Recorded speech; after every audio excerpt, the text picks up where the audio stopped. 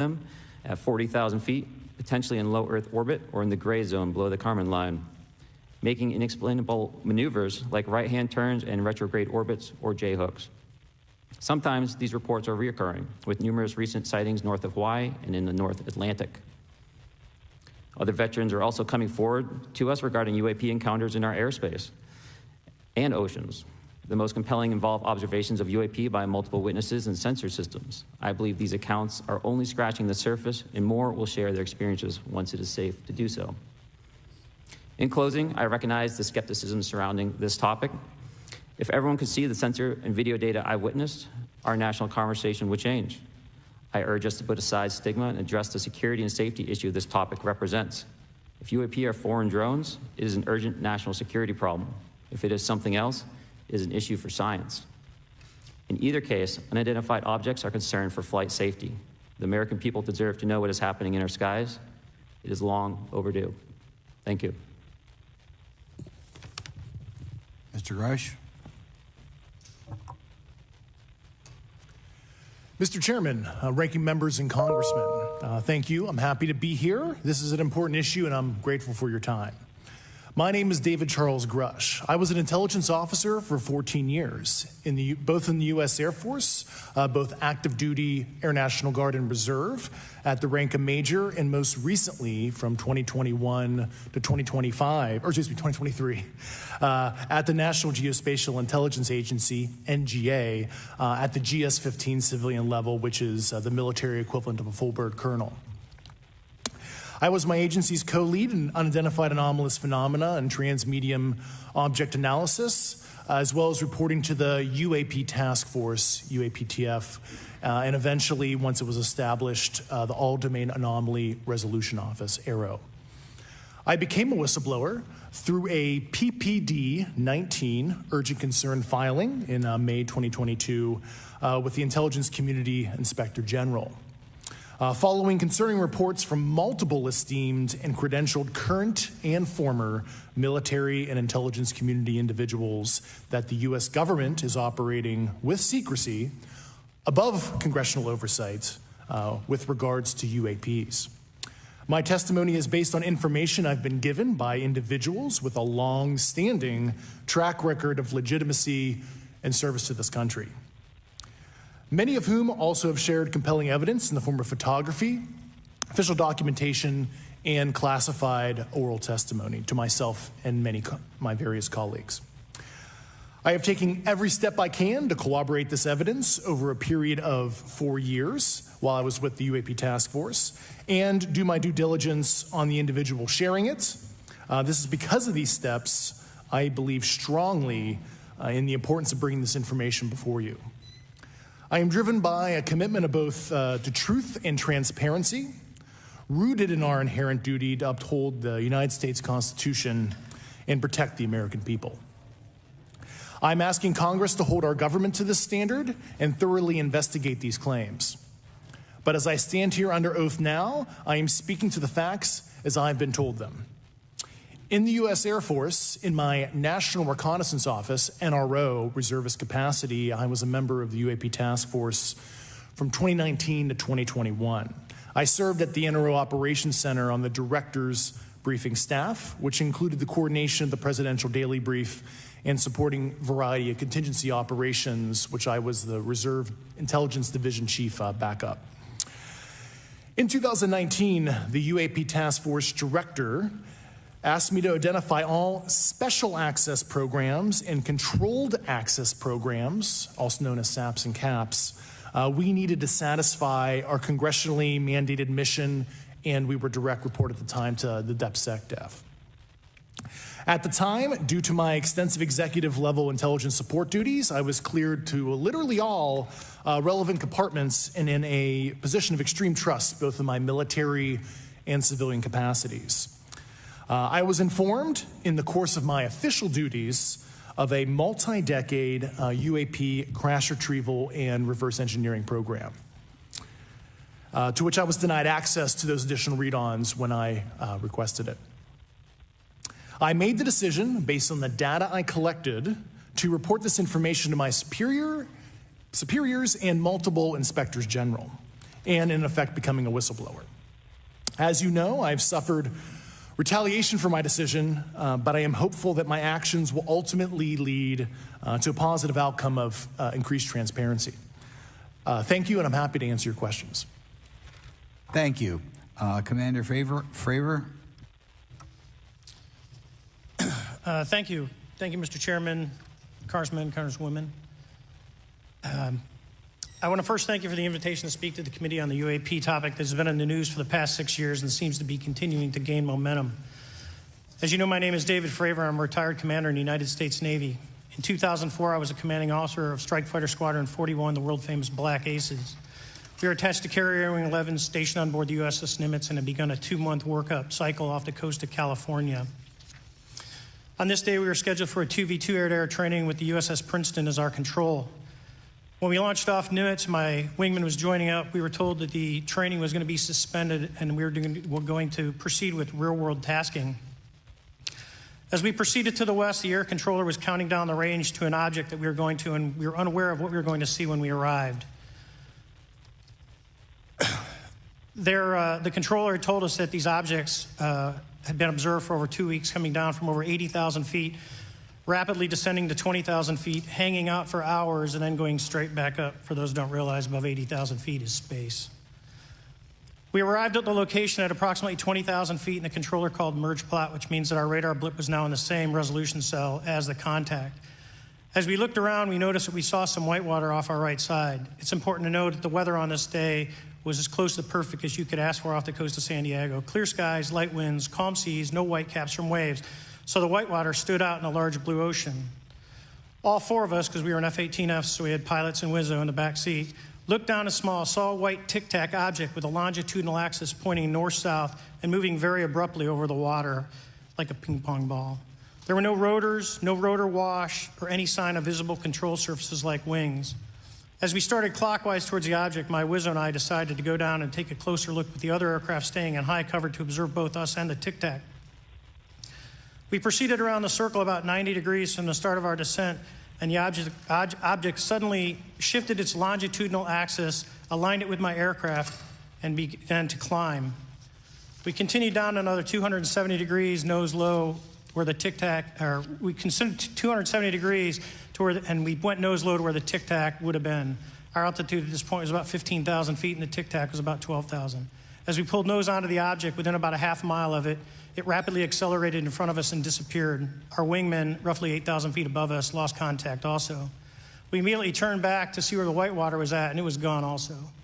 So as we started to turn back towards the east, the controller came up and said, "Sir, you're not going to believe this, but that thing is at your cap point, roughly 60 miles away in less than a minute. You can calculate the speed." We returned to Nimitz. We were taking off our gear. We were talking to one of my crews that was getting ready to launch. We mentioned it to them, and they went out and luckily got the video that you see, that 90-second video. What you don't see is the radar tape that was never released, and we don't know where it's at, of the active jamming that the object put on an APG-73 radar, and I can get into modes later if you're interested.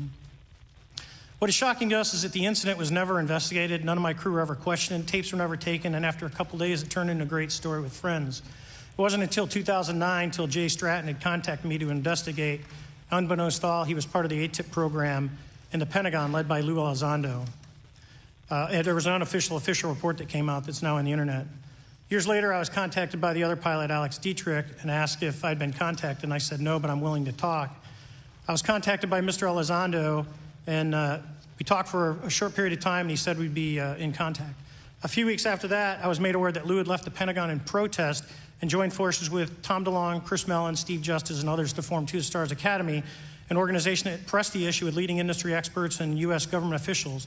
They worked with Leslie Kean, who is present today, Ralph Blumenthal, and Helene Cooper to publish the articles in the New York Times 2017 New York Times, and it removed the stigma on the topic of UFOs, which is why we're here today. Those articles open the door for the government and public that cannot be closed. It has led to an interest from our elected officials who are not focused on little green men, but figuring out where these craft are, where they're from, the technology they possess, how do they operate. It also led to the Whistleblower Protection Act and the NDAA. There are multiple witnesses coming forward to say that have firsthand knowledge, and Mr. Grush just covered that. What concerns me is that there's no oversight from our elected officials on anything associated with our government processing or working on craft. believe not from this world. This issue is not a full public disclosure that could undermine national security, but it is about ensuring that our system of checks and balances works across all work done in the government using taxpayer funds. Relative to government programs, even unacknowledged WAPE programs have some level of oversight by the appropriate committee members in the House and Senate, and this work that is said to be occurring from whistleblower testimonies should not be exempt. In closing, I would like to say that the Tic-Tac object we engaged in 2004 was far superior to anything that we had on time, have today, or are looking to develop in the next 10 years.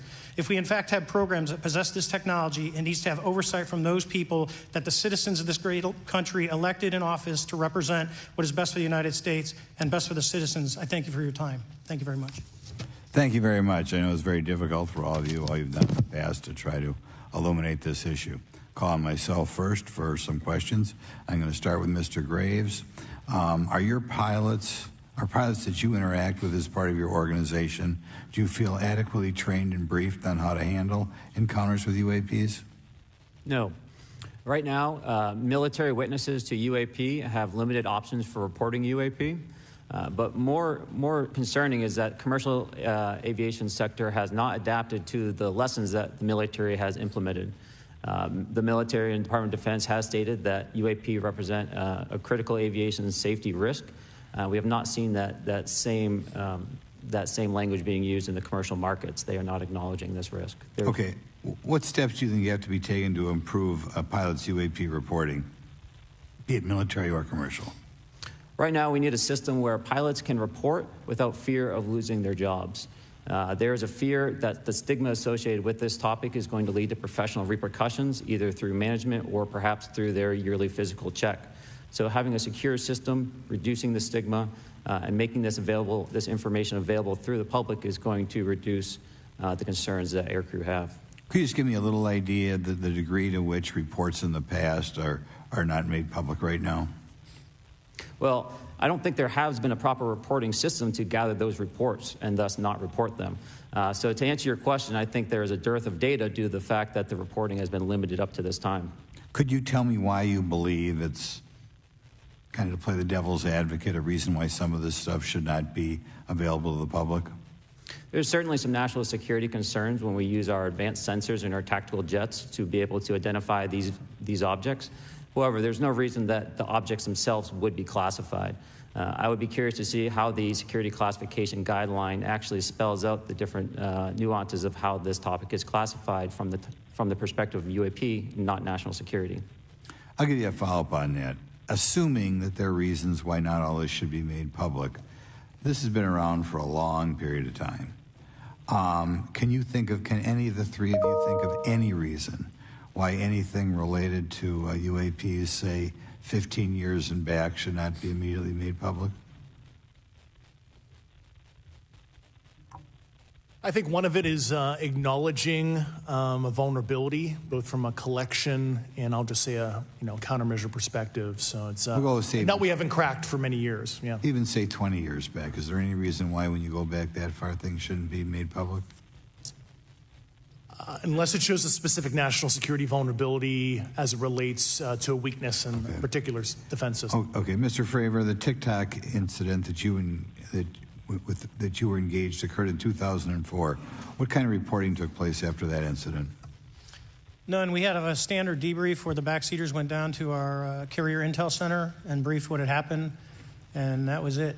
No one else talked to us, and I was in the top 20 in the battle group. No one came. The captain was aware, the admiral was aware, nothing was done. Your commanding officers provide any sort of justification?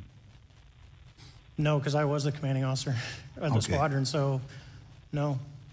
Was this incident the only UAP event that you encountered while you were a pilot? Yes, it was. Okay. This is for any one of you. Based off of each of your experiences and observations, do you believe UAPs pose a potential threat to our national security?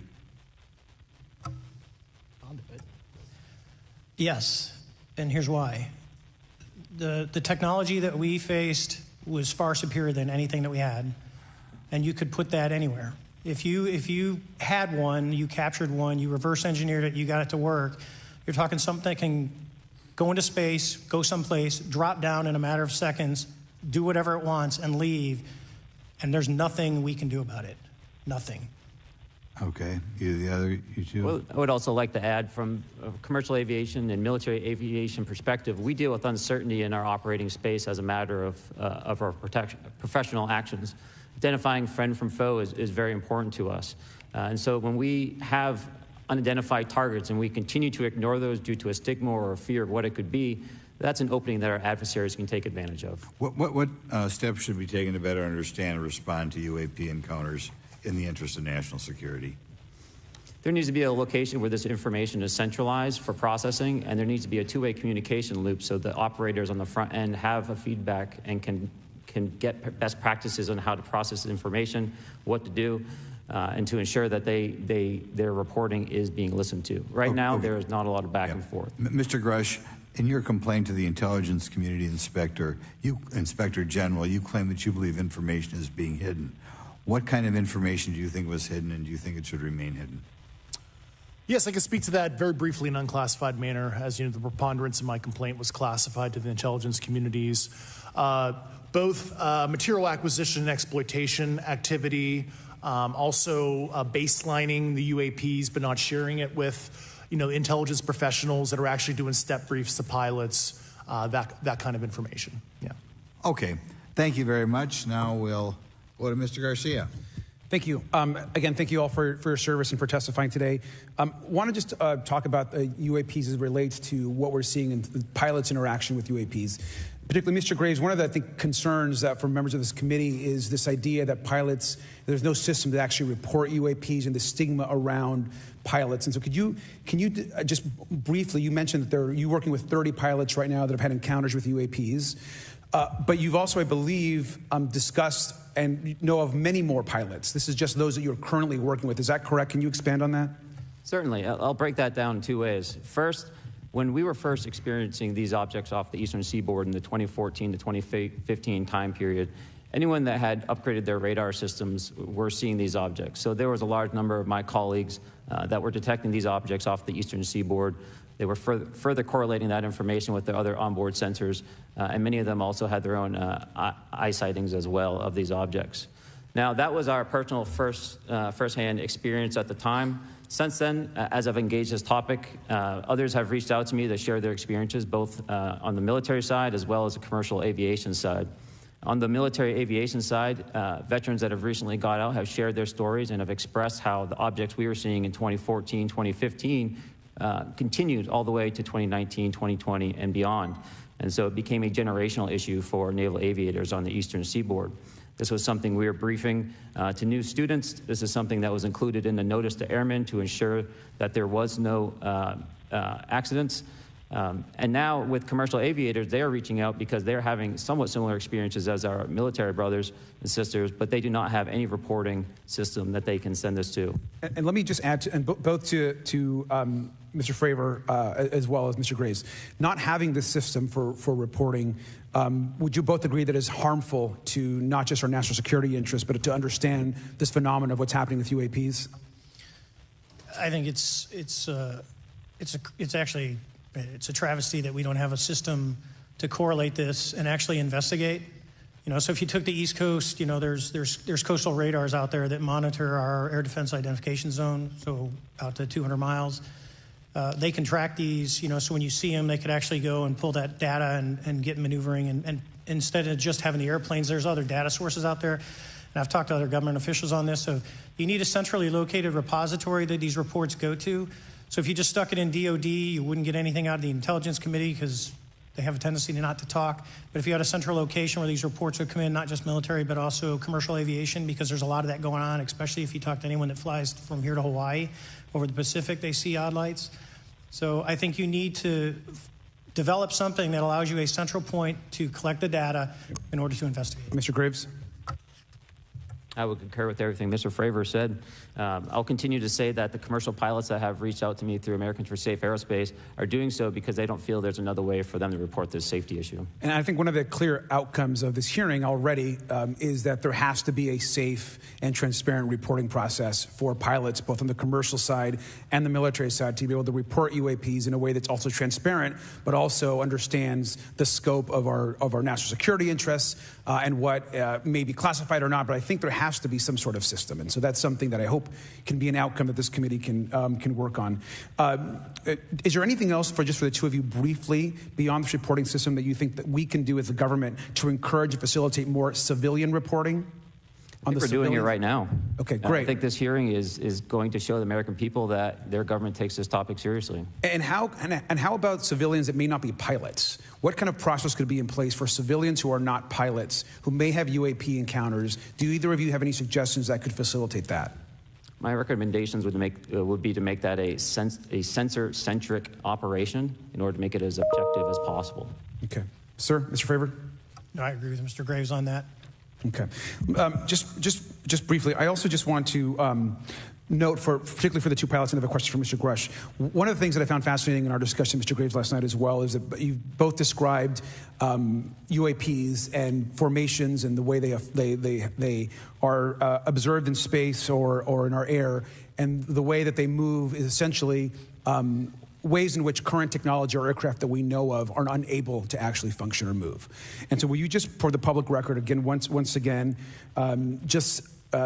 briefly just either describe or note that aircraft that are being witnessed, particularly by the 30 folks that you're working with, are essentially outside the scope of anything that we know of today and the technology we have today. Mr. Graves, Mr. Favor? Yes, the objects that are being seen by commercial pilots are performing maneuvers that are unexplainable due to our current understanding of our technology and our capabilities as a country. And that applies for the military as well. Mr. Favor? Yeah, I concur with that. We have nothing that can stop in midair and go the other direction, nor do we have anything that can, like in our situation, come down from space, hang out for 3 hours, and go back up. Thank you. My last question, and sometimes I know that you have also said some of these answers in the past, but we're trying to get them on the public record as well, which is really important. Mr. Gresh, finally, do you believe that our government is in possession of UAPs? Absolutely, based on interviewing over 40 witnesses over 4 years. And where? I know the exact locations, and those locations were provided to the Inspector General and some of which to the intelligence committees. I actually had the people with the firsthand knowledge provide a protected disclosure to the Inspector General. Thank you. And Mr. Chairman, I would just say that I think that these questions are important questions, and I look forward to being involved in the process to get those answered. I know there'll be a lot of questions from other committee members, so I yield back.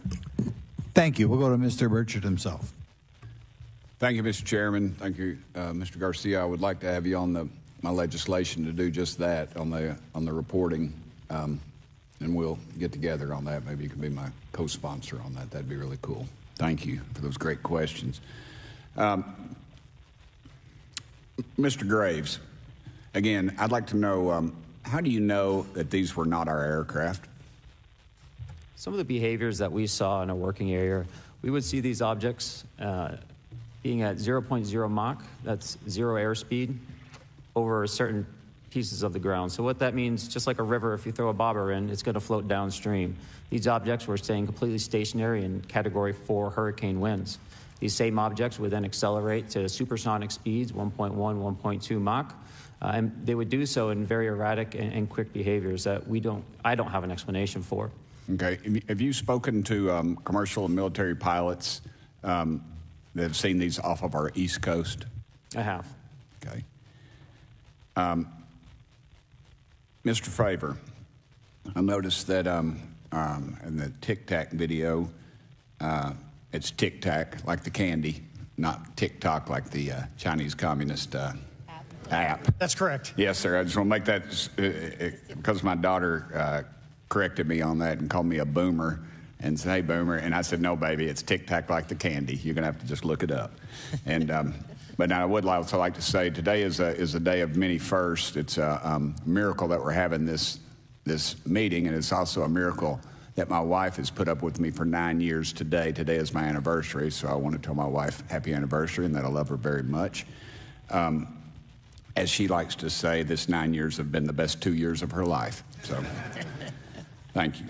Mr. Favor, what astonished you the most about the flight capabilities of these Tic Tac, very briefly? The performance.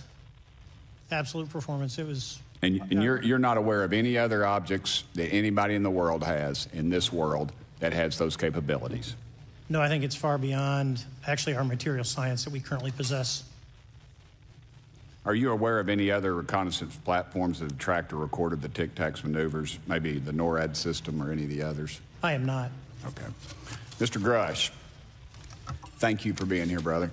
Thank you all very much. Have you faced any retaliation or reprisals for any of your testimony or anything on these lines? Yeah, I have to be careful what I say in detail because there is an open whistleblower reprisal investigation on my behalf, and I don't want to compromise that investigation by providing anything that may help provide somebody information. But it was very brutal and very unfortunate, some of the tactics they used to hurt me both professionally and personally, to be quite frank. Yeah.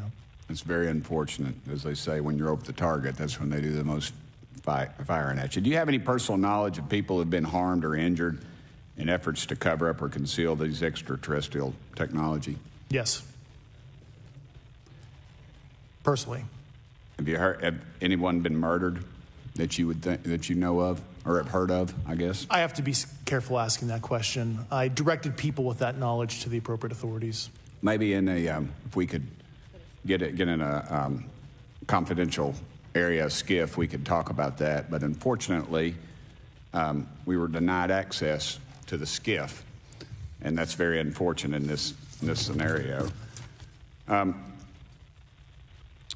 Mr. Favor, do you believe that you witnessed an additional object under the water in relation to your encounter? I will say we did not see an object. There was something there to cause the whitewater, and when we turned around, it was gone. So there was something there that obviously moved. Okay, it was not the same object though that you were looking at, correct? No, we actually joked that the Tic Tac was communicating with something when we came back, and because the whitewater disappeared. We were in another instance. We're told about the capabilities of a jamming during viewing of when there were some people chasing some of these objects. Did you experience any of that jamming or interrupting your radar or weapons system?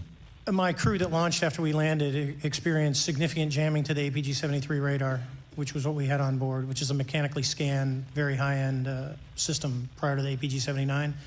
And yes, it did pretty much everything you could do: range, velocity, aspect, and then it spit the lock, and the targeting pod is passive. That's what we were able to get the video on. I'm about to run out of time, but are you aware of any of our enemies that have that capability? No. Okay. I would also like to note for the record that, like George Knapp, breaking Area 51, he's the reason I knew about that, and the reason I know about the Tic Tacs is Leslie Keene from New York Times article, and I would encourage everybody to read that. Thank you, Mr. Chairman. Yield back to you for no time. Very good. Mr. Raskin? Thank you, Mr. Chairman.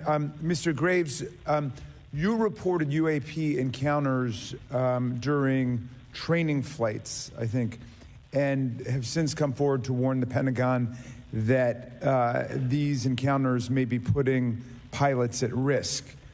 My first question is, you've identified these as taking place on the East Coast. Is it just on the East Coast where these encounters have been reported?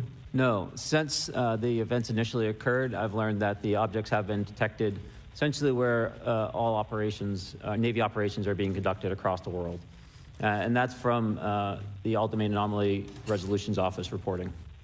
All right. Can you describe your experience after you decided to come forward and go public with your experience? Certainly. Like many others, in 2017, I saw the New York Times article come out as well. And for me, it was special because I recognized the voices on the video. I recognized the video itself. I had seen it when it was taken. I'd seen it when it was debriefed. And so that was kind of shook me because I realized that this problem was still ongoing. And so I reached out to colleagues back on the East Coast and realized that this was still a safety risk that they were dealing with, that they had essentially hit a wall with how they could move forward on this conversation. It was at that point when I decided to try to move the conversation forward myself. Are there common characteristics to the UAPs that have been cited by different pilots, and can you describe what the convergence of descriptions is? Certainly. We were primarily seeing dark gray or black cubes inside of a clear sphere. I'm sorry, dark gray or black cubes? Yes, inside of a clear sphere, where the apex or tips of the cube were touching the inside of that sphere. And that was primarily what was being reported when we were able to gain a visual tally of these objects. And that occurred over almost 8 years. And as far as I know, it's still occurring. I take it that you're arguing what we need is real transparency in a reporting system so we can get some clarity on what's going on out there, because there are many pilots in your situation, but we should have a way of developing a systematic inventory of all of such encounters. Is that right? Yes, and I think we need both transparency and the reporting. We have the reporting, but we need to make sure that information can be promulgated to commercial aviation as well as the rest of the populace. Mr. Grush, what about you? What was your experience after you came forward? Well, it's only been about 2 months or so I guess my experience has been overwhelming support from former colleagues of mine that have privately messaged me, and I do appreciate that. But I do have knowledge of active planned reprisal activity against myself and other colleagues, and it's very, very upsetting to me. Coming from where? Certain senior leadership at previous agencies I was associated with. And that's all I'll say publicly, but I can provide more details in a closed environment. Okay. Well, I hope you understand that there would be bipartisan rejection of any attempt to vilify, demonize, or engage in other reprisals against our witnesses and people who are telling the truth from their perspective. Yeah, there were certain colleagues of mine that were brutally administratively attacked, and it actually makes me very upset as a leader to see that happen to other coworkers and actually superiors of mine over the last 3 years. How do you account for that response? That seems like a bizarre response. I call it administrative terrorism. That's their quiver, their tool in the toolbox to silence people, especially the career government service cares about their career, cares about their clearance, their reputation to climb the ladder.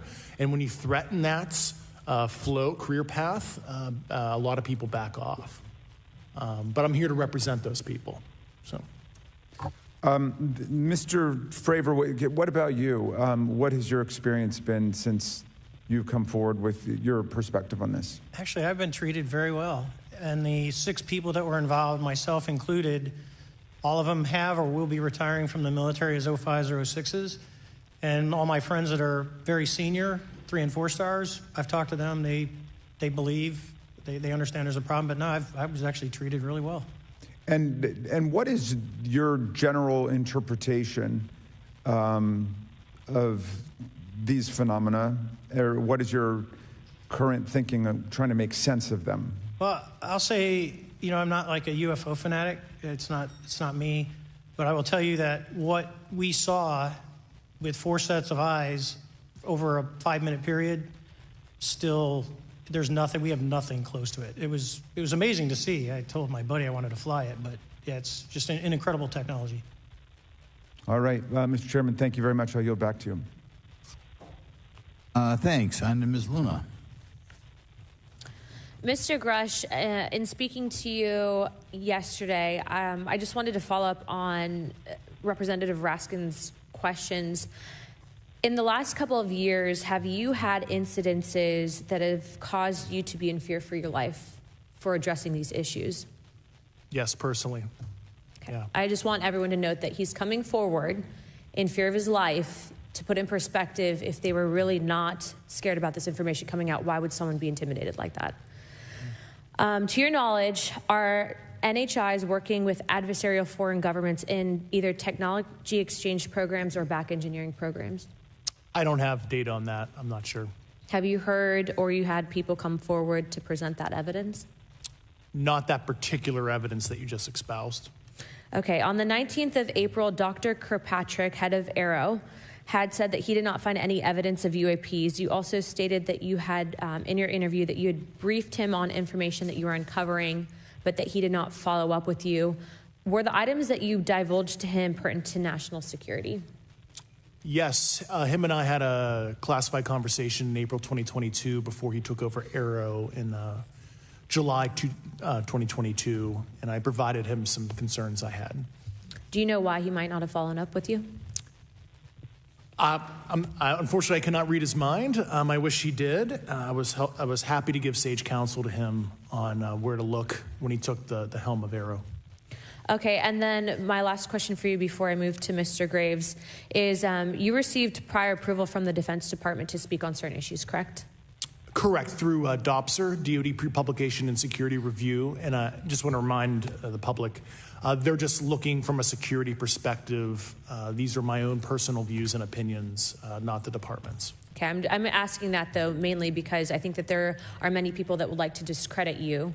So it does bring a certain amount of credibility to your testimony. I'm required by law to do that as a former intelligence officer, or I go to jail for revealing classified information. Yeah, we don't want you to go to jail.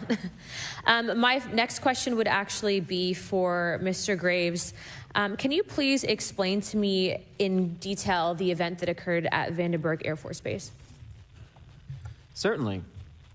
In the 2003 timeframe, a large group of Boeing contractors were operating near one of the launch facilities at Vandenberg Air Force Base when they observed a very large 100-yard sided red square approach the base from the ocean and hover at low altitude over one of the launch facilities.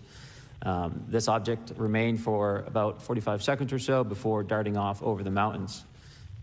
There was a similar event within 24 hours later in the evening. This was a morning event, I believe 8:45 in the morning.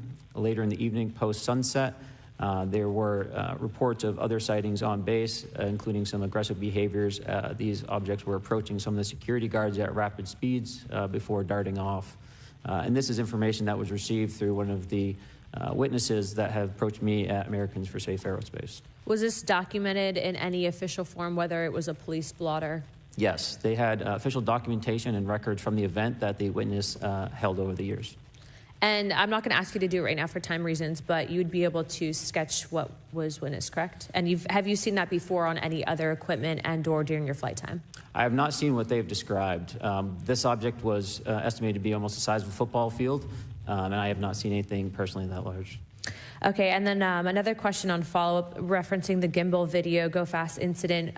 Can you just clarify, because to our understanding, the footage was actually cut off at a certain point, but what happens at the end of that video, just for those Americans specifically that are wanting to know about the rest of that footage? Certainly. There was some uncertainty or instability with the object. It seemed to rock a bit, and that's the last I had seen of the video. Much of the data that I would recommend be analyzed would consist of radar data that would provide precise kinematics on the object, as well as the fleet of objects that were operating nearby.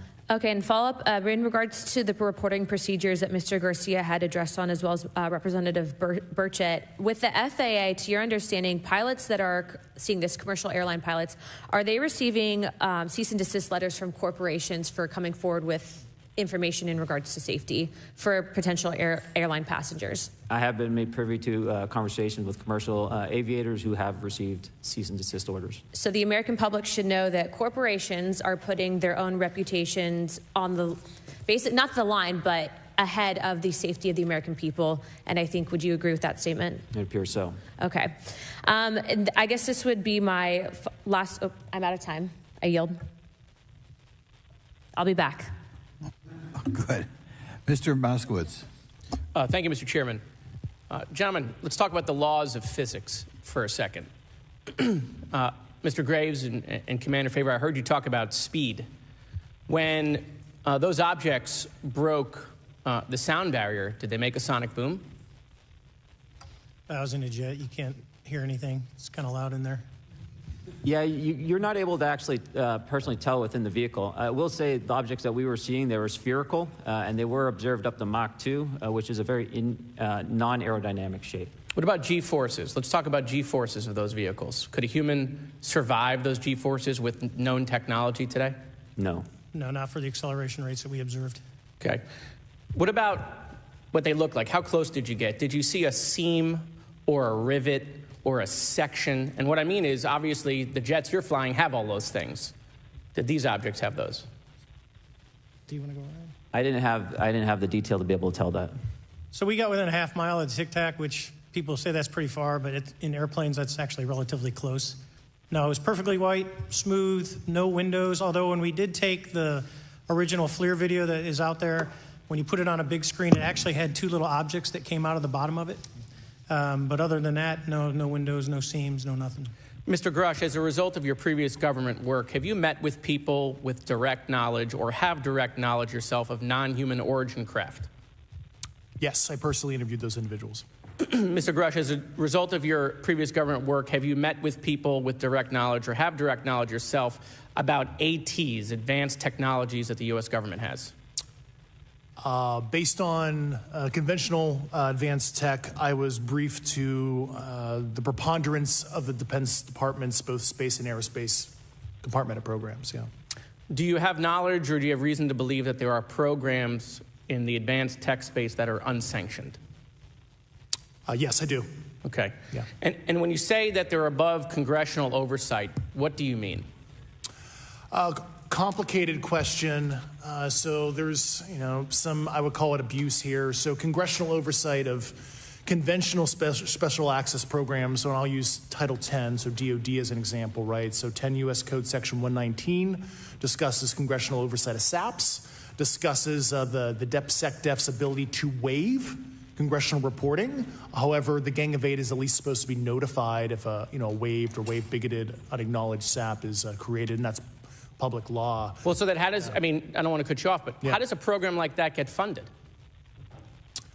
I will give you generalities. I can get very specific in a closed session, but misappropriation of funds and does that mean self-fund. Does that mean that there is money in the budget that is said to go to a program, but it doesn't, and it goes to something else? Yes, I have specific knowledge of that. Yep. Do you think U.S. corporations are overcharging for certain tech they're selling to the U.S. government, and that additional money is going to programs? Correct, through something called IRAD. Okay. Satellite imagery. Let's talk about satellite imagery. We have satellites all over the place, some that we're aware of and many that we're not aware of, right? We're taking pictures of everything at every point and second. Mr. Grush, are you aware, do you have direct knowledge, or have you talked to people with direct knowledge that there are satellite imagery of these events? That was one of my primary tasks at NGA, since we process, exploit, and disseminate that kind of information. I've seen multiple cases, some of which, to my understanding, and of course I left NGA in April, so that's my information cutoff date. But I personally reviewed both what we call overhead collection and from other strategic and tactical platforms that I could not even explain prosaically. And I have a degree in physics, by the way, as well. And I am aware that you guys have not seen these reports, unfortunately.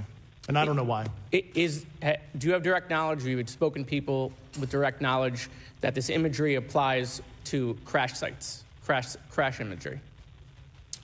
I can't discuss that in an open session. Okay. Do you have any information that the U.S. government is involved in a disinformation campaign to deny the existence of certain UAPs? I can't go beyond what I've already stated publicly in my News Nation interview because it touches other sensitivities. Okay. I'll yield the balance of my time back. Thank you, Mr. Chairman.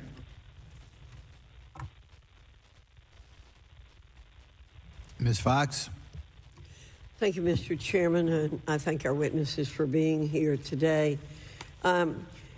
Grush, in your sworn testimony, you state that the United States government has retrieved supposedly extraterrestrial spacecraft and other UAP-related artifacts. You go so far as to state that the U.S. is in possession of, quote, non-human spacecraft, end quote, and that some of these artifacts have circulated with defense contractors. Several other former military and intelligence officials have come forward with similar allegations, albeit in non-public settings. However, Dr. Sean Kirkpatrick, the director of AARO, previously testified before Congress that there has been, and I quote, no credible evidence thus far of extraterrestrial activity or of, quote, off-world technology brought to the attention of the office. To your knowledge, is that statement correct? It's not accurate. I believe Dr. Kirkpatrick mentioned he had about 30 individuals that have come to Aero thus far. A few of those individuals have also come to Aero that I also interviewed, Okay. and I know what they provided Dr. Kirkpatrick and their team. Okay. I was able to evaluate that information. I need to go on. Sure. But my understanding that his statement is accurate, came from a direct quote. And this contradiction is a perfect example of why we need to inject transparency into our government. And for another example, look no further than the pitiful response to the Chinese spy balloon debacle earlier this year. You may remember the mass confusion that ensued when the balloon was first spotted over Montana, 4 days after it first entered U.S. airspace over Alaska. The Biden administration's initial inability to address the object grew into a continuous series of embarrassments. After news of the balloon reached the mainstream media, we were assured that the balloon posed no threat to our security. However, after the balloon was allowed to transit the entire continental United States, fighter jets were scrambled off the coast of South Carolina to shoot it down. This flip-flopping and obfuscation caused needless confusion, fear, and panic across the country. It's my hope, Mr. Chairman, that this sort of confusion will not be repeated. We should investigate the extent to which elements of our government possess or do not possess information that is of critical value to the American people.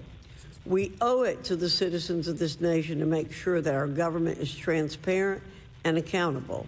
We must make sure that our government provides answers, and Congress must do its duty to solicit those answers. With that, Mr. Chairman, I yield back. Yeah, Mr. Frost. Thank you, Mr. Chairman. In 2022, NASA announced that it was commissioning an independent study team to examine UAPs. The NASA team is comprised of scientists across different fields, as well as former astronauts and pilots. In May, the independent study team held its first public meeting, which included the perspectives from NASA senior leaders, as well as perspectives from the Department of Defense and intelligence agencies. The NASA study team is also expected to release its first report pretty soon, and I think it's safe to say that we all eagerly await its results. Mr. Graves, how might NASA's research influence the commercial industry regarding safety in UAP? I think NASA has a big role to play as far as commercial aviation safety, and it's one of their original charges as an organization. One of the recommendations that have been put forward is to utilize their existing aviation safety reporting system to serve as a short-term fill and trusted platform for pilots that want to report on UAP. It also has built-in analytics capability and is funded by Congress. Gotcha. And also, Mr. Graves, are there any other industries that may be influenced by the NASA research on UAPs? And if so, how so? Well, I think there is a large swath of commercial capabilities that could be brought to bear on this topic, from space-based or ground-based sensor systems that are available open source or through commercial marketplaces. And I think NASA's work, as they work to identify and highlight specific parameters that can be found, we can take that information and promulgate this through the public sector so that we can have a more open conversation about what we're seeing. You know, in 2020, the Department of Defense released several videos of UAPs, including Mr. Freyr's experience, U.S. Navy pilots that recorded footage. In 2021, the Office of the Director of National Intelligence released a preliminary report on UAP events. NASA Administrator Bill Nelson stated that NASA would begin to investigate these events. In fact, I sit on Science, Space, and Technology Committee, and when we were doing a hearing with the NASA Administrator Bill Nelson, I asked, why NASA needed to be fully funded, and there were many great reasons, but one of them was actually had to do with UAPs. He actually mentioned, is there life out there? I don't know. And so either way, these actions ultimately led NASA to assemble the independent study team that I mentioned earlier. Also in 2021, Harvard University stood up the Galileo project to research and examine the origins of UAP. So it seems like both, from NASA and in the higher education community, because of the work that y'all have done and people standing up, I think we're seeing some of that stigma slowly going away. Mr. Freyer, do you believe that military pilots feeling empowered to share their UAP experiences has directly impacted the scientific community's research goals on this topic? I would say yes. I would say that, starting in 2017, when it actually came out, it took that stigma away. I mean, I've talked to multiple senators who said prior to that, if you'd have mentioned UAP, you'd have been laughed off the hill. And now we're sitting here today for a public testimony on what's actually going on. I'm hoping that this curve will be more of an exponential, and we'll get more and more transparent to the level that we can. Yeah, I mean, it's important. I couldn't imagine. I'm not a pilot, but I used to fly gliders in Civil Air Patrol. Huh? Yeah. Pilot? I mean, and so either way, I mean, I couldn't imagine, being in the glider and seeing something, and then not feeling like I had the agency to talk about it. Mr. Graves, can you discuss the importance of seeking scientists to sit on your advisory board? Absolutely. I think ultimately this is going to be a scientific problem. And not only that, it's also an engineering problem. I've been working with the American Institute of Aeronautics and Astronautics to help them stand up a UAP integration committee to help integrate their engineering prowess into this problem. And so, yes, very much, I think this is an engineering and scientific problem as much as a national security problem. And how might Congress help to facilitate partnerships between the scientific community and the UAP focus groups within government? Well, I think one of the things they can do is to have these types of hearings to communicate to the public that this is a topic of interest. I think that there is a pseudo-market, if you will, of interested capabilities and talent that want to approach this topic, and we're seeing that start to grow now. So I think continued conversation, reduction of stigma is going to allow that to flourish and allow answers to help generate themselves. 100%. Well, thank you all for being here, and thank you for your work. I think it's important that we keep our top scientific minds focused on this issue and look for ways to increase collaboration. Thank you so much. I yield back. Mr. Comer. Thank you, Mr. Chairman. Let me say I want to thank you for having this hearing, and I want to thank Mr. Burchett, Ms. Luna for leading this hearing. And with that, I yield my 5 minutes to Mr. Burchett. Thank you, Mr. Chairman. I'm going to direct this, I believe, to Mr. Grush, but if any of you all feel like you need to jump in, just jump right in. We're good. Has the U.S. government become aware of actual evidence of extraterrestrial, otherwise unexplained forms of intelligence? And if so, when do you think this first occurred? I like to use the term non-human. I don't like to denote origin. Keeps the aperture open, both scientifically. Right. Certainly, like I've discussed publicly previously, 1930s. Okay.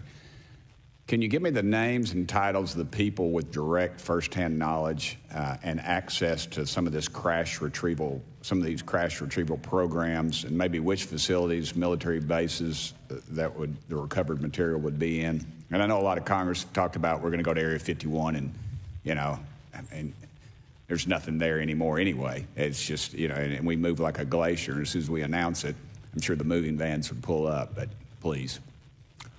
I can't discuss that publicly, but I did provide that information both to the Intel committees and the Inspector General. And we could get that in the SCIF if we were allowed to get in a SCIF with you. Would that be probably what you would think? Sure, if you had the appropriate accesses, yeah. What special access programs cover this information, and how is it possible that they have evaded oversight for so long? I do know the names. Once again, I can't discuss that publicly and how they've evaded oversight. In a closed setting, I can tell you the specific tradecraft used. All right. When do you think those programs began, and who authorized them? I do know a lot of that information, but that's something I can't discuss publicly because of sensitivities. All right. If any of y'all want to jump in on any of this, you're more than welcome to. What level of security clearance is required to fully access these programs? Well, anybody who has... and I say that because myself, Representative Gates and Representative Luna were basically turned away at one point at Eglin. So please go right ahead. Certainly difference between member access and, say, somebody like me, but anybody who has a TSSCI clearance and meets the eligibility criteria, the access adjudicative authority should be able to grant you access. Mr. Burchett, if you'll yield, so just to put a fine point on that, there's nothing that you're aware of that's above special access program classification. It's a misnomer that there's anything actually above top secret. Executive Order 13526 delineates the classification levels. Right. But I draw a point on that because we can have access to those programs. And so the notion that we're not being given that access sort of defies our typical muscle memory here in Congress. Thank you, Mr. Burchett. I'll yield back to you. Thank you, Mr. Gates. Along those lines, Title 10, you may not know this or not, but Title 10 and Title 50 authorization, they seem to say they're inefficient. So who gets to decide this, in your opinion, in the past? It's a group of career senior executive officials. Okay, are they government officials? Both in and out. Do what? Both in and out of government, and that's about as far as I can go there. Yeah. All right, well, that leads to my next question.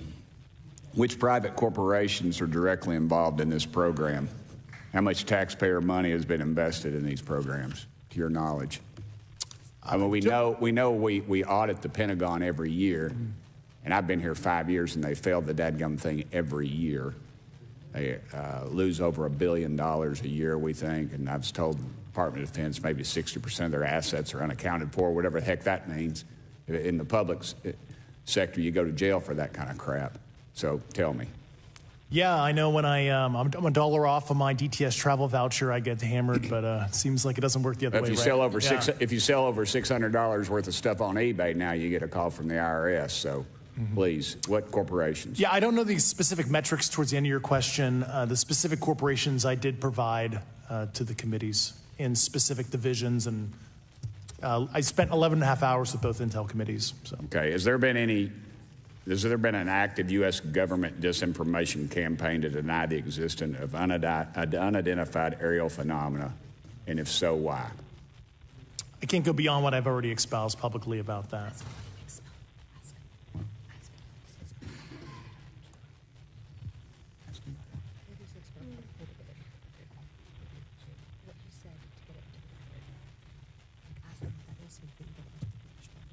Okay, I've been told to ask you what that is and how to get it in the record.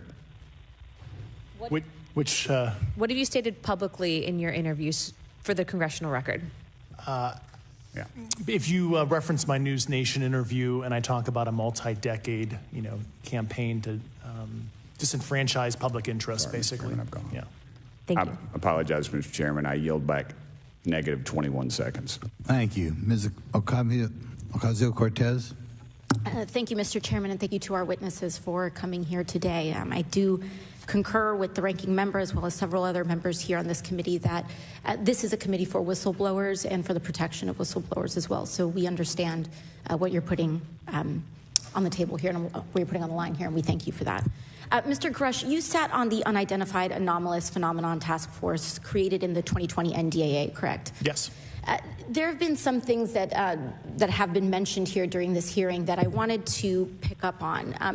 Mr. Graves, you mentioned specifically during the answers to one of your questions, you named Boeing contractors being engaged in an incident regarding this red cube about a football field wide. I was wondering if you could speak a little bit about the interaction, or Mr. Grush, either of you, the interactions between defense contractor companies and any UAP-related programs or activities.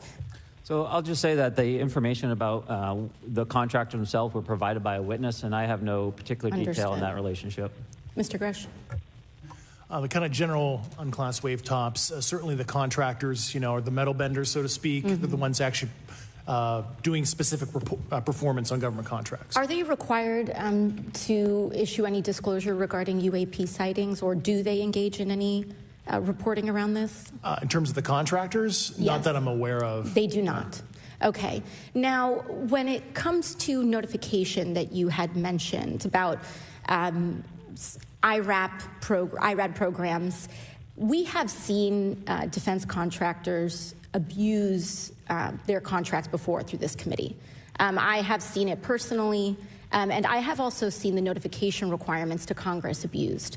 I am wondering, one of the loopholes that we see in the law is that there is, at least from my vantage point, is that depending on what we're seeing, is that there are no actual definitions or requirements for notification.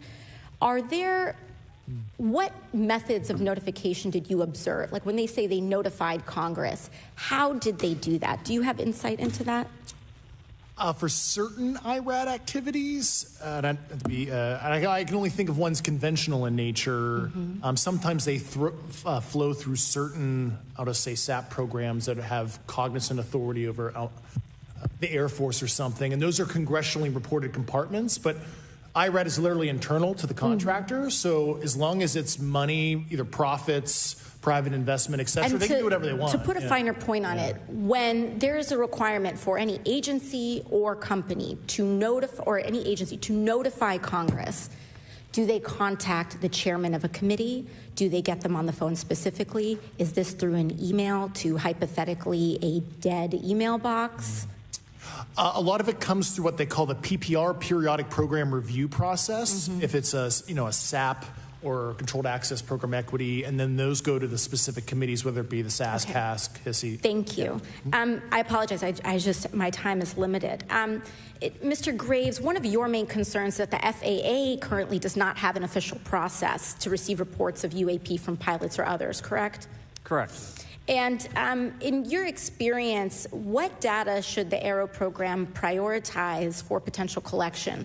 We have, location, date, time, but are there other specific characteristics that should be included in these reports? Certainly. I think that there's two categories that would be important. One would be kinematics and understanding the specifics of how the vehicle or objects are moving.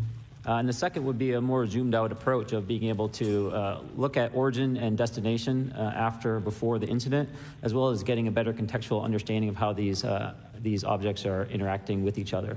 Thank you. Now, because I only have a minute left, I apologize, we only have 5 minutes today, but for the record, if you were me, where would you look? Titles, programs, departments, regions, if you could just name anything. And I put that as an open question to the three of you. I'd be happy to give you that in a closed environment. I can tell you specifically. Thank you. Commander Fravor? I would say, and I've told people that you have to know where to look. They're not going to divulge it to you because of the classification levels. But if you know where to look and who to talk to, which is exactly what Mr. Grush can point you, then you have them. Okay. Mr. Graves? I was an operator, so I was depending on folks like Mr. Grosh to do that homework. Okay. Thank you very much. I yield back to the chair. Mr. Biggs? Thanks, Mr. Chairman. I thank the witnesses for being here today. I'm over here. Thank you so much for being here. I want to get into specifics here, and a reason I'm going to go this way is because you've talked a bit about what I would call misdirection by official U.S. government with regard to UAPs, right? And so I'm going to get to that in a second. But last week, White House NSC spokesman John Kirby stated that UAPs are having an impact on our training ranges and need to be treated as a legitimate issue. Do you concur with his statements? That's for each of you. Yes. Yes. Yes. Okay. Now, having said that, I'm going to take you to specific instances around the Phoenix Valley, because that's where I live. And in '97, we had the famous Phoenix Light case. I don't know if any of you are familiar with that.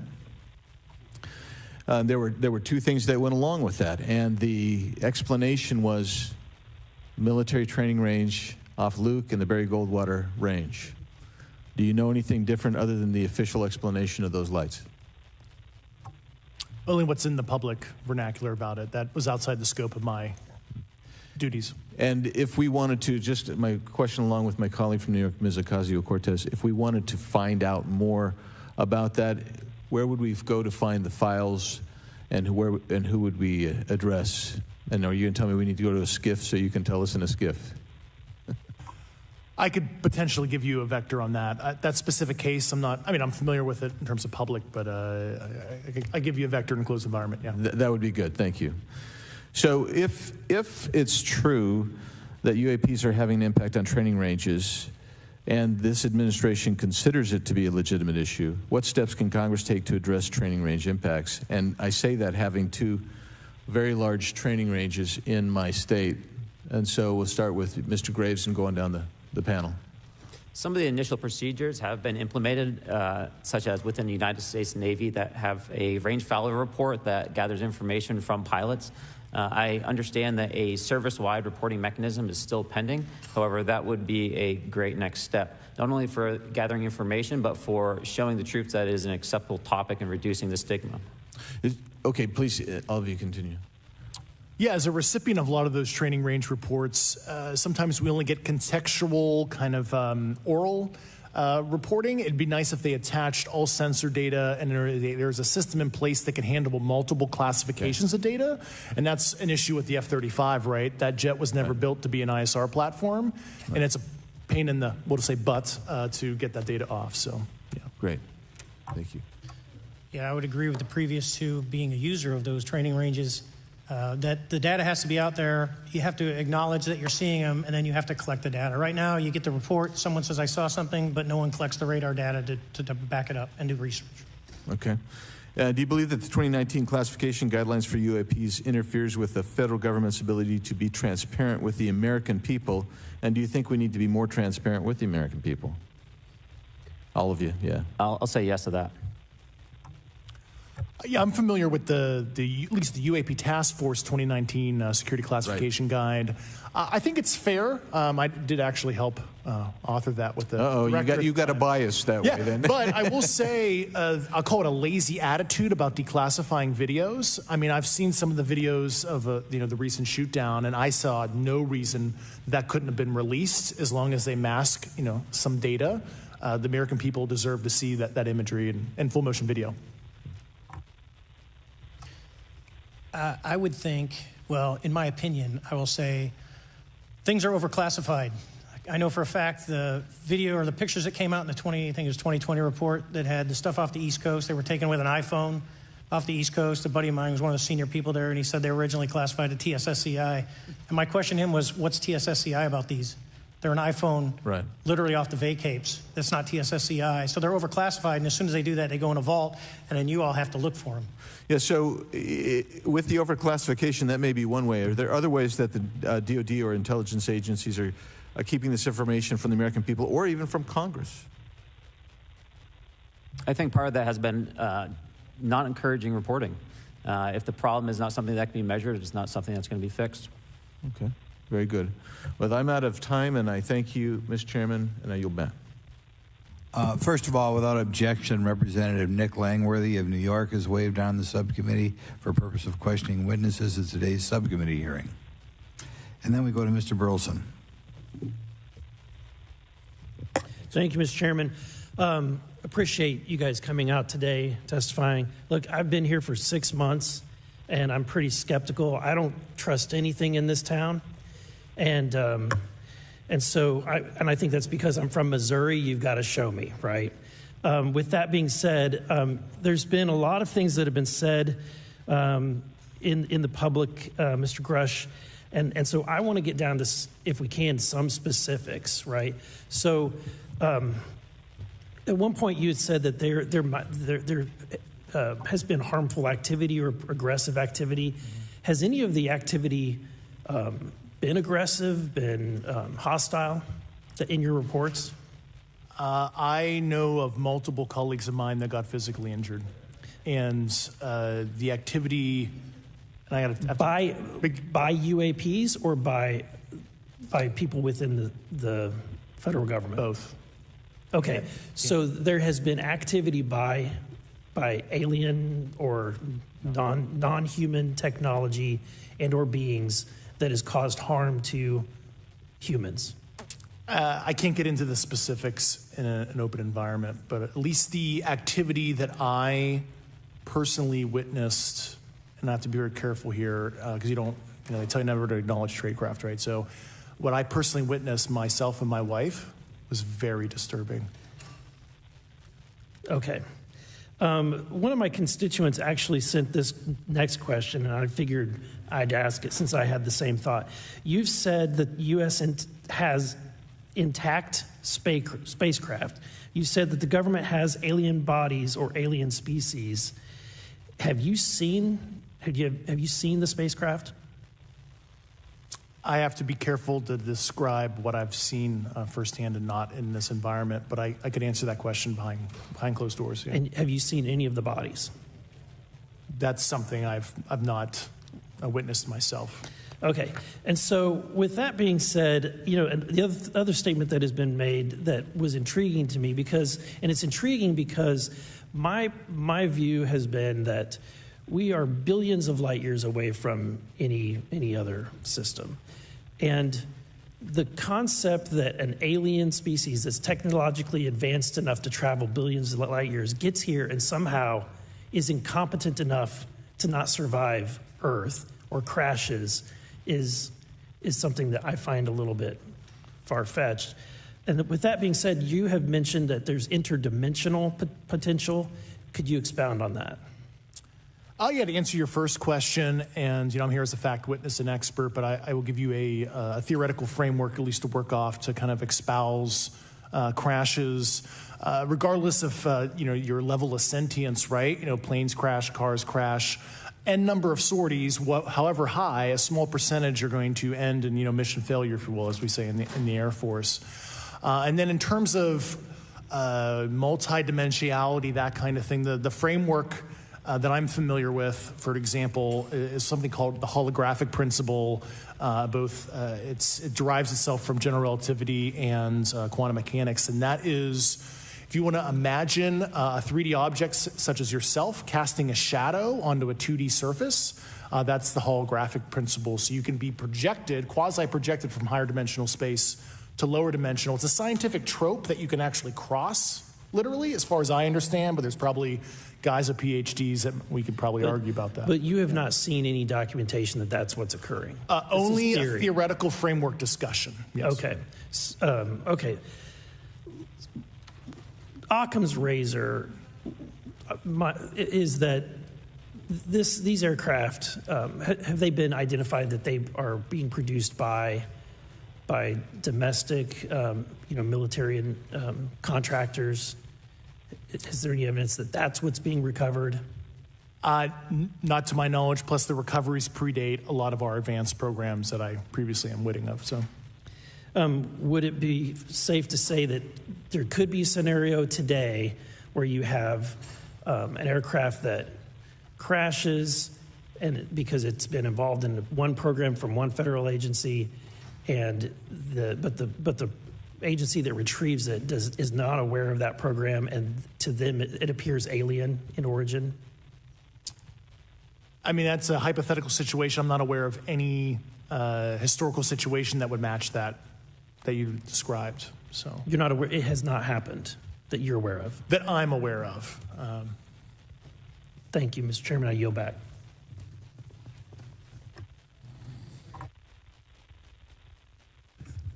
Several months ago, my office received a protected disclosure from Eglin Air Force Base indicating that there was a UAP incident that required my attention. I sought a briefing regarding that episode and brought with me Congressman Burchett and Congresswoman Luna. We asked to see any of the evidence that had been taken by flight crew in this endeavor and to observe any radar signature as well as to meet with the flight crew.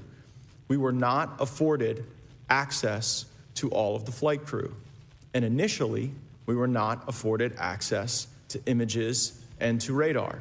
Thereafter, we had a bit of a discussion about how authorities flow in the United States of America, and we did see the image. And we did meet with one member of the flight crew who took the image. The image was of something that I am not able to attach to any human capability, either from the United States or from any of our adversaries. And I'm somewhat informed on the matter, having served on the Armed Services Committee for 7 years, having served on the committee that oversees DARPA and advanced technologies for several years. When we spoke with the flight crew, and when he showed us the photo that he'd taken, I asked why the video wasn't engaged, why we didn't have a FLIR system that worked. Here's what he said. They were out on a test mission that day over the Gulf of Mexico. And when you're on a test mission, you're supposed to have clear airspace. Not supposed to be anything that shows up. And they saw a sequence of 4 craft in a clear diamond formation for which there is a radar sequence that I alone have observed in the United States Congress. One of the pilots goes to check out that diamond formation and sees a large floating, what I can only describe as an orb. Again, like I said, not of any human capability that I'm aware of. And when he approached, he said that his radar went down, he said that his FLIR system malfunctioned, and that he had to manually take this image from one of the lenses, and it was not automated in collection as you would typically see in a test mission. So I guess I'll start with Commander Fravor. How should we think about the fact that this craft that was approached by our pilot had the capability of disarming a number of the sensor and collection systems on that craft? Well, I think this goes to that national security side, and you can go back through history of things showing up at certain areas and disabling our capabilities, which is disheartening.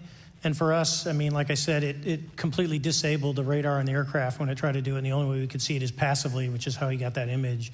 So I think that's a concern on what are these doing, not only how do they operate, but their capabilities inside to do things like this. And how should we think about four craft moving in a very clear formation, equidistant from one another, in a diamond? In all of the phenomenon, perhaps, Mr. Grave, that you've analyzed, have we ever seen multiple craft in a single formation? I have one particular case, and that was during the gimbal incident. The recording on the AT FLIR system shows a single object that rotates. You hear the pilots refer to a fleet of objects that is not visible on the FLIR system, and that was something that I witnessed during the debrief as part of the radar data on the situational awareness page. I would like to add, however, Congressman, there's a small bit of anger, I would say, I would feel that those pilots are still facing that difficulty in reporting this topic, and they don't have the tools to be able to mitigate this issue.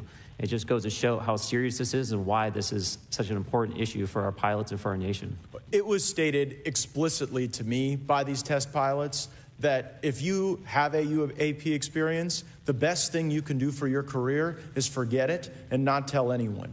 Because any type of reporting, either above the surface or below the surface, does have a perceived consequence to these people, and that is a culture we must change if we want to get to the truth. Mr. Chairman, I would observe that perhaps as we move forward from this hearing, there are some obvious next steps. Every person watching this knows that we need to meet with Mr. Grush in a secure, compartmentalized facility so that we can get fulsome answers that do not put him in jeopardy and that give us the information we need. Second, I would suggest that the radar images that were collected of this formation of craft out of Eglin Air Force Base, and specifically the actual image taken by the actual flight crew that we can actually validate, be provided to the committee, subpoenaed if necessary, so that we're able to track how to get this type of reporting and analysis done in a more fulsome way. That would be my recommendation, humbly, as a guest here of the Fine Oversight Committee. I yield back. Ms. Mace. Thank you, Mr. Chairman, and good morning to our witnesses who are testifying today. I want to thank each of you for being here to discuss a topic of grave importance to our national security. Earlier this year, a Chinese spy balloon was shot down off the coast of my home state of South Carolina. Since the Roswell incident in 1947, many Americans have wondered about the dangers of unknown objects crisscrossing our skies. Whether these are UAPs or weather phenomena, advanced technology from American, allied, or enemy forces, or something more out of this world. So my first question, I have several questions, and if we can just be quick on these first two, I'm going to ask each of you the same question, and then I'll get to each of you individually. The first one, when you reported your experiences with a UAP, did any of you face any repercussions with your superiors, yes or no? No. No. I've actually never seen anything personally, believe it or not. So. All right. And then do you believe there's an active disinformation campaign within our government to deny existence of UAPs, yes or no? I don't have an answer to that. As previously stated publicly, yes. I think previously with like Project Blue Book, yes, but currently I don't speak for the United States government. Okay, thank you. I have a few questions for Mr. Graves. What percentage of UAP sightings, in your belief, go unreported by our pilots? This is an approximation based off of my personal experience speaking with a number of pilots, but I would estimate we're somewhere near 5% reporting, perhaps. So like 95% basically don't report seeing UAPs. That's just my personal estimate. In the incident off Virginia Beach, do you believe the Navy took the danger to your aircraft seriously after it was reported? Absolutely. A few questions for Mr. Favor. As an expert naval aviator, have you ever seen an object that looked and moved like the Tic Tac UAP? No. Did the Tic Tac UAP move in such a way that defied the laws of physics? The way we understand them, yes. Many dismiss UAP reports as classified weapons testing by our own government, but in your experience as a pilot, does our government typically test advanced weapon systems right next to multi-million-dollar jets without informing our pilots? No, we have test ranges for that. It took over 15 years for your encounter with the Tic Tac to be declassified. Do you feel there was a good reason to prevent lawmakers from having access to this footage? No, I just think it was ignored when it happened, and it just sat somewhere in a file. Never got reported. In a drawer. It happens a lot up here. Shocker. Mr. Grush, a couple of questions for you too, sir, this morning. What percentage of UAPs do you feel are adequately investigated by the U.S. government, of the 5% that are reported? I can only speak for my personal leadership over at NGA. I tried to look at every report that came through that I could triage. So. Do you believe that officials at the highest levels of our national security apparatus have unlawfully withheld information from Congress and subverted our oversight authority? There are certain elected leaders that had more information that I'm not sure what they've shared with certain Gang of Eight members or et cetera, but certainly I would not be surprised. Okay. You've stated that the government is in possession of potentially non-human spacecraft. Based on your experience and extensive conversations with experts, do you believe our government has made contact with intelligent extraterrestrials? Something I can't discuss in public setting. Okay, I can't ask when you think this occurred. If you believe we have crashed craft, stated earlier, do we have the bodies of the pilots who piloted this craft? As I've stated publicly already in my News Nation interview, biologics came with some of these recoveries, yeah. Were they, I guess, human or non-human biologics? Non-human, and that was the assessment of people with direct knowledge on the program I talked to that are currently still on the program. And was this documentary evidence, this video, photos, eyewitness? Like, how would that be determined? The specific documentation I would have to talk to you in a skiff about. Gotcha. Yeah. Okay. So, and you may or may not be able to answer my last question, and maybe we get into a skiff at the next hearing that we have, but who in the government, either what agency, sub-agency, what contractors, who should be called into the next hearing about UAPs, either in a public setting or even in a private setting? And you probably can't name names, but what agencies or organizations, contractors, et cetera, do we need to call in to get these questions answered, whether it's about funding, what programs are happening, and what's out there? I can give you a specific cooperative and hostile witness list of specific individuals that were in those. And how soon can we get that list? I'm happy to provide that to you after the hearing. Super. Thank you. And I yield back.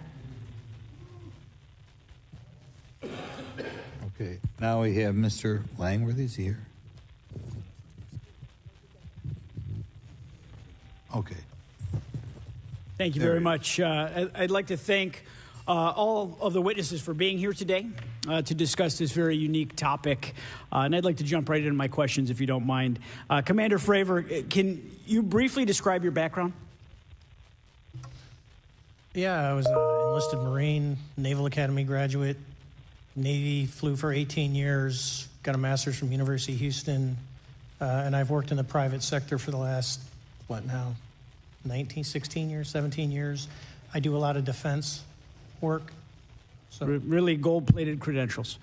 Commander Fravor, we have all seen the floating Tic Tac video that you engaged with on November 14th, 2004. Can you briefly talk about why you were off the coast of San Diego that day?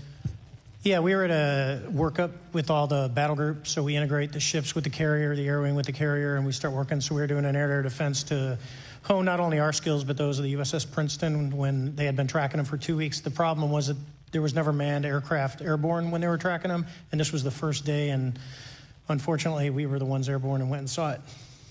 Do you remember the weather that day? Was it cloudy or windy or anything out of the ordinary on the Pacific coast? It was actually, if you're familiar with San Diego, it was a perfect day. Light winds, no whitecaps, clear skies, not a cloud. It was, for flying, it was the best.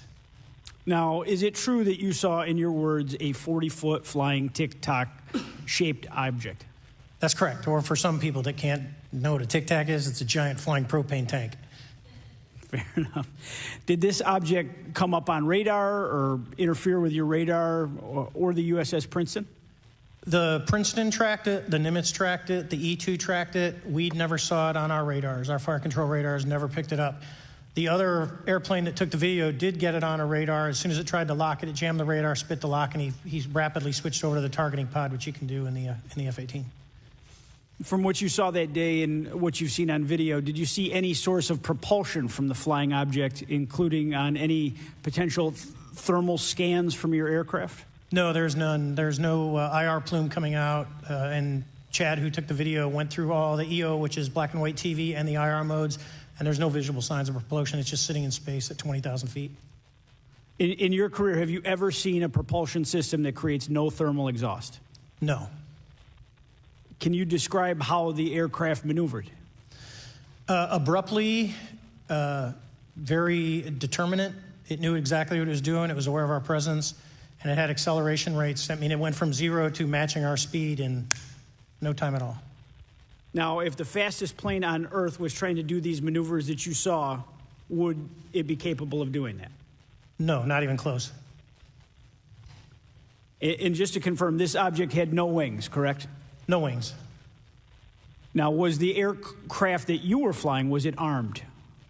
No, never felt threatened at all. If the aircraft was armed, do you believe that your aircraft or any aircraft in possession of the United States could have shot the Tic-Tac down? I'd say no. Just on the performance, it would have just left in a split second. It looks like that we have a problem here that needs further investigation. Yes. In your belief, is this flying Tic-Tac, I mean, is it capable of being the product of any other nation on the Earth? No, like I said earlier, I think it defies current material science and the ability to develop that much propulsion. And I know there's been some physicists that have done calculations, which is beyond anything that we have. Well, either the United States has an adversary here in this world that we don't know, or we really have some serious investigations to do. I really appreciate you being here. Is there anything else about the November 14th, 2004 incident that you think is important for this committee to know that you haven't been asked here today? No, it's been said it's probably the most credible UFO sighting in history based on all the sensors that were tracking it, and then for us to get visual and to go against the naysayers that it's something on the screen or whatever. I mean, there's 4 sets of human eyeballs. We're all very credible.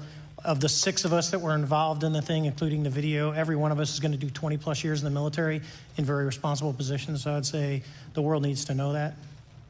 It's not a joke. Well, thank you very much for your testimony here today for all of you, and I yield back, Mr. Chairman. Mr. Ogles. Thank you, Mr. Chairman, and thank you all for being here and the courage it took to come forward and again, the sacrifice that each of you have made. I serve on the National Security Subcommittee for the Financial Services Committee, so I really want to stay in the national security lane, if I may. So when we think about traditional adversaries and both us towards them and them towards us, we probe their capabilities. We look for weaknesses, and we collect that data, that reconnaissance for in the event we need it in the future. For each of you, yes or no question, based off of your own experience or the data that you've been privy to, is there any indication that these UAPs could be essentially collecting reconnaissance information? Mr. Graves? Yes. Mr. Grush? Fair assessment, yeah. Mr. Fravor? Very possible. Again, in the national security vein, is it possible that these UAPs would be probing our capabilities? Yes or no, Mr. Graves? Yes. Rush? Yes. Graver? Definitely. Is it possible that these UAPs are testing for vulnerabilities in our current systems? Yes. Yes. Possible. Do you feel, based off of your experience and the information that you've been privy to, that these UAPs provide an existential threat to the national security of the United States? Mr. Graves? Potentially. Yes, sir, potentially. Same answer, potentially. Yeah, I'd say definitely, potentially. Mr. Graves and Fravor, in the event that your encounters have become hostile, would you have had the capability to defend yourself, your crew, your aircraft? Absolutely not. Sir? No. Is based off of the information that you've been privy to, is there any indication that these UAPs are interested in our nuclear technology and capabilities? Yes. By external observation, sure, that could be a fair assessment, yeah. Yes. Is there any indication that the Department of Energy is involved in UAP data collection and housing? I don't have an answer. I can't confirm or deny that in a public setting. And could you do it in a secure setting? Yes. Mr. Fravor? No, I don't know. Mr. Chairman, I think I'm the last member to go, but there clearly is a threat to the national security of the United States of America. As members of Congress, we have a responsibility to maintain oversight and be aware of these activities so that, if appropriate, we take action. I would encourage the chairman to demand that we have any and all, but in particular Mr. Grush, talk to us in a skiff. And if that access is denied, I will personally volunteer to initiate the Holman Rule against any personnel or any program or any agency that denies access to Congress. Mr. Chairman, with that, I will yield the remainder of my time to my fellow colleague from Tennessee, Mr. Burchett. Thank you, Mr. Chairman. Thank you, Mr. Ogles, for the great questions, brother. Mr. Grush, I might have asked this before, but I want to make sure. Do you have any personal knowledge of someone who's possibly been injured working on legacy UAP reverse engineering? Yes. Okay. How were they injured? Is it something like a radioactive type situation or something we didn't understand? I've heard people talk about Havana syndrome type incidences. What was your recollection of that? I can't get into specifics, but you could imagine assessing an unknown unknown. There's a lot of potentialities you can't fully prepare for. How do you think we ought to handle UAP whistleblower complaints like yours in the future? Yeah, there was some issue with mine. So, PPD-19 process, it goes to the intel committees, either through PPD-19 or ICD-120. There's not a good way for the Intelligence Community Inspector General to provide that to other committees. And I asked my information to be sent to the House and Senate Armed Services Committee because there are Title X equities at play, but there was no smooth process to do so. Yeah. It's a trash can. Are you aware of any individuals that are participating in reverse engineering programs for non-terrestrial craft? Personally, yes. Mm-hmm. Do you know any that would be willing to testify if there were protections for them? Certainly closed door and assurances that breaking their NDA, they're not going to get administratively punished for so. Yeah. I yield, Mr. Chairman. Thank you. I'm going to do something a little bit out of the ordinary here. We're going to give 3 people a chance at an additional 3 minutes. So, Mr. Burchett, do you want to keep going? Why don't you come back to me, Mr. Chairman? Miss Luna, if she's is she on that list? Sure. Chairman, I'd like to submit for the record an article by News Nation, and it follows Mr. Grush's full interview for the record. Without objection. Thank you. Mr. Grush, why is it that you referred to the phenomenon as non-human intelligence? Why deviate from the basis of extraterrestrial life? I think the phenomenon is very complex, and I like to leave an open mind analytically to specific origin. When you say specific origin, are you referring, can you elaborate on that for those that might not? If it's a traditional extraterrestrial origin or something else that we don't quite understand from either a biological or astrophysics perspective, I just like to keep an open mind on what it could be, Okay, and referring to your News Nation interview, you had referenced specific treaties between governments. Article 3 of the Nuclear Arms Treaty with Russia identifies UAPs. It specifically mentions them. To your knowledge, are there safety measures in place with foreign governments or other superpowers to avoid an escalatory situation in the event that a UAP malevolent event occurs? You're referring to a public treaty in the UN Register. It's funny you mentioned that. The Agreement on Measures to Reduce the Risk of Outbreak of Nuclear War, signed in 1971. Unclassified treaty, publicly available. And if you cite the George Washington University National Security Archives, you will find the declassified in 2013 specific provisions in the specific red line flash message traffic with the specific codes pursuant to Article 3 and Article, also Situation 2, which is in the previously classified NSA archive. What I would recommend, and I tried to get access, but I got a wall of silence at the White House, was the specific incidents when those message traffic was used. I think some scholarship on that would open the door to a further investigation using those publicly available information. Thank you. And then my last question with 51 seconds remaining. You mentioned white-collar crimes potentially being taking place in regards to a cover-up. Can you please elaborate? I have concerns based on the interviews I conducted under my official duties of potential violations of the Federal Acquisition Regulations, the FAR. Thank you very much. Chairman, I yield the remainder of my time. Okay, we'll go to Mr. Raskin for 3 minutes. Thanks, Mr. Chair, and I thank the witnesses for their endurance and service today. Mr. Fravor, you've described your episode in detail now, and you call it the most credible UFO sighting in history. But I wonder, was this the first time that you encountered a UFO or a UAP in 2004? Yes. And what was your general attitude or perspective on the UFO discussion before that happened?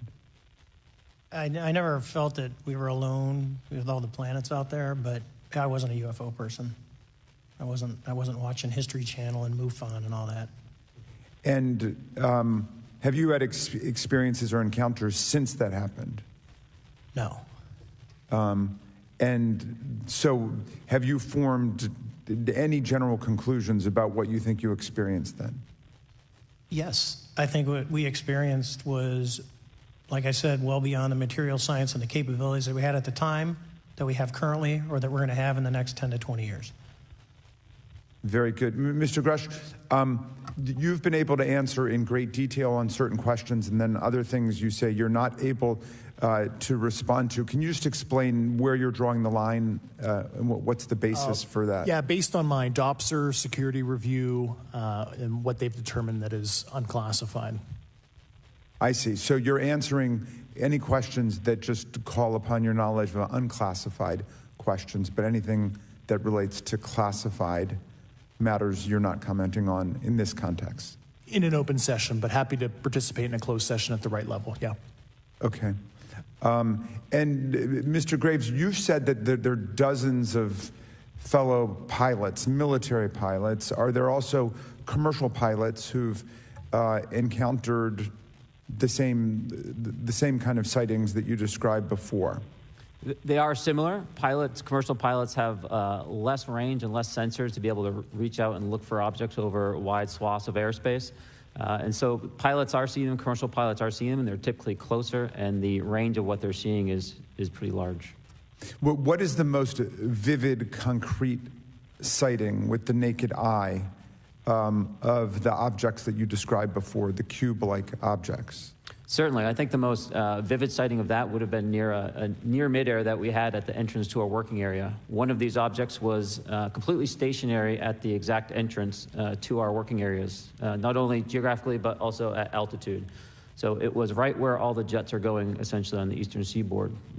The two aircraft flew within about 50 feet of the object, and that was a very close visual sighting.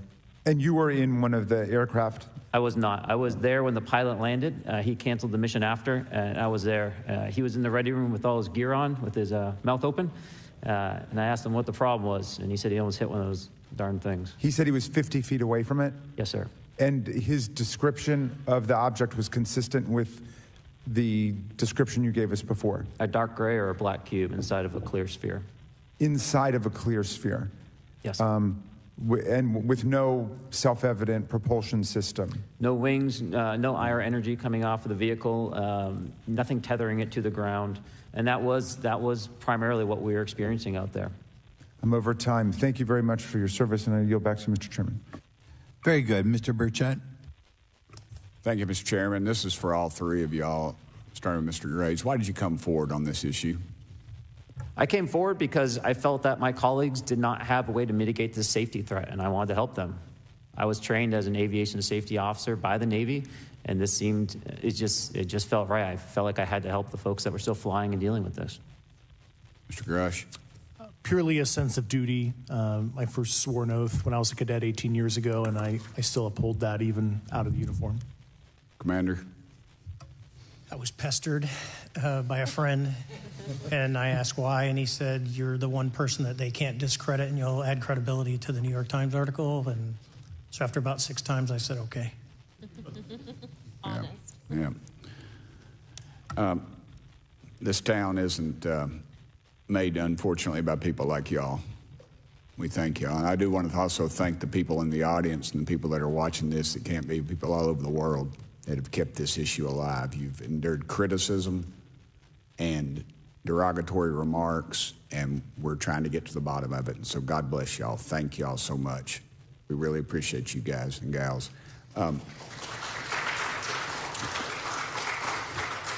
That's why we need term limits. Y'all keep clapping, us politicians just keep talking. So let me ask y'all, how can the public contribute to UAP reporting, and what avenues you think are available to the public to report these sightings? Well, right now, I don't think there is a lot of public options for every man to be able to report on this. I think even for professionals that have sensor data that are seeing these on a regular basis, they're still hesitant to come forward. And so for the general public, I think encouraging the conversations that we're having today, looking for technology solutions that can be distributed so that objective data can be gathered is the first place to go. Mr. Grush? I'll just touch on the whistleblower side of it. I do encourage, current and former military, intelligence community, and industry contractors to come forward in a legal way, either through the IC or DoD or whatever the cognizant IGs are, to lead, join me in this discussion. Commander, and I guess I should say this for the record. My daddy was United States Marine Corps, 1st Marine Division. So, hoorah! Yes, sir. He was old school. Him and Chesty Puller on Peleliu. So thank you, wow. brother. Wow. Yes, sir. I'm not anything like my daddy. He was incredible. I'm very mediocre, to say the least. But go ahead. You seem to be doing fine.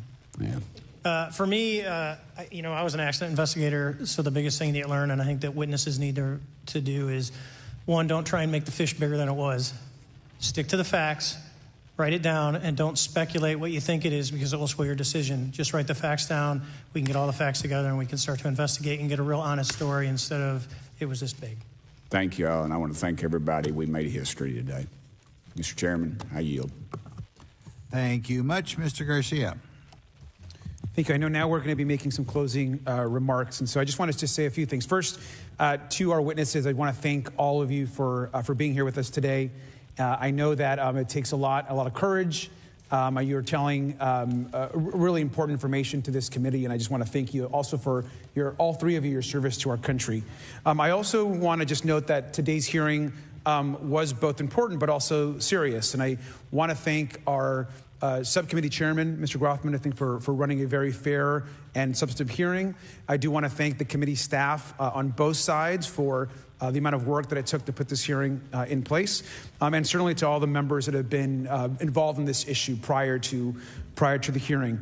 I also want to note for our witnesses and for the public that I'm a freshman member of Congress, and I've only been here for 7 months, but this is by far the most bipartisan conversation and discussion that I have seen happen in the Congress. And I think that a topic of this significance as it relates to our national security, as it relates to information that we're trying to gather for the American public, does bring people together, and I think that's been really great to see.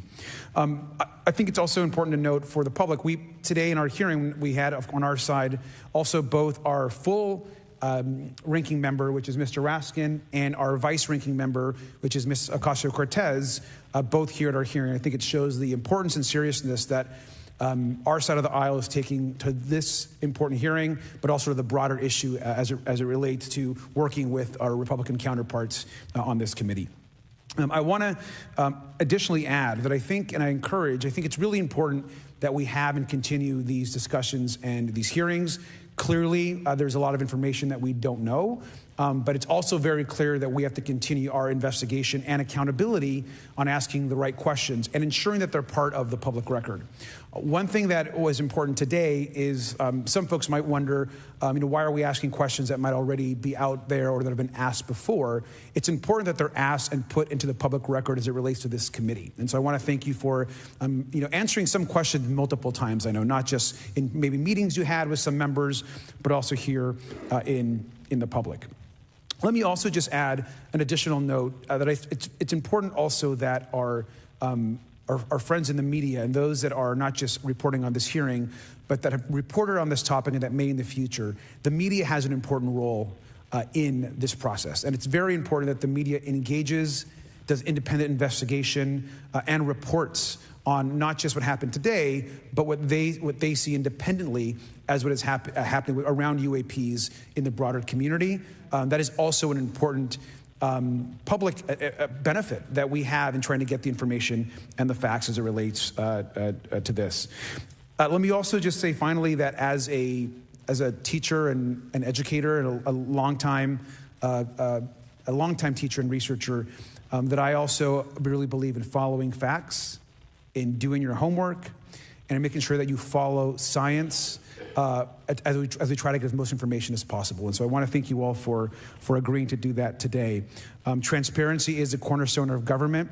We live in a vast galaxy, a lot of unanswered questions, and thank you all for being here today. Mr. Chairman.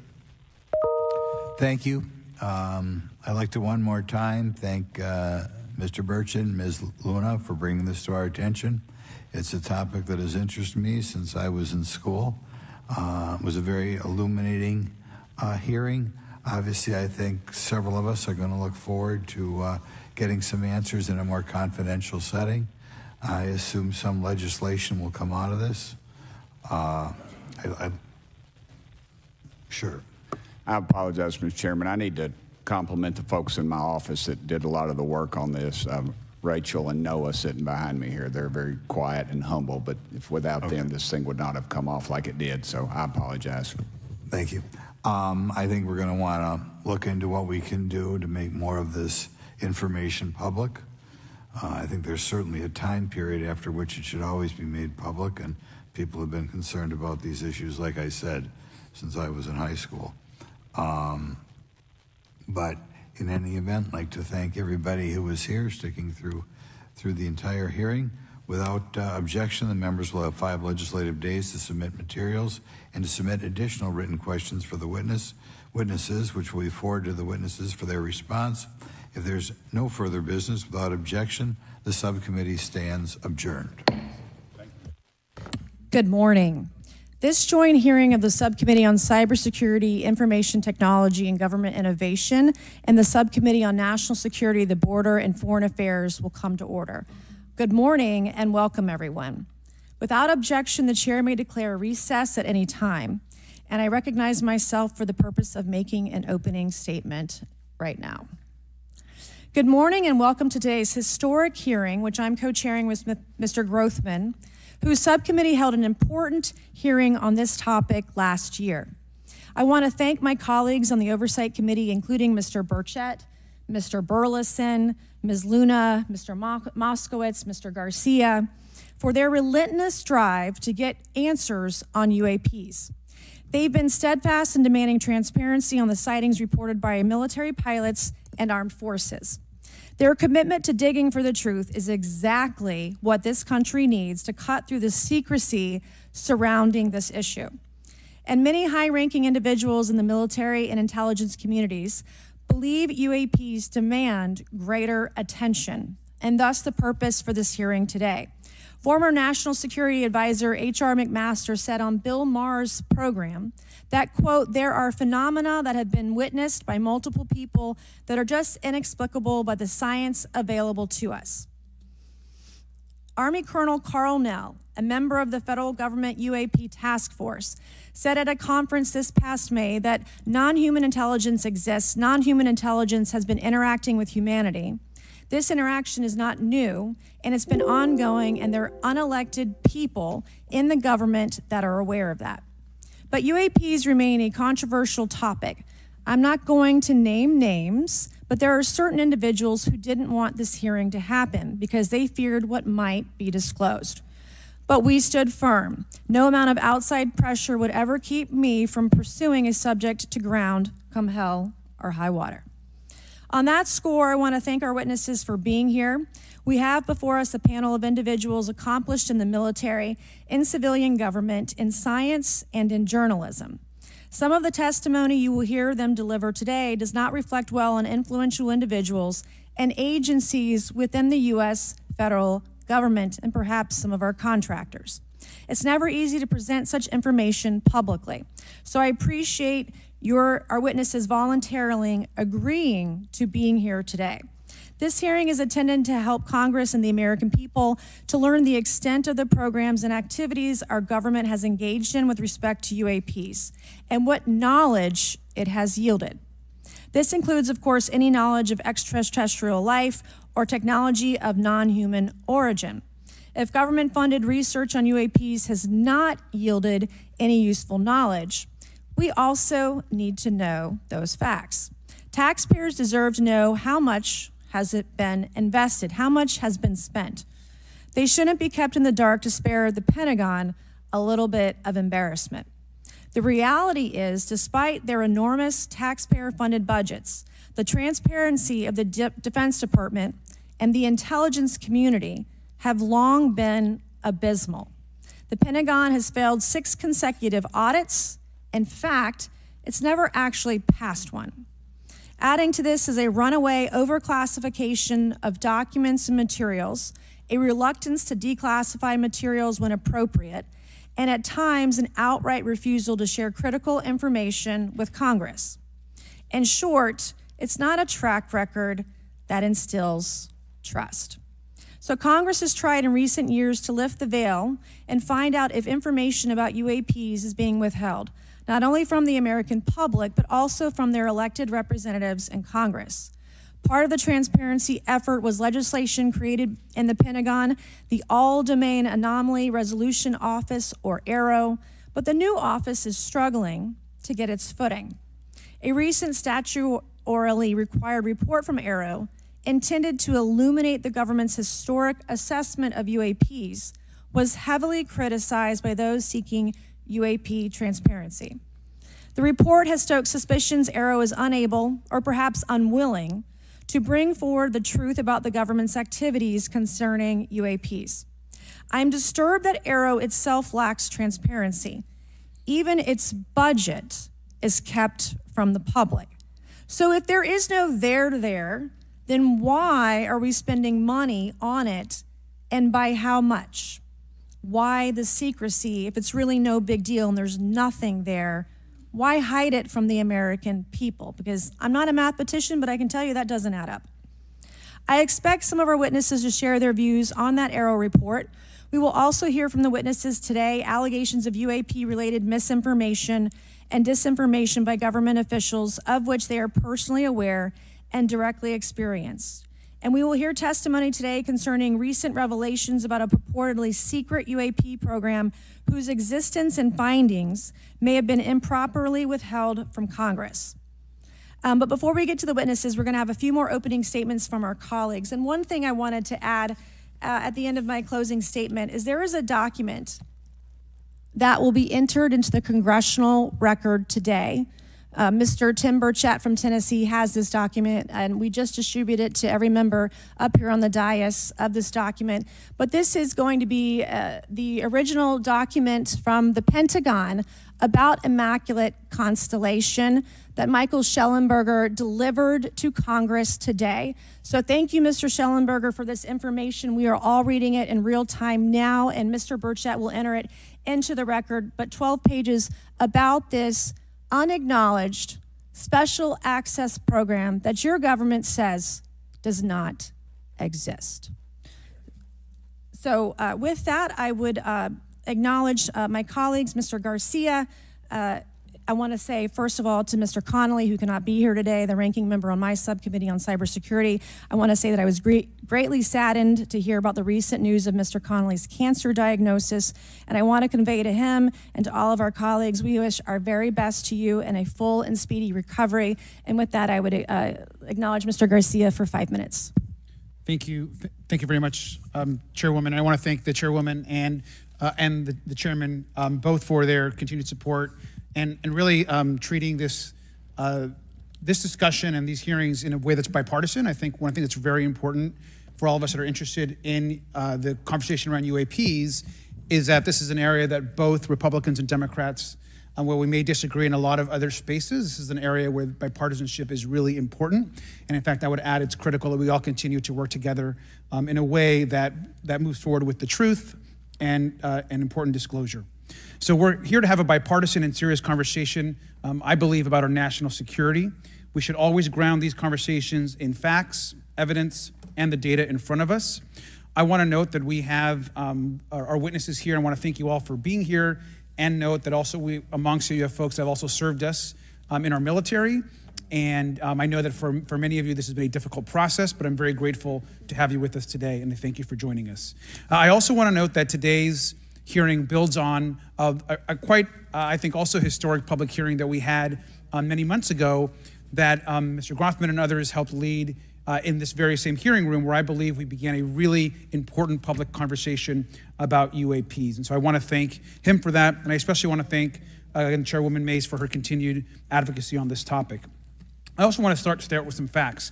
We know that there are objects or phenomena observed in our airspace, as our witnesses will testify, and also possibly in our oceans. In many cases, we don't know what they are, and this is, of course, why we're discussing UAPs. Now, the All-Domain Anomaly Resolution Office, AARO, has reported hundreds of UAPs that remain, quote, uncharacterized and unattributed, and which, quote, appear to have demonstrated unusual flight characteristics or performance capabilities and require further analysis. This is our own AARO office. Now, we shouldn't prejudge what they might be. I'm certainly not going to. We need evidence. But what we are detecting things, and we know that we don't understand them, and this is worth investigating. Now, the American people have legitimate questions, and I believe it's critical that Congress should help address them. This is about the truth and science and facts. Now, transparency and faith in our institutions is vital in a good democracy. Now, I'm proud to say that this hearing will build on that important bipartisan work, and I want to thank everyone for being involved, including members of our committee. Now, in our last hearing in July, we heard testimony that a significant number of pilots of major airlines have witnessed UAPs as well, but have no real confidential way of reporting them to the government. We heard that commercial pilots who encounter UAPs may be hesitant to speak openly due to stigma or fear of retaliation. We also know that AARO has reported that, and I want to quote, that most reports still reflect a bias towards restricted military airspace, a result of reporting from military personnel and sensors present in such areas. And so the lack of ability for civilian pilots raises real safety concerns and limits our ability to understand UAPs. This is a particular piece of this conversation that I am very interested in. Now, our last hearing inspired us to introduce the Safe Airspace for Americans Act, joined by Chairman Grothman, Chairwoman Mace, and a bipartisan group of co-sponsors. I see some of our leaders from Safe Airspace for Americans Act here, and that would create a safe reporting for UAP process, which we want to continue to do. Now, members of both parties and senior officials in multiple administrations have now taken an interest in this issue. Mainstream media, in many cases, are beginning to take more of an interest in this issue, and we should all be proud to carry that work and build confidence for the American people. I believe we can always be more transparent. To me, this hearing and others are simply about the truth and getting to the facts of what these UAPs actually are. It's very important that we show that Democrats and Republicans in Congress can work together to cut through misinformation and look for a serious and thoughtful way to have the discussion in public. Many of us have also called for additional public hearings to discuss UAPs. This should be a topic that continues on throughout the Congress so that we can gather more information, data, and work with the relevant agencies to gather more information. Finally, I just want to add that those that are here on this dais, many of us have participated also in classified briefings as well, and where we have also gained a lot of important, I think, and interesting information, at least I personally have. And so with that information, we want to continue today's hearing, and I thank all of our witnesses for being here. And with that, I'd like to yield back. Thank you, Mr. Garcia, and I'd now like to recognize Mr. Grothman for a 5-minute introduction. Thank you. Good morning. I'd like to thank our witnesses for being here one more time. This is a topic I've been interested in since 8th grade. I'd like to thank Ms. Mace for working with me on this topic and for making this a joint subcommittee hearing. Last year, the Subcommittee on National Security, the Border and Foreign Affairs held an historic hearing to understand the potential national security risk of unidentified anomalous phenomena, or UAPs. We heard from former Navy Commander David Fravor, who shared firsthand experience with a UAP engaged while on duty in the Pacific. We learned from David Gresh, a former member of the intelligence community, who revealed the supposed existence of secret government programs hidden from congressional oversight. Additionally, former military pilot Ryan Graves informed us of the limited ways in which the military and commercial pilots can report UAP sightings. Since that last hearings, I've led several briefings with government agencies to deepen my understanding of these issues. First, the Department of Defense Inspector General's Office informed us that the Department of Defense does not have a streamlined process for service members to report UAP activity. Since then, the Joint Chiefs have implemented standards for UAP reporting across the services. The Intelligence Community Inspector General informed us that whistleblowers often fear retaliation for reporting mismanagement of highly sensitive government projects or information. Finally, AARO has expressed to the committee that, like any other federal government agency, it's faced challenges in its establishment, specifically in hiring staff to manage UAP historical records and coordinating with other federal agencies. Well, these agencies have been helpful to us in understanding the challenges that come from collecting UAP data. None of them have been able to substantiate the claims made at this hearing last year by David Grush. Despite our committee members endlessly questioning these agencies inside and outside of a SCIF. I hope our witnesses today will be able to provide evidence and content that is worthwhile to our pursuits of eliminating government waste and increasing transparency. To help alleviate some of the roadblocks, I'm supportive of measures that were included in last year's National Defense Authorization Act to increase transparency and improve record-keeping measures when it comes to UAPs. But I believe there's still more work to go. I co-led the Safe Airspace for Americans Act with Ranking Member Garcia, which requires the Federal Aviation Administration to develop procedures to collect UAP data from civilian aviators. I look forward to working with members of Congress to see that this legislation and other UAP legislation crosses the finish line. I'm deeply alarmed by the reporting of the massive drone swarm that flew over Langley Air Force Base in Virginia last December. Langley is the home of the 1st Fighter Wing, which maintains half of the F-22s in the U.S. Air Force inventory. Reports of this incident indicate these drones were roughly 20 feet long, flying more than 100 miles an hour at an altitude of over 3,000 feet. Yet the origin of these drones and their operators remains a mystery. This incident and other sightings near sensitive military installations highlights the complexity of the UAP challenge facing our intelligence, defense, and homeland security committees. Whether these phenomena are the result of foreign adversaries developing advanced technologies or something else entirely, we must take them seriously, investigate them thoroughly, and assess their implications on national defense. The repeated UAP sightings around sensitive military sites underscores the need for innovative defensive strategies beyond traditional measures. They also highlight the urgent need for updated policies to address emerging threats as well as more effective interagency cooperation and intelligence sharing. However, none of this is going to be possible without transparency. For far too long, critical information about UAPs has been either classified or ignored, leaving the American public and key congressmen without clarity needed to make informed decisions. Declassifying reports and fostering a more open dialogue about UAPs will not only increase the public trust, but also encourage collaboration between government, the scientific community, and our allies. Quite frankly, there's been things that have been kept secret that is, I think, old enough that there is no reason it shouldn't be released, regardless of any so-called, private information. A transparent approach will allow us to share insights, identify patterns, and develop new strategic defenses. As we continue to investigate these phenomena, we must do so with a mindset of protecting our country, advancing scientific discovery, and upholding the trust of the American people, who right now I don't think have trust, and it's just obvious I don't have trust. We cannot shy away from the unknown, especially when the stakes are so high. I look forward to discussing these matters with the witnesses today. I'm hopeful we can learn from the testimony and come out of this hearing with actionable ideas to advance UAP transparency. Actually, the idea is just to say, in my mind, go back 15 years and everything has to be released. I'm hopeful that we can learn from their testimony and come out of this hearing. And with that, I yield back. Thank you. I'll now recognize Mr. Moskowitz for a 5-minute introduction. Thank you, Chairwoman. Good morning, everyone. I first want to thank the chairs and ranking members for holding the hearing today on this topic and, again, having a second hearing. I want to thank the witnesses for coming forward today to share your expertise on UAPs and the need to build trust through transparency. But first, I want to mention, you might be wondering why Chairman Comer has allowed me to be a ranking member today, but it's really only because our dear friend, Jerry Connolly, is not here.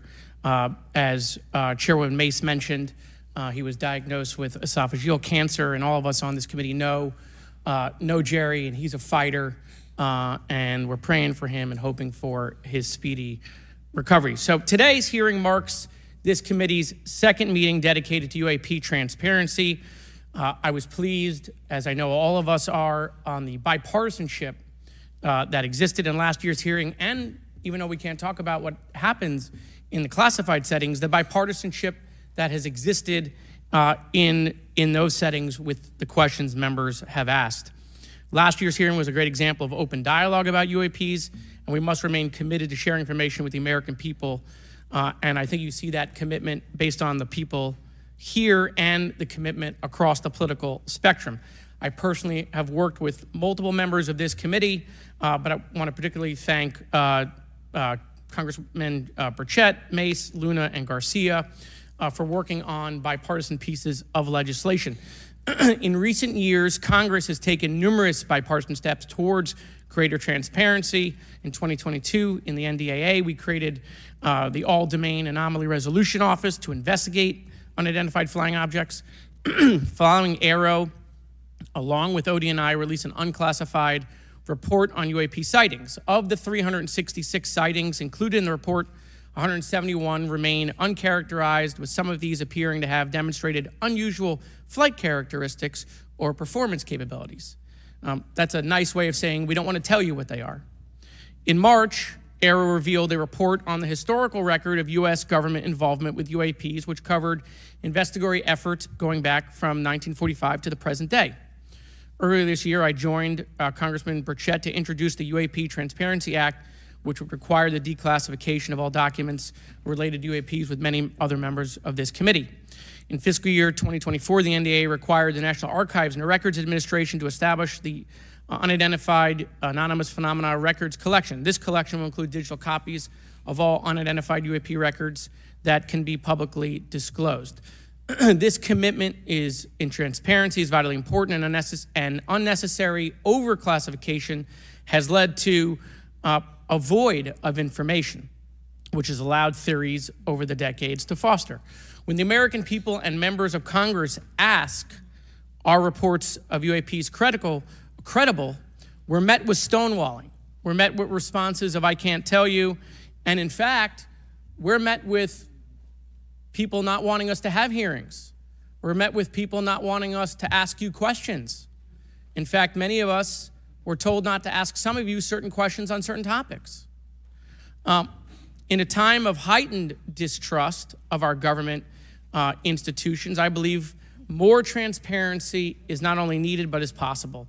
And obviously we can respect national security limits, but we also have to provide our constituents with the information and oversight that they have tasked us for. As part of this, government agencies must maintain open lines of communication with members of Congress. And there are regular questions that Americans have. What are UAPs? Are they real? Are they ours? How has this technology been developed? How do they get funded, right? And now we've seen this has gone from a long time ago where you could discredit people because it's some guy living in a Winnebago.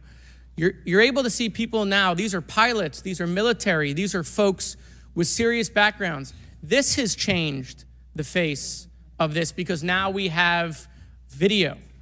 People will have questions. We know there are advanced technology programs. Almost 15 years ago, one of those came out of Area 51 to go after Osama bin Laden. And the only reason we know about that is because one of those helicopters was downed. Americans have questions about whistleblowers who have come forward to talk about retribution.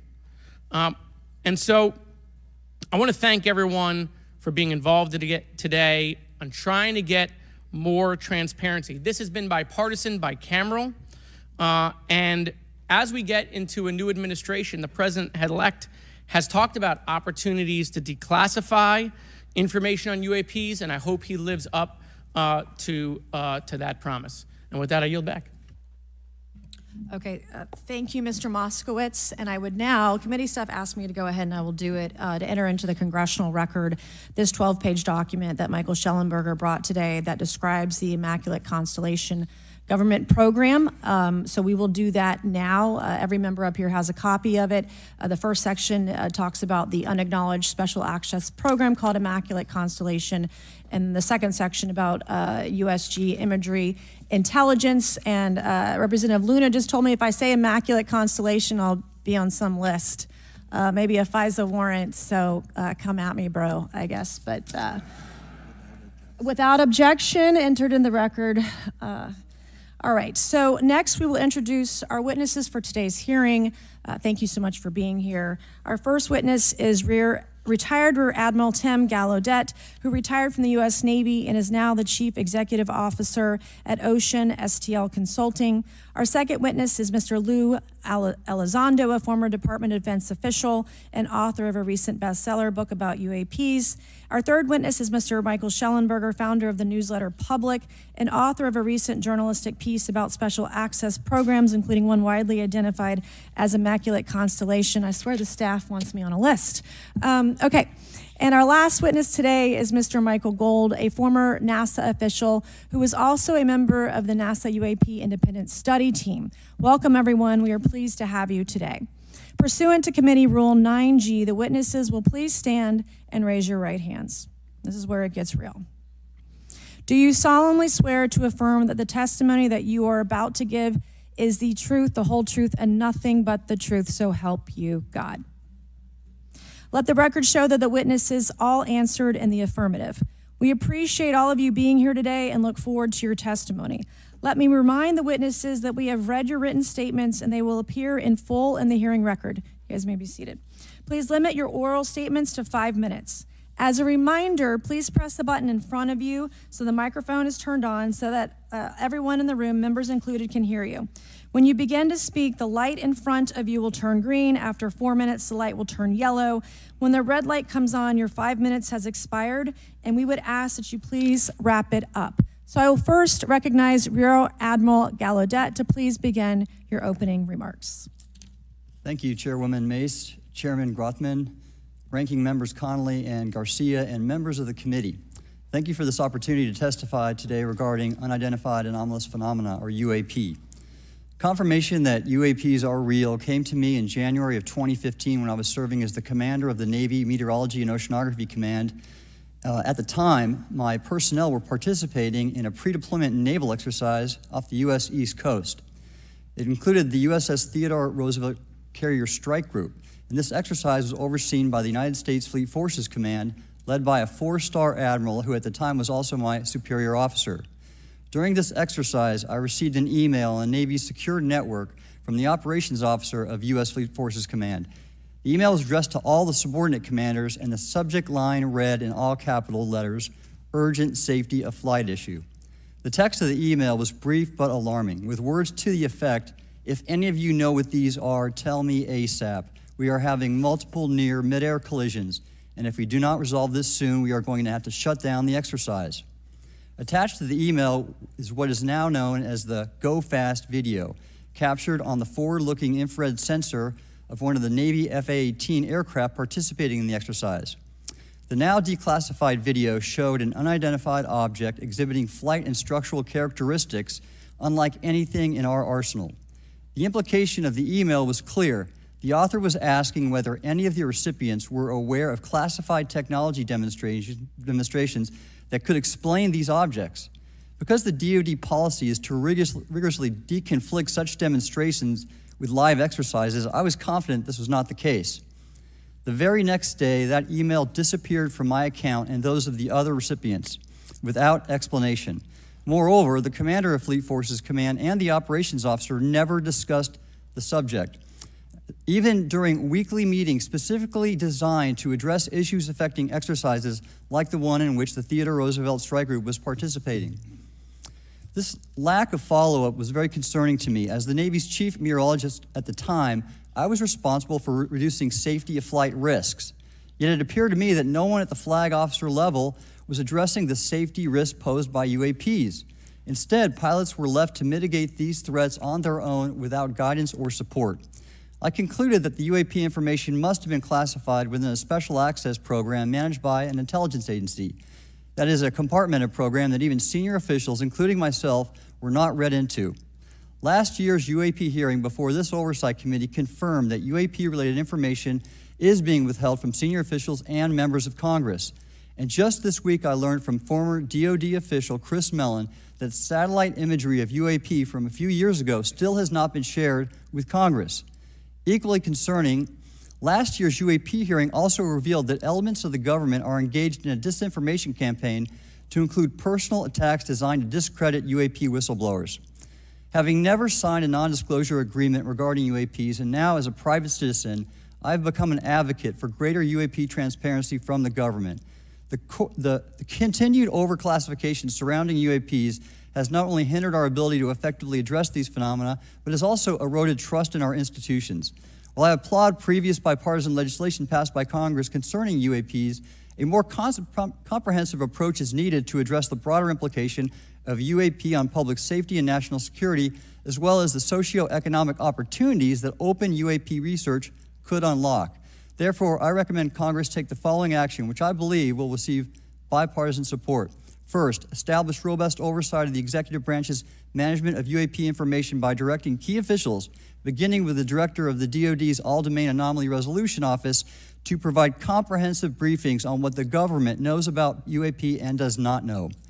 Two, enact the provisions of the UAP Disclosure Act that establish a UAP Records Review Board to ensure independent oversight, transparency, and accountability in the government's handling of UAP information.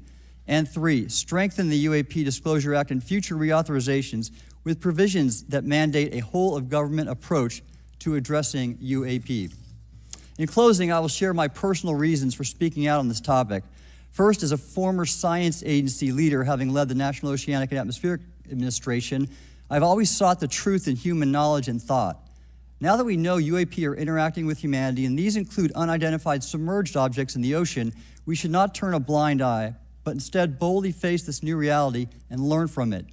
Additionally, at a time when leaders in government leave much to be desired, I feel obligated to show moral leadership on this issue of UAP disclosure by validating the credibility of the courageous men and women who have come out as witnesses and whistleblowers to expose the truth. My speaking out has encouraged others to do the same, and it's my hope over time that a number of your constituents will want to know the truth and about UAP, and this number will increase to such an extent that the congressional action I have just recommended will become inevitable. Thank you, and I look forward to your questions. Thank you. I will now recognize Mr. Elizondo for his opening statement. Greetings, Chairwoman Mace, Chairman Grothman, Ranking Members Connolly and Garcia, and members of the committee. It is my honor and privilege to testify before you on the issue of unidentified anomalous phenomenon, formerly known as UFOs. On behalf of our brave men and women in uniform and across the intelligence community, as well as my fellow Americans who have awaited this day, thank you for your leadership on this important matter. Let me be clear, UAP are real. Advanced technologies not made by our government or any other government are monitoring sensitive military installations around the globe. Furthermore, the U.S. is in possession of UAP technologies, as are some of our adversaries. I believe we are in the midst of a multi-decade secretive arms race, one funded by misallocated taxpayer dollars and hidden from our elected representatives and oversight bodies. For many years, I was entrusted with protecting some of our nation's most sensitive programs. In my last position, I managed a special access program on behalf of the White House and the National Security Council. As such, I appreciate the need to protect certain sensitive intelligence and military information. I consider my oath to protect secrets as sacred, and I will always put the safety of the American people first. With that said, I also understand the consequences of excessive secrecy and stovepiping. Nowhere was this more apparent than in the aftermath of 9/11, which many of us remember all too well. I believe that America's greatness depends on three elements: A, a watchful Congress; B, a responsive executive branch; and C, an informed public. Over the last decade and a half, I learned that certain UAP programs were and are operating without any of these elements. Although much of my government work on the UAP subject still remains classified, excessive secrecy has led to grave misdeeds against loyal civil servants, military personnel, and the public, all to hide the fact that we are not alone in the cosmos. A small cadre within our own government involved in the UAP topic has created a culture of suppression and intimidation that I've personally been victim to, along with many of my former colleagues. This includes unwarranted criminal investigations, harassment, and efforts to destroy one's credibility. Most Americans would be shocked to learn that the Pentagon's very own Public Affairs Office openly employs a professional psychological operations officer as the singular point of contact for any UAP-related inquiries from citizens and the media. This is unacceptable. Many of my former colleagues and I have provided classified testimony to both the Department of Defense and the Intelligence Community Inspector General, and many of us have subsequently been targeted by this cabal with threats to our careers, our security clearances, and even our lives. This is not hyperbole, but a genuine fact, and this is wrong. To fix these problems, I propose three principal actions. First, Congress and the President should create a single point of contact responsible for a whole-of-government approach to the UAP issue. Currently, the White House, CIA, NASA, the Pentagon, Department of Energy, and others play a role, but no one seems to be in charge, leading to unchecked power and corruption. Second, we need a national UAP strategy that will promote transparency and help restore the American public's trust at a time when the public's trust is at an all-time low. This strategy should include a whole-of-government approach, including the academic and scientific communities, the private sector, and our international partners and allies. Third, Congress should create a protected environment so whistleblowers desperate to do the right thing can come forward without fear. As it currently stands, these whistleblowers suffer because of stigma, a code of silence, and concerns about retaliation. These whistleblowers should be encouraged to come forward in ways that protect them against any forms of retaliation. Policies and procedures should ensure that protection, and for those who refuse to cooperate, it is up to the members of this committee and the other lawmakers to wield their subpoena power against hostile witnesses and prevent additional government funding to those UAP efforts that remain hidden from congressional oversight. In closing, we as Americans have never been afraid of a challenge. In fact, we thrive on them, whether it's eradicating polio or going to the moon. We don't run from a challenge, we take it head on. To the incoming administration and Congress, I say to you, we need immediate public transparency, and this hearing is an important step on that journey. If we approach the UAP topic in the same way as we as Americans have met other challenges, we can restore our faith in our government institutions. Together, we can usher in a new era of accountable government and scientific discovery. I believe that we as Americans can handle the truth, and I also believe the world deserves the truth. Thank you, esteemed members of Congress, for your time today. It is profoundly appreciated by many. Thank you. I ask unanimous consent for Representatives Ogles of Tennessee and Boebert of Colorado to be waived onto the subcommittee for today's joint subcommittee hearing for the purpose of asking questions. Without objection, so ordered. I would now like to recognize Mr. Schellenberger for his introductory remarks. Chairwoman Mace, Chairman Grothman, Ranking Member Connolly, Ranking Member Garcia, members of the subcommittees, thank you for inviting my testimony. One of Congress's most important responsibilities is oversight of the executive branch in general and the military and intelligence community in particular. Unfortunately, there is a growing body of evidence that the U.S. government is not being transparent about what it knows about unidentified anomalous phenomena, and that elements within the military and the IC are in violation of their constitutional duty to notify Congress of their operations. President-elect Donald Trump and former President Barack Obama have both said that the government has information about UAPs that it has not released. There are other explanations for UAPs than that they represent a new form of life or non-human life. Current dominant alternative theories, including those put forward by AARO, are that UAPs are some kind of natural phenomena we don't yet understand, like ball lightning or plasma. They could also be part of some new U.S. or foreign government weapons programs, such as drones, aircraft, balloons, CGI, hoaxes, or birds. Whatever UAPs are, Congress must be informed, as must the people of the United States. We have a right to know what UAPs are, no matter what they are. However, we now have existing and former U.S. government officials who have told Congress that AARO and the Pentagon have broken the law by not revealing a significant body of information about UAPs, including military intelligence databases that have evidence of their existence as physical craft. One of those individuals is a current or former U.S. government official acting as a UAP whistleblower. This person has written a report.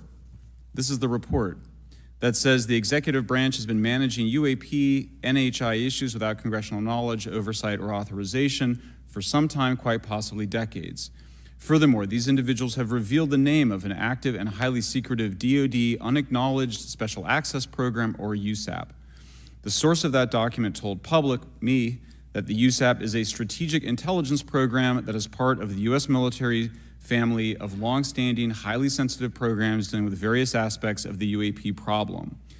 The new UAP whistleblower claims that the U.S. military and IC database includes videos and images taken using infrared, forward-looking infrared, full-motion video, and still photography. The report that was just shared with Congress says Immaculate Constellation serves as a central or parent USAP that consolidates observations of UAPs by both tasked and untasked collection platforms. Immaculate Constellation includes high-quality imagery intelligence and measurement and signature intelligence of UAPs, the whistleblower's report adds. The sources of this intelligence are a blend of directed and incidental collection capabilities, positioned in low Earth orbit, the upper atmosphere, as well as military and civilian aviation altitudes and maritime environments. The report to Congress details in detail various UAPs, including spheres, orbs, disks, saucers, ovals, triangles, boomerang, arrowhead, and irregular organic. The report describes various incidents found in the human intelligence databases. One involved orbs surrounding and forcing an F-22 out of its patrol area. In another incident, the crew of a Navy aircraft carrier watched a small orange-red sphere rapidly descend from a high altitude of 100 to 200 yards directly above the flight deck of the CVN, or aircraft carrier. And since my reporting on this Immaculate Constellation last month, another source came forward who told me that they saw a roughly 13-minute-long, high-definition, full-color video of a white orb UAP coming out of the ocean approximately 20 miles off the coast of Kuwait. It was filmed from a helicopter. Then halfway through the video, the person said the orb is joined by another orb that briefly comes into the frame from the left before rapidly moving again out of the frame. The person discovered the video on SIPR, the Secure Internet Protocol Router Network, which the DoD uses to transmit classified information. A leading UAP researcher who utilizes the Freedom of Information Act to find out what the government knows, John Greenwald, told me last year that the U.S. government had been increasingly denying his requests for UAP information. He has been doing FOIA requests for 27 years and has an archive of 3 million pages. The government has for decades denied any interest in UFOs, he told me, but the documents that he has assembled show that behind the scenes, it was a completely different story. Contrary to the hopes of many advocates of transparency, the government has been restricting more information since the leak of 3 UAP videos in 2017. The DoD organization AARO has been labeling many documents with a B7 exemption, which Greenwald says does not make any sense. They're stating that anything AARO does is involved in law enforcement investigation, which allows AARO to not release it. Greenwald says that the DoD has denied the existence of a UAP and ATIP-related records on multiple occasions, only to acknowledge them after an appeal was filed. He added that the Naval Air Systems Command in March 2022 stated they found no additional UAP videos. It seemed strange that they had 3 and only those 3, but other requests had been filed by the Black Vault, that's John Greenwald's group, to seek out more places UAPs might be hiding. Then in September 2022, the Navy admitted that the UAP-related videos and photographs existed, but denied the request in full for their release, saying that the requested videos contain sensitive information that are classified and exempt from disclosure. The DoD will deny things on a Monday and then admit to it on a Friday, said Greenwald. He said the government can and does release videos that protect secret methods of capturing it. They fall back on the sensitive platform excuse a lot, he said. However, the on-screen information can be blurred and scrubbed. The metadata can be removed. I'll show you this example here. This is a presentation from the UATP task force. This is completely absurd. It's nuts, this level of censorship, of redaction on a document. It shows the redaction of how many reports they've collected, for how many years. 2 of the 3 potential explanations are blacked out. The Pentagon, the intelligence community is treating us like children. It's time for us to know the truth about this. I think that we can handle it. Thank you very much. Thank you. I would now like to recognize Mr. Gold for 5 minutes. Thank you, Chairwoman Mace, Chairman Grothman, Ranking Members Connolly and Garcia, Representative Moskowitz, and distinguished members of both subcommittees. I'm grateful to all of you, as well as your intrepid staff, for the opportunity to testify, and would like to begin by discussing courage. Courage is what it takes to tackle this topic, and courage in the face of adversity is what I see in front of me, beside me, and behind me. Per my introduction, I am currently the Chief Growth Officer at Redwire Space and have had several leadership positions at NASA. That being said, I want to be clear that I am speaking exclusively on my own behalf and not for Redwire, NASA, or any other organization. However, I am here today to speak out for science. Science requires data, which should be collected without bias or prejudice. Yet, whenever the topic of UAP arises, those who wish to explore the phenomena are often confronted with resistance and ridicule. For example, members of the NASA UAP Independent Study Team, particularly those in academia, were mocked and even threatened for simply having the temerity to engage in the study of UAP. Our best tool for unlocking the mystery of UAP is science, but we cannot conduct a proper inquiry if the stigma is so overwhelming that just daring to be part of a NASA research team elicits such a vitriolic response. Therefore, one of the most important actions that can be taken relative to exposing the truth of UAP is to combat the stigma. And this is where I believe that NASA can be eminently helpful. The NASA brand is synonymous with hope, optimism, and credibility. If you were to take a walk down the National Mall, you would immediately see the NASA logo on t-shirts, hats, and bumper stickers. Few federal agencies enjoy this kind of popularity. I've never seen anyone wearing an Office of Personnel Management t-shirt, which is why NASA could play such an influential role. Specifically, NASA could, with relatively little cost and effort, host symposia on UAP, or even just participate in existing panels examining the topic. NASA personnel stepping forward and participating in such discussions would make a powerful statement to the scientific community that UAP should be taken seriously and researched accordingly. In regard to research, NASA has vast archives, much of which may contain important UAP data. Again, for relatively little cost and effort, NASA could create an AI or ML algorithm that could search the agency's archives for anomalous phenomena. I suspect that such an effort would not only result in information that will help us to understand UAP, but could result in data that will assist in other areas of scientific inquiry, such as anomalous weather or meteorite activity. Beyond its existing archives, NASA could act as a clearinghouse for civilian and commercial UAP data. During my work on the UAP Independent Study Team, it quickly became evident that there is no clear or well-publicized process for civilian pilots to report UAP sightings. The stigma associated with UAP hampers the number of pilots that would report such phenomena, but even for those who overcome the stigma, I believe the current FAA guidance is largely unknown and poorly understood. In order to effectively collect UAP data, the independent study team recommended the use of NASA's Aviation Safety Reporting System, or ASRS. This system, which is administered by NASA and funded by the FAA, provides a confidential means for the reporting of safety violations in a voluntary and non-punitive manner. Over 47 years, the ASRS has collected nearly 2 million reports. ASRS is the perfect tool to collect UAP data, which could then be collated by NASA and shared with the public at large. Leveraging ASRS could create a treasure trove of UAP data, potentially hundreds of thousands of reports, supporting this hearing's goal of exposing the truth. And I'm grateful to our two co-chairs and other members who have already incorporated this idea into proposed legislation. At this hearing, and as others have demonstrated, the UAP issue is justifiably dominated by national security and defense. However, I would urge the subcommittees to keep in mind the numerous ways that NASA and the FAA, as well as commercial activities in the air, in space, and in the water, can generate a massive amount of invaluable data on anomalous phenomena. I cannot help but be excited by the potential for such an endeavor, since scientific discovery is driven by anomalies.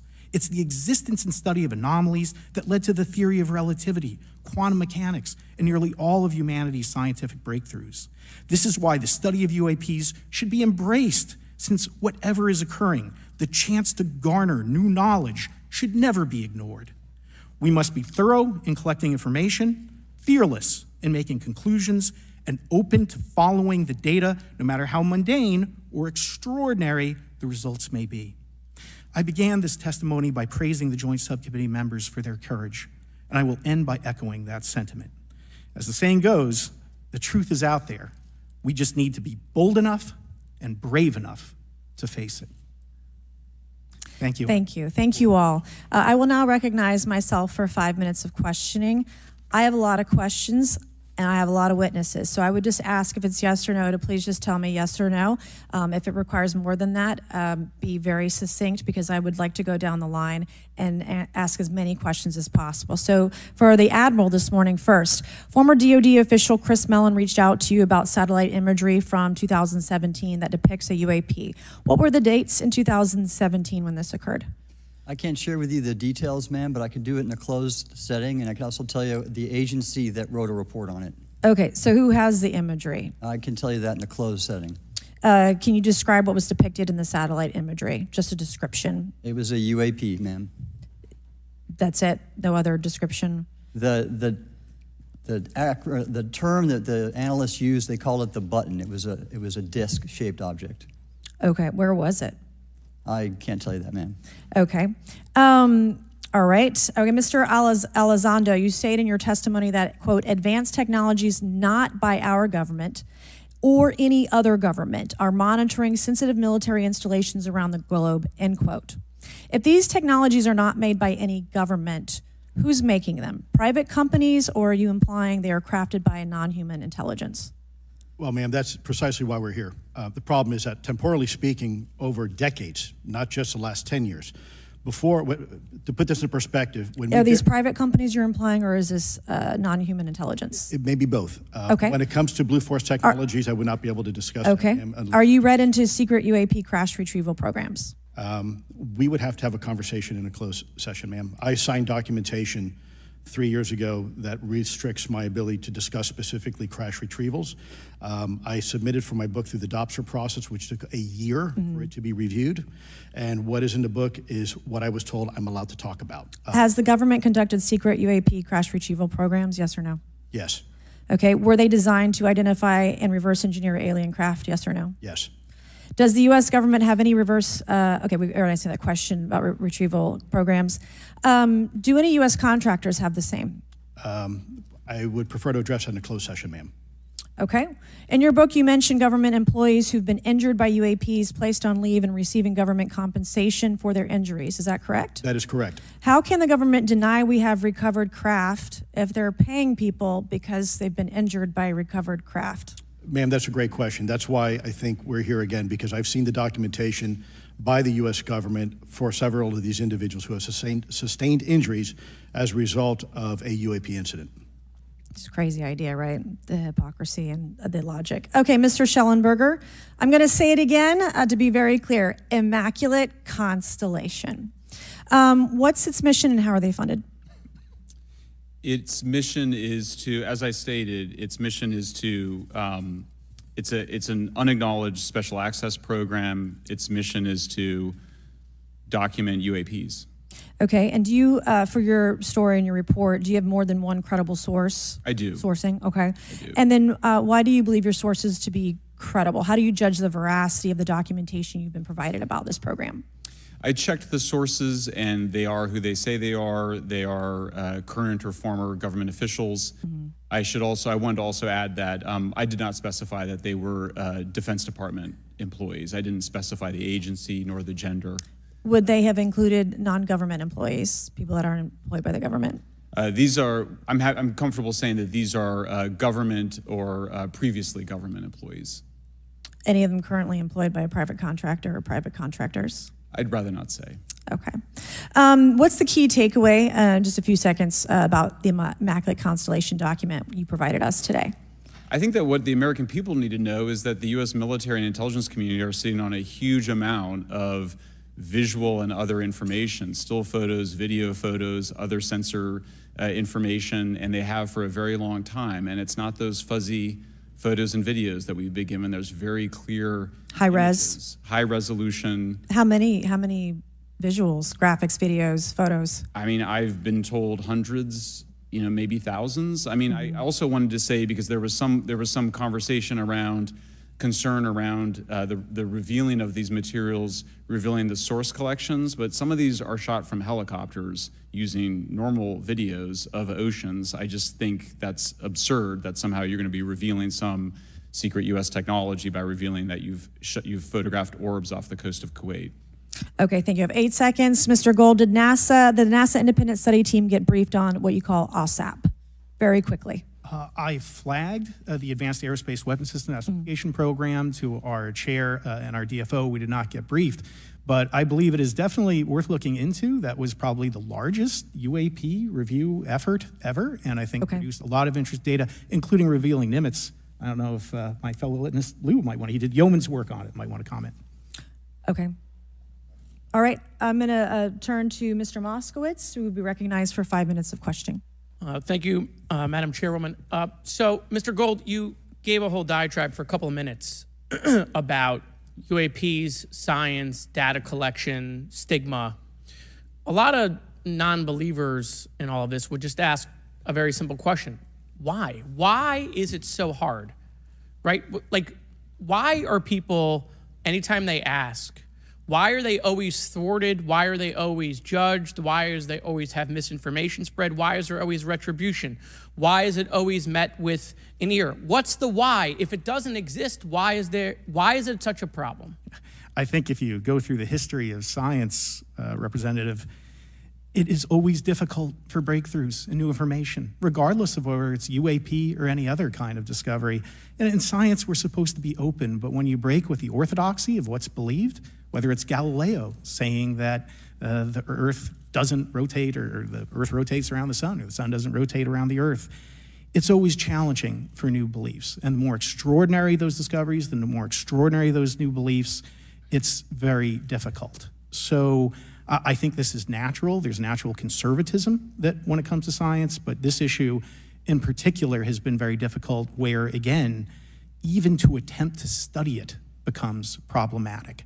But every hearing like this, every news report, every video, documentaries. I was privileged to be a part of something Dan Fair is putting together. I think many of us have interviewed for it, documentary over 30 different government officials.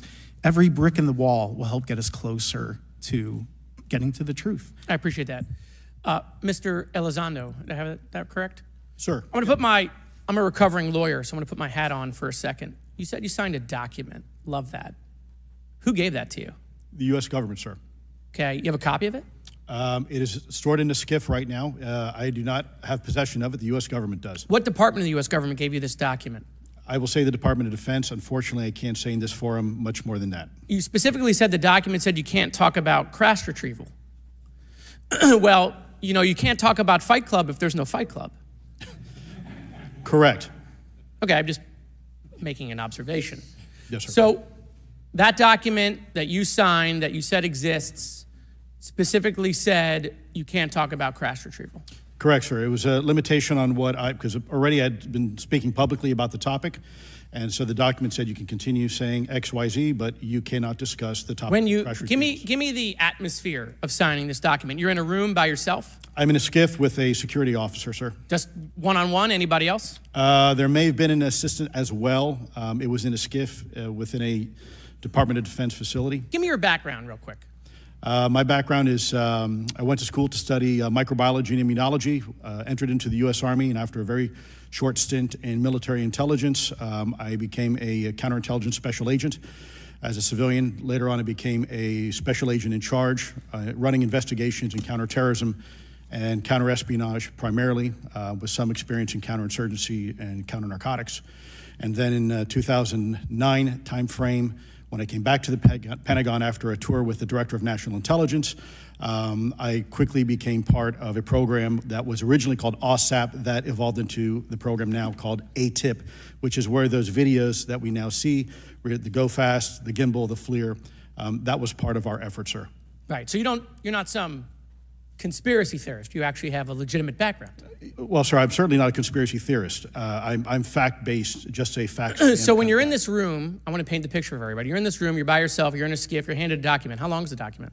It's about a page front and back. So basically you have some things they call trigraphs, which I cannot, again, talk to. How long were you given to sign the document? As long as I needed, sir. What if you didn't sign it? Well, I suspect there'd be repercussions. I wouldn't have access to certain information. Were you allowed to ask a lawyer, or weren't allowed to ask for a lawyer to review the document? It wasn't an option, but they probably wouldn't have allowed me to, because the document itself was pretty explicit about you have to be. Wait, you're putting me in an interest. Let me try to thread the needle here. There are certain documents that we have in the U.S. government that allow people to have access to certain programs, whether it's a special, and I'm going to be very generic here, whether it's a special access program or a controlled access program, SAP, CAP, whatnot. How many people have to sign that document? It depends how many people are going to get access to the information, sir. Okay.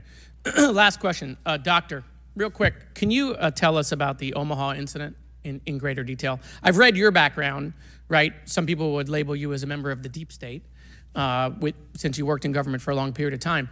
But can you tell us more about that incident? You've written a lot about that. I wrote a lot about incidents like it, Congressman, but that specific incident involved the USS Omaha, a littoral combat ship of the U.S. Navy operating off Southern California. I don't remember the exact date. It was within the last decade. And what the watchstanders on the bridge observed was a UAP, again, something that was aloft but had no observable exhaust or control surfaces. So it was something that couldn't be explained. And then they saw it enter the water from the atmosphere and going through the air-sea interface, and so thus exhibiting transmedium travel. Thank you. I yield back. Thank you. I'll now recognize Mr. Grothman for 5 minutes of questioning. Yeah, we'll start with Mr. Gallaudet. During a previous UAP hearing, Navy Commander David Fravor discussed the TikTok object engaged in 2004. Are you familiar with the incident, the TikTok incident? Yes, sir. That's almost 20 years ago, right? Yes, sir. It's been said there are more videos, documents, and reports related to this incident. Do you believe the information regarding the TikTok incident should be available to all members of Congress? And in your expertise, what reason would the Department of Defense possibly have for not releasing information that's over 20 years old? Thank you, Congressman. I don't think there's any good reason to withhold information and important data, especially of national security concern, from Congress. Well, what would they say? I will speculate, sir, that they don't want to share that kind of information because it reveals weaknesses in our ability to monitor and protect our airspace. Okay.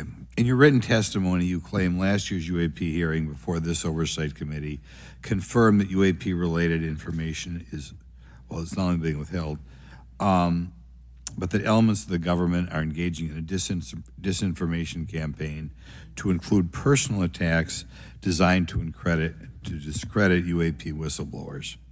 Could you elaborate on that statement a little?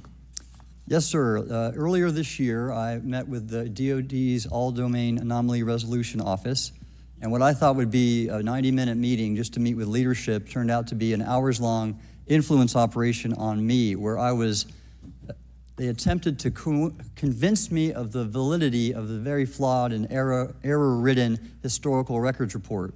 In addition, they tried to have me question very valid UAP reports like the Tic Tac incident, and even coming to stating possibly that the Tic Tac was American technology. And then, of course, if you ask David Fravor or Alex Dietrich, the two witnesses, they were convinced it was otherwise. And then, and they also cast discredit on various UAP whistleblowers and witnesses to question their validity and credibility as witnesses. Okay. We'll go to Mr. Elizondo. Hope I got that right, or not at least Close not enough, that sir. right. You're familiar with the recent drone incursion over Langley Air Force Base? Yes, sir. The owners of these drones remain unclear. The U.S. military has not been able to give us in Congress an answer. Given your experience with the Department of Defense and the intelligence community, how frequently are UAP sightings over military installations? And secondly, I suppose hypothetically you could have incursions over just, say, regular airports. Is it obvious these incursions are more likely over military facilities than just a random airport out there? Yes, sir. There's definitely enough data to suggest that there is certainly some sort of relationship between sensitive U.S. military installations, also some of our nuclear equities, and also some of our Department of Energy sites.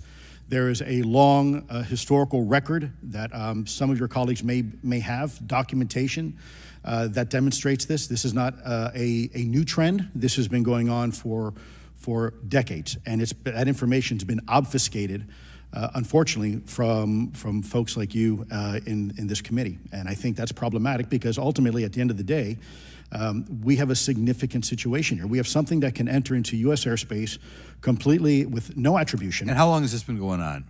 Sir, decades. And there's information that will hopefully be entered into the record. Can you think of any possible reason why they can't release any information they have on something, say, 15 or 20 years old? Sir, if I could echo my colleague here, Admiral Gallaudet, I think one of the big issues that we have in the intelligence community, Department of Defense, is we don't want to broadcast any potential vulnerabilities or weaknesses in our national defense systems or on intelligence collection platforms. Therefore, when you have a conversation where you address a problem for which there is no solution, it makes that a very uncomfortable conversation to have. Okay, we'll switch to Mr. Schellenberger. The primary reason you're here today is because you published an article on the news publication that you own called Public, right? Alleging that a new unnamed government whistleblower has come forward asserting that a highly classified program exists dedicated to recovery and reverse engineering of UAP technologies. Can you give us what specific evidence you have or that your source provided you to substantiate the claims about the existence of the Immaculate Constellation program? Well, you have the report in front of you now, so you can see it for yourself. I checked the report, and I did not find it based on existing cases. It was new cases for me. I hadn't found anybody. So that answered for me that it was not obviously circular reporting, which is one of the big concerns in this space. I also had the name of the program confirmed by more than one additional source. So yeah, and then of course I checked to make sure that the source was who they claimed to be. Okay. I should also say that when I said before it was this database, it is a much broader program than that. It also includes human intelligence, and then, as you mentioned, the retrieval and the reversal. Any knowledge of what country these things originated in? No, I have no idea. Okay. Okay, I will now recognize Mr. Burchett for 5 minutes of questions. Thank you, Chair Lady. I request unanimous consent to enter into the record documents provided to us regarding legacy UAP programs and psychological operations. Lou Elizondo. So ordered. I also wanted to thank my buddy Jeremy Corbell for providing us documents and access to some whistleblowers. Mr. Elizondo, what is your last position with the federal government? Sir, I was the Director of National Program Special Management Staff managing a White House Special Access Program on behalf of the National Security Council. How would you characterize UAPs? An enigma, sir, and a frustration. We're talking about technologies that can outperform anything we have in our inventory. And if this was an adversarial technology, this would be an intelligence failure eclipsing that of 9/11 by an order of magnitude. Are there classified Department of Defense materials related to UAPs that you believe could be safely disclosed to the public without compromising national security? Yes, sir, I do. I would never, ever try to endorse providing some sort of information that could compromise what we call a blue force technology or capability. But I do believe there's a lot of information regarding this topic, and I've been very vocal about it, that should be shared not only with the public, but most importantly, with members of Congress. Are you familiar with my friend David Grush?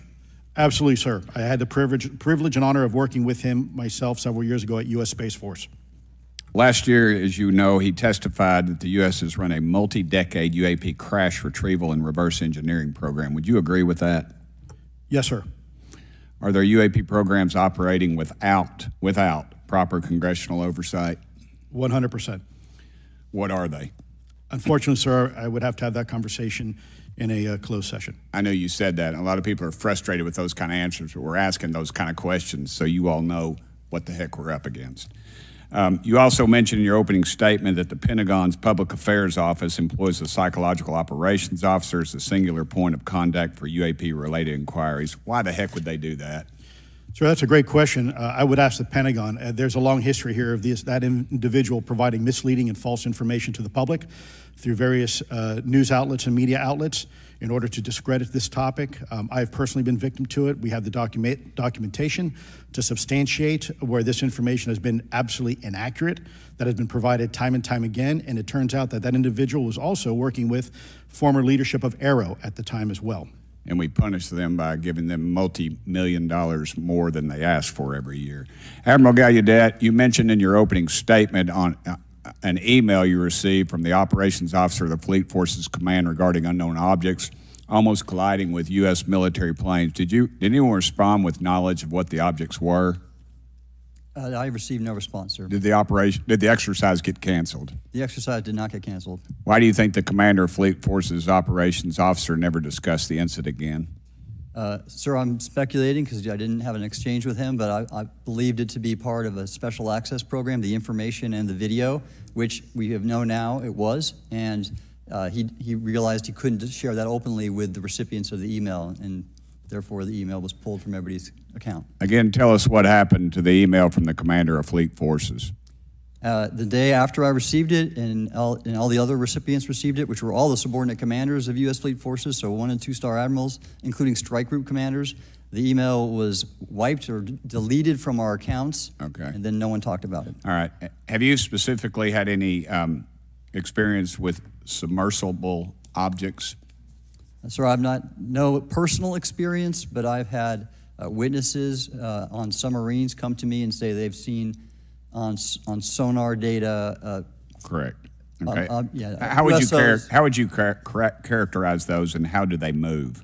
The one instance that was revealed to me was in the 80s on a nuclear-powered submarine, a ballistic missile submarine, that the object exhibited the characteristics of a Russian torpedo in terms of its speed of movement and closing rate with the submarine, and then it slowed and followed the submarine slowly in its wake for a period of minutes and then rapidly exited the scene. And nothing that we know of and technology-wise could replicate that. And the speed of these objects was faster than anything that we have or anybody else has that would be manned. Is that correct? It was on the order Underwater. of a torpedo. So Yes, sir. Yes, sir. But as it exited, it Well, I don't exactly know how fast a torpedo is, but I expect it does better than my old outboard Scott Atwater, so I'll take that as a yes. Yes, okay. sir. Have you experienced any experience with the All-Domain Anomaly Resolution Office, ARROW? Yes, Congressman, as I mentioned previously, I have met with them. Okay. You heard Mr. Elizondo describe psychological operations for those contacting the Department of Defense about UAPs. You mentioned a similar influence operation by ARROW. Why are federal agencies invested in running information operations about UAPs if they do not exist? Yes, sir. But I'll make a statement on ARROW's behalf. They have new leadership. The office has reached out to me to meet again, and I take that as a good faith effort, and we'll see where that goes. Thank you, Chair Lady. I've run over. Thank you. Thank you, Mr. Tennessee. I would now like to recognize Mr. Higgins. You're the king of Tennessee. Mr. Higgins, you're recognized for 5 minutes of questions. Thank you, Madam Chair.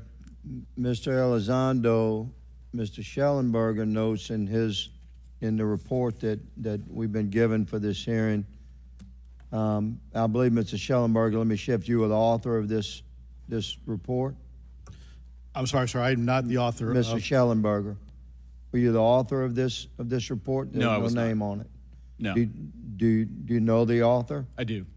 You do. And how would you estimate that madam or gentleman, the author? The person is a current or former U.S. government employee. And it states here that this is the public version of the author's report. Yes. So where might one find the non-public version of the author's report? I don't know the answer to that. Would that be with the Department of Defense? I don't know. But you do know the author. I do. You know what the author's sources were? The author's sources are described in the report. These databases, the Immaculate Constellation. Right, but you expressed some confidence in the sources. I would. Earlier in I testimony, you expressed confidence. So do you know those sources? I do. Are they within the Department of Defense? I can't say. You can't say or you won't say? I won't say. Okay, why not? Because I protect my sources, and I think the reason. But you're not naming them. It's a big department, but many of us on my side of the aisle would say it's far too big. So you're talking about the Department of Defense, sources from within the Department of Defense? I'm not willing to reduce the potential universe of where my sources might be. Okay, moving on. In this report, Mr. Elizondo, for reference, several types of allegedly alien craft or possibly alien craft or unknown aerial phenomena, what we used to call UFOs, are described. Spheres and orbs, discs and saucers, oval or tic-tac, triangular shape, boomerang and arrowhead, and irregular or organic. Mr. Elizondo, does that summarize to you the types of craft that we're discussing today? Sir, that is a general morphology, historically speaking, of many UAP. So those descriptions are very different craft. Is it your assessment that they would come of different origins? It's possible, but it also could be in sense a matter of utility. And let me just state for the record, I never read the report that or the article that Mr. Schellenberger put out. The reason That's a good point. We're just referencing it. Yes, sir. For descriptive purposes for the American people. Mr. Schellenberger, in this report, it's striking to me that regarding the descriptions of experiences with these various craft, several of them include biological effects and several do not. Are you familiar with what I'm talking about? Yes. Okay, so spheres and orbs, triangular craft, and irregular or organic craft include some descriptions of biological effects, including feelings of unease, electronic device malfunctions, long-term psychological effects such as anxiety or insomnia have been noted, feeling of being watched, a shared awareness with the triangle craft, and under the irregular and organic craft, biological effects include physical sensations of warmth or cold and unexplained smells and psychological distress. So these are very specific descriptions of the reactions of human beings, which allegedly have been noted from a study here, a report. All of those experiences would have been described by the sources that the author used. I'm not sure I understand. This is a very broad description of biological effects, and it's striking to me that they are present with relation to some types of craft, but absent in others. This would require a great deal of research and study. Can you explain that?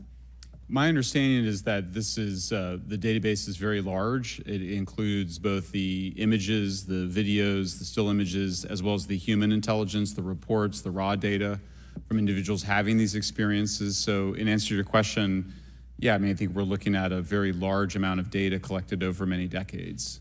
And that data is held by the Department of Defense? Well, I will say that after I published, I was told that this program, that the USAP was actually managed by the Department of Defense, but held at the White House.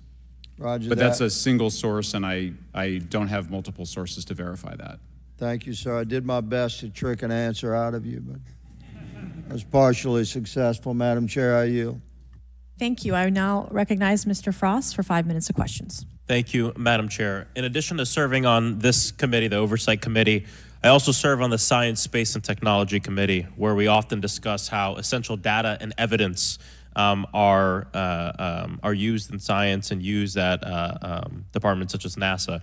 During a hearing, NASA Administrator Nelson affirmed the importance of NASA in helping us to understand UAP.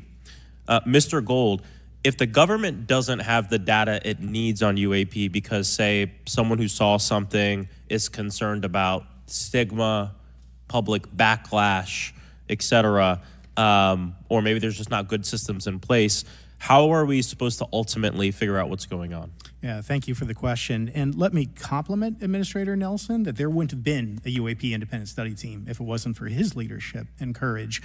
We're talking about data and where we can get data from. As I described, NASA has whole archives of data, much of which I believe will likely have information that will help inform UAP. We need only look.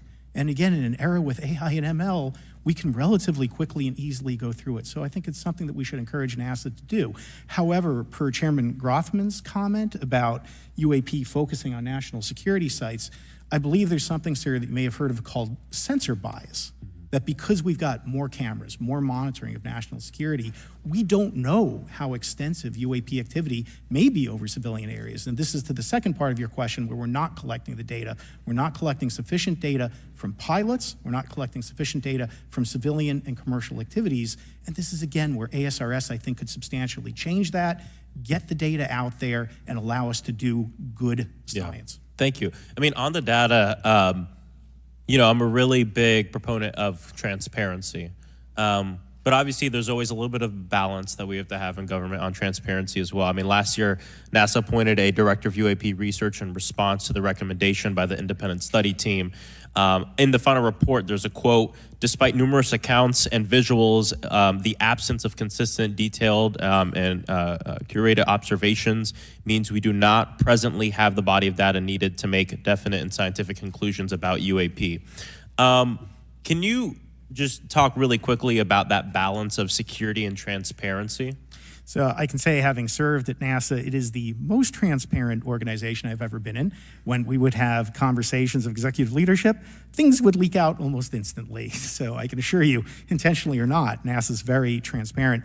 I don't know if many of you have worked with engineers or scientists. They love to talk. So I believe that NASA is a paradigm of transparency, but we must have the ability and the data to be able to be transparent with. And if we're not gathering that, if we're not looking at it, then we can't bring NASA into the game and get to that good science that you need.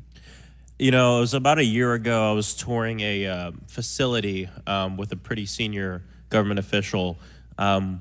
We went by a certain hangar and they said, yeah, that's, you know, a company leases that out. We don't really know what's going on in there. We have no way of knowing what's going on in there. And there was a few of those, in fact, while we were driving around this facility. To what extent do you think that some of the UAP out there comes from off the books or unauthorized experimental aircraft? I mean, I think probably the vast majority of UAP are drones, experimental aircraft, weather conditions, which is again why I say if we review the data, I think we're going to discover a lot about things we weren't even thinking about. But there is a percentage that isn't. And looking into those anomalies is how discoveries will be made. And relative to science, Congressman, if I can say, when NASA studies black holes, when NASA studies galaxies, we have instruments that are tailored to do so. With UAP, we're using cockpit gun cameras or cell phones. We could never do good science with that. And let me tell you, the NASA budget is under pressure. We need to make sure that the Artemis program is funded fully. We need to beat China to the moon and maintain our presence in low Earth orbit. So NASA would need more money to do this, but I think tailored instruments that would look at UAP in the same way that we have tailored instruments to look at astronomical data is important to gathering valuable and uniform information. If we were studying black holes by using fighter cockpit cameras, we probably wouldn't know that much about black holes. 100%. Well, I think it's important that federal leaders take the necessary steps to ensure that UAP does not pose threats to the American public as well, and that we have the necessary budgets to collect this data so we can actually see what's going on. And I'm fully supportive of funding the Artemis mission. I think it's very important. Also, a personal note, the pilot is a frat brother of mine. He is a member of the Phi Beta Sigma Fraternity Incorporated, and so I would love to see my fraternity make it to the moon. But Redwire is building the cameras for Artemis, so we will take some pictures of your frat brother and get them. There we go. Thank you so much. I yield back. Thank you. I will now recognize Ms. Luna for 5 minutes of questioning.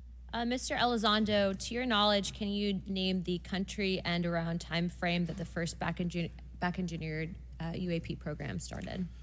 Ma'am, unfortunately, I would not be able to have that conversation in public. Can anyone on the panel name that? None of you? Okay. This next question is for Mr. Gallaudet. To your knowledge, have any USOs ever outpaced our submarines? Yes, ma'am. At what magnitude? I don't have the exact speed, but again, a witness came to me, a credible former submarine officer who observed it on sonar data. And this was in the 80s in the North Atlantic during a storm, and it outpaced his submarine by orders of magnitude. Are you aware of any hotspots that currently exist off our shores in North America? Not with sufficiently credible data, ma'am. Okay, we've heard reports of there potentially being hotspots, maybe entry and exit points. Have you heard of any of that? I have not, ma'am, but my colleague here, Mr. Elizondo, does discuss some USO activity that he's observed in certain DoD databases. Mr. Elizondo, in regards to these aircraft being piloted by whatever they might be, non-human biologics, would you agree that it's likely that they are being piloted by some mind-body connection? Ma'am, I think it is safe to presume here that they are being intelligently controlled because some cases seem to anticipate our maneuvers, and in other cases they seem to, I came across an email where the word stalked was used in a very secure email between Navy officers discussing their ships being pursued by a UAP. In our previous panel, we had Grush, and he had testified to say that some of these were interdimensional beings. Can you speak on that at all?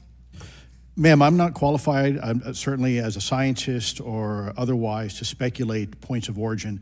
I looked at everything from a scientific perspective. So if you look at, for example, instantaneous acceleration, which was one of the observables of the program that I belong to, ATIP, the human body can withstand about 9 G-forces for a short period of time before you suffer negative biological consequences, blackouts and ultimately redouts and even death. Comparison, our best technology, the F-16, which is this older platform, but one of our most highly maneuverable aircraft, manned aircraft, made by General Dynamics, can perform about 17 or 18 G-forces before you start having structural failure, meaning that the airframe begins to disintegrate while you're flying. The vehicles we're talking about are performing in excess of 1,000, 2,000, 3,000 Gs. So are you, I guess, would it be safe to infer that they're living craft? You know, I'm not prepared at this point to state for the record is something alive or not, because even that definition is hard. There was a time in science we thought that life required oxygen, and we now know that's not true. There are anaerobic bacteria that thrive in oxygen environments that lack oxygen. And so also same with photosynthesis. When I was in college, I was told everything is derived from photosynthesis as a form of energy. In reality, that's not true. There are things that live off of chemosynthesis. So we're constantly having to reevaluate our understanding of what the definition of life is. Do any of you ever come across reports from people that claim to have firsthand experiences with these entities, whatever they might be, or these aircraft, and then as a result, whether or not they're religious, find that these things will automatically disappear? Anyone, and this is open to any of you on the panel. So just real quick, because I'm running out of time. Lou? Ma'am, I've always been a nuts and bolts kind of guy. When I was at ATIP, I was focusing more on the performance characteristics and less on the potential occupants. Okay, the reason I ask is because it seems like, just based on our conversations, that we've had people that say that there are good and bad of whatever these things are. And so my concern from a national security perspective is A, that true? B, are you guys hearing the reports of that? And C, I think moving forward in regards to technology, Mr. Gold, if you can answer this real quickly, some of these aircraft, it seems that they are operating off of energy that we don't currently have. But just yes or no, in your opinion, if we were able to obtain that, would that impact humanity for the better or negative? Would certainly save us some money on funding on Artemis. Definitely. And this is a national security issue, that if there is such technology out there, we're not the only country that might have access to it. We don't want to be on the wrong end of technological surprise. Okay, thank you guys for your time. All right, thank you. I will now recognize Mr. Garcia for 5 minutes. Thank you, and I apologize for stepping out. My governor is here upstairs, so I'm trying to get in between meetings, so I apologize for that. I want to just start by just asking everyone on the panel or witnesses, and I had a chance to read all the testimony before, but just to set the agenda, just if we can go down real briefly, do you believe, just for the record, that the federal government, any part of the federal government, is knowingly concealing evidence about UAPs from the public? Yes, sir. 100%. Yes. Yes. Thank you. I also want to just go down the line. I know many of you have already said this, but I just, for the record again, just briefly, what do you believe UAPs could be or are? Strong evidence that they are non-human, higher intelligence. I echo my colleague's comment, sir. Genuinely do not know. Don't know, but we must find out. Okay, thank you. I appreciate those answers, gentlemen. I think this is obviously another remarkable hearing with just really important information, so I thank all of you for answering the questions. Admiral, I just want to go back to one thing. Now, last year, our subcommittee heard from 2 retired Navy pilots, Lieutenant Ryan Graves and Commander David Fravor, regarding UAPs. Actually, I think Ryan is here in the audience and been a great person to get to know and to have conversations with. He, of course, has been involved in the Safe Airspace for Americans Act with Chairman Graves, with Chairwoman Mace for UAP reporting by civilian aviation personnel.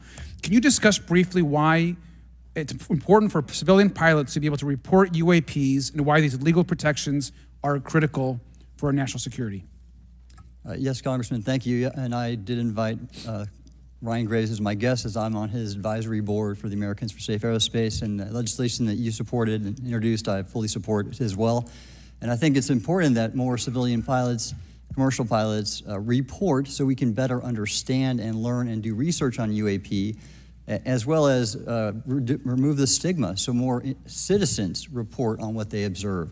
And also, it'll only contribute to aviation safety when we have a better understanding of where these UAP are, how they operate, and at what frequency and what capability level. So it's important for aviation safety, and it'll be important for moving science and research forward. Thank you, sir. And I just want to reiterate to my colleagues, I mean, this is a very bipartisan piece of legislation, and we just got to continue to get this through the Congress, and it's incredibly important that civilian pilots have the opportunity to safely report the UAPs that they are seeing or encountering in the air. And I can't express how critical this piece of what I believe is a larger collection of evidence and facts actually happen.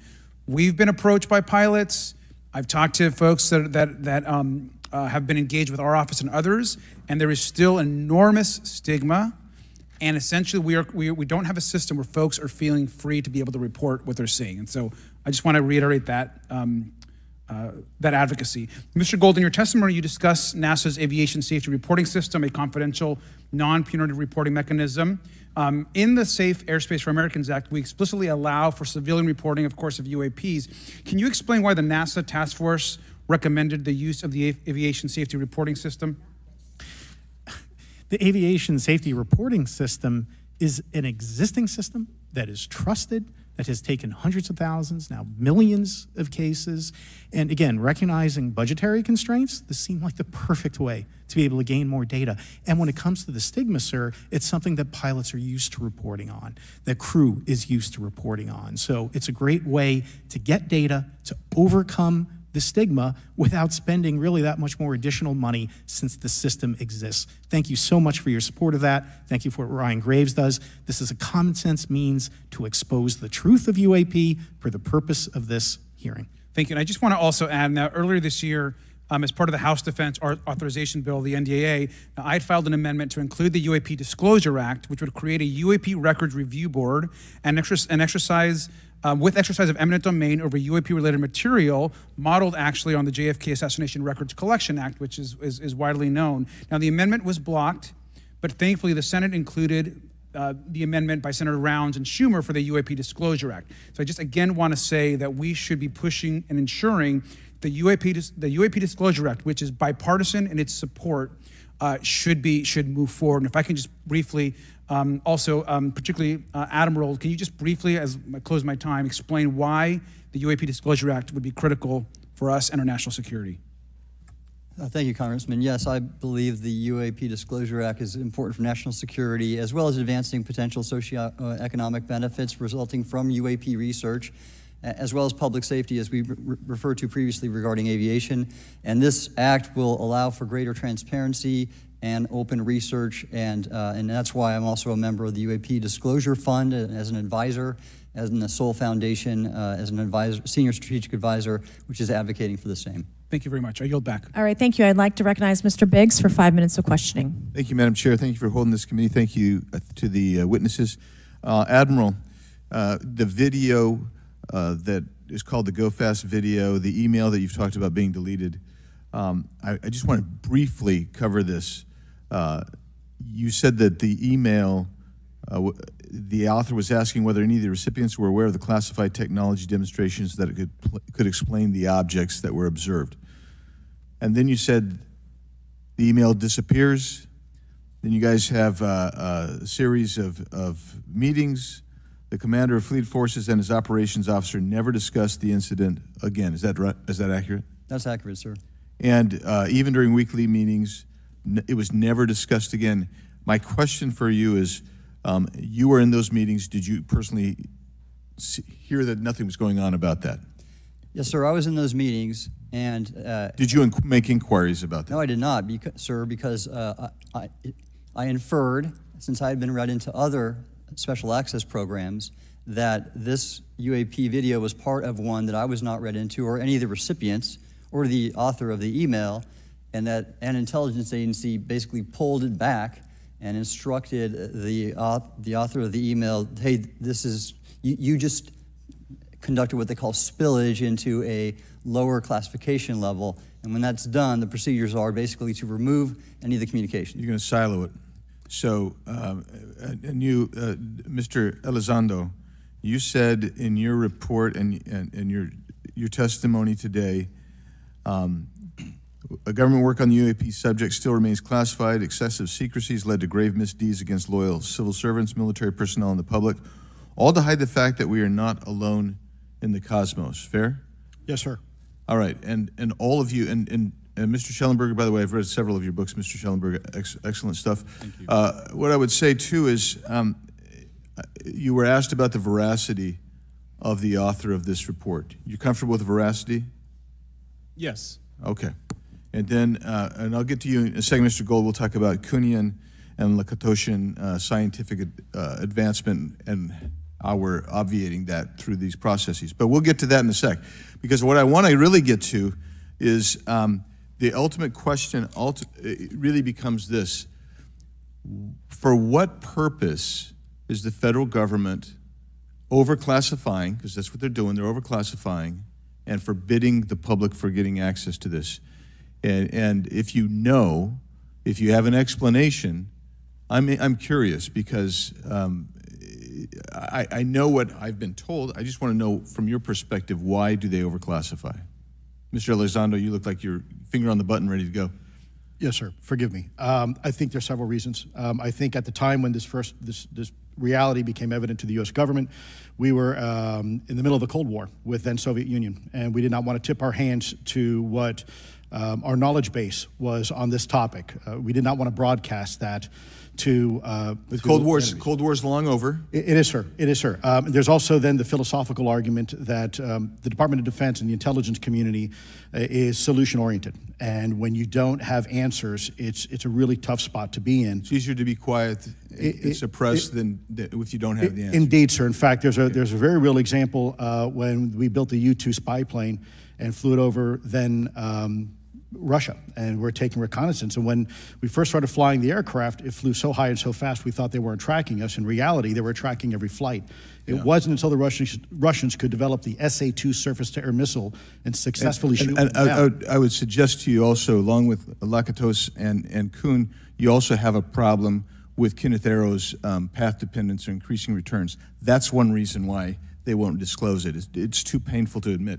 But I just want to read a couple things from Mr. Schellenberger's what he gave to us today, because I think this is interesting stuff, and I just want to convey this to you. On USG networks, there exists infrared footage of and imagery of a grouping of vessels engaged in SIGINT and massive collection at night in a specific area of the Pacific Ocean. This footage, which was in close proximity to the vessels, a large equilateral triangle UAP suddenly appears directly over the ships. These three bright points are seen at each bottom corner of the UAP, which is observed to slowly rotate on its horizontal axis. And he goes on to describe that. And I just want to read one more, and I'm doing this because I think it's interesting. This stuff is interesting as anything. So let's get this one here, right here. While performing a routine airspace surveillance and control mission in the Eastern Air Defense Sector, an F-22 fighter observed multiple UAP contacts at mission altitude. Moving to intercept the F-22 pilot noted multiple metallic orbs slightly smaller than a sedan hovering in place. Upon vectoring towards the UAPs, a smaller formation of the metallic orbs accelerated at rapid speed towards the F-22, which was unable to establish radar locks on the presumed hostile UAPs. The F-22 broke trajectory and attempted to evade, but was intercepted and boxed in by approximately 3 to 6 UAPs. And then I'll leave that there, but because I just have no more time left.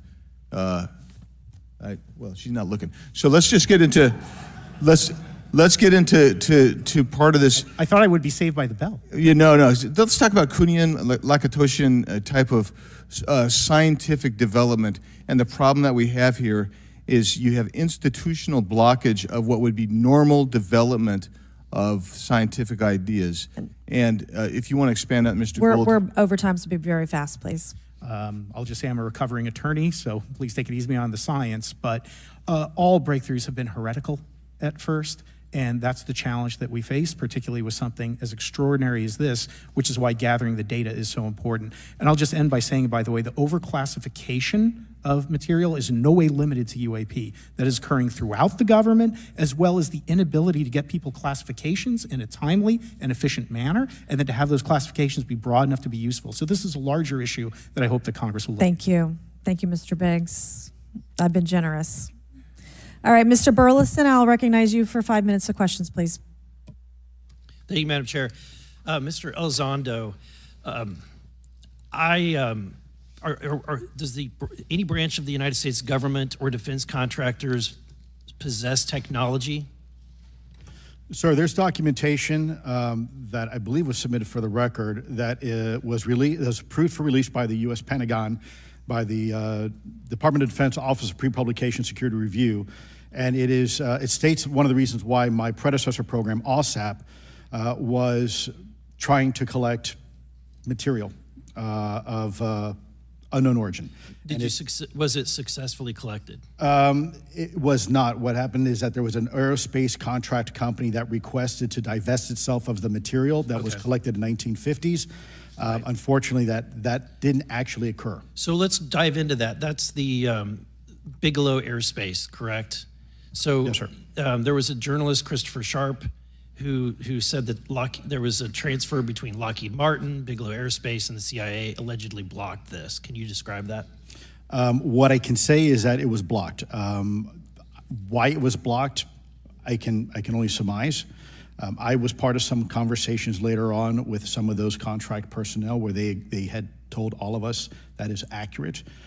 What we required was a memo from the Secretary of the Air Force in order to make that complete, and that never occurred. And so when Secretary Mattis became Secretary of Defense, I decided it would be appropriate for me to try to receive a memo from him as SecDef, as Secretary of Defense, if we could not get a memo from the Secretary of the Air Force to transfer that material.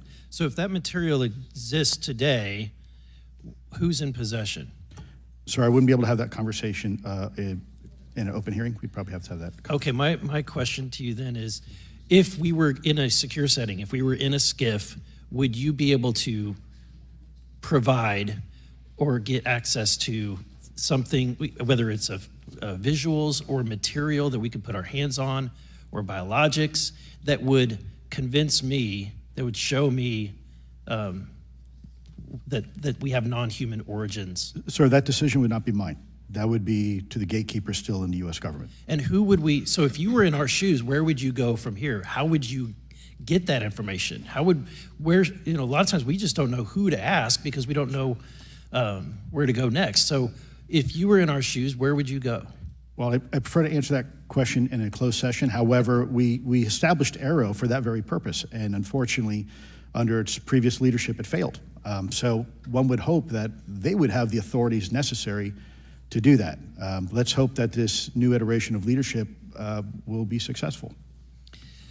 In the discussions, it's simply about material, or is there discussion about it was previously testified that there was biologics that were collected. Are you aware of any of that? I am, sir, aware of the reporting that biologics have been recovered. Again, my focus was more nuts and bolts, looking at the physical aspects of these phenomenon, how they interacted around military equities and nuclear equities. So I'm certainly not a medical expert. I would not be able to probably provide you a whole lot of value in that simply because I don't have the expertise. But was anything described as that we have possession of bodies? Yes, yes. Is it multiple types of creatures, or? Sir, I couldn't answer that. I can tell you anecdotally that it was discussed quite a bit when I was at the Pentagon. The problem is the supposed collection of these biological samples occurred before my time, in fact, before I was even born. And was this part of the Lockheed Martin discussion, or was this the biologics is a completely separate? Separate yet related. Okay. Has anyone made contact? Sir, I'm sorry, could you specify? Has there been any, to your knowledge, any communication with a non-human life form? So the term communication is a bit of a trick word because there's verbal communication like we're having now. The problem is you also have nonverbal communication. And so I would say definitively yes, but from a nonverbal meaning, when a Russian reconnaissance aircraft comes into U.S. airspace, we scramble 2 F-22s, and we are certainly communicating intent and capability. I think the same goes with this. We have these things that are being observed over controlled U.S. airspace. And they're not really doing a good job hiding themselves. They're making it pretty obvious they have the ability to even interfere with our nuclear equities and our nuclear readiness. Is the United States government and our contractors, are they pulling technology from this? Are they're reverse engineering this? Sir, as I previously stated, and please forgive me, I am not authorized to discuss specifics about crash retrievals. I signed documentation with the U.S. government. What I can say was, after a very thorough review process by the Pentagon, what I wrote about, and that was my limit, unfortunately, that I was given. Thank you. Yes, sir. Thank you. I would like to recognize Mr. Timmons for 5 minutes of questioning. Thank you, Madam Chair. Mr. Elizondo, you just said something interesting. You said they don't seem to be hiding. They don't seem to be hiding. The UAP sightings are becoming increasingly brash, if you will. And, we've been hearing about these for years, but they've generally been isolated and not as consistent and over-critical military installations. Would you say that's fair? Is this becoming increasingly often? Is it happening more and more? Great question, sir. Let me see if I can answer this for you. Certainly, there seems to be some indication that they're being provocative, meaning that they're, in some cases, literally splitting aircraft formations right down the middle. So that's an air safety issue. The question is it the frequency increasing? And really the response is it depends. Yes, it's possible that there is an increase in frequency, but it's also possible that there's heightened awareness now, and there's also more pervasiveness of technology out there that's collecting this information and that can record this information. So we're not quite sure yet if it's actually an increase in numbers of these events, or is it that we have better equipment now that to record these things, and we have a better ability, if you will, to analyze these things. And that's my next question. It seems that a lot of these sightings occur near military installations. Do you think that these UAPs are intentionally targeting military installations, or do you think that we have increased abilities to monitor surrounding the military installations? Sir, maybe both. Part of my concern is we have something in the Department of Defense and the intelligence community called IPB, Initial Preparations of the Battle Space. And we use equities like ISR, intelligence, surveillance, and reconnaissance, or other type of equities and technologies to prep the battle space. And certainly, if I was wearing my national security hat, even if there was a 2% chance that there was some sort of hostile intent here, that's 2% higher than we really can accept. And so we must figure out, there's a calculus, capabilities versus intent, in order to identify if something is a national security threat. We've seen some of the capabilities, yet we have no idea in the intent. And so this is why this discussion is somewhat, I think, problematic from a governmental perspective, because we have no idea. Sure, thank you. Mr. Schellenberger, you're particularly familiar with the Langley Air Force Base incident a year ago? Are you familiar? Just from what I read in the Just news. from what you've read? Yeah. I would imagine a large percentage of the American population became aware of that with the Wall Street Journal article. Would you agree with that? Yes. And were you aware of that incident prior to the Wall Street Journal article? No.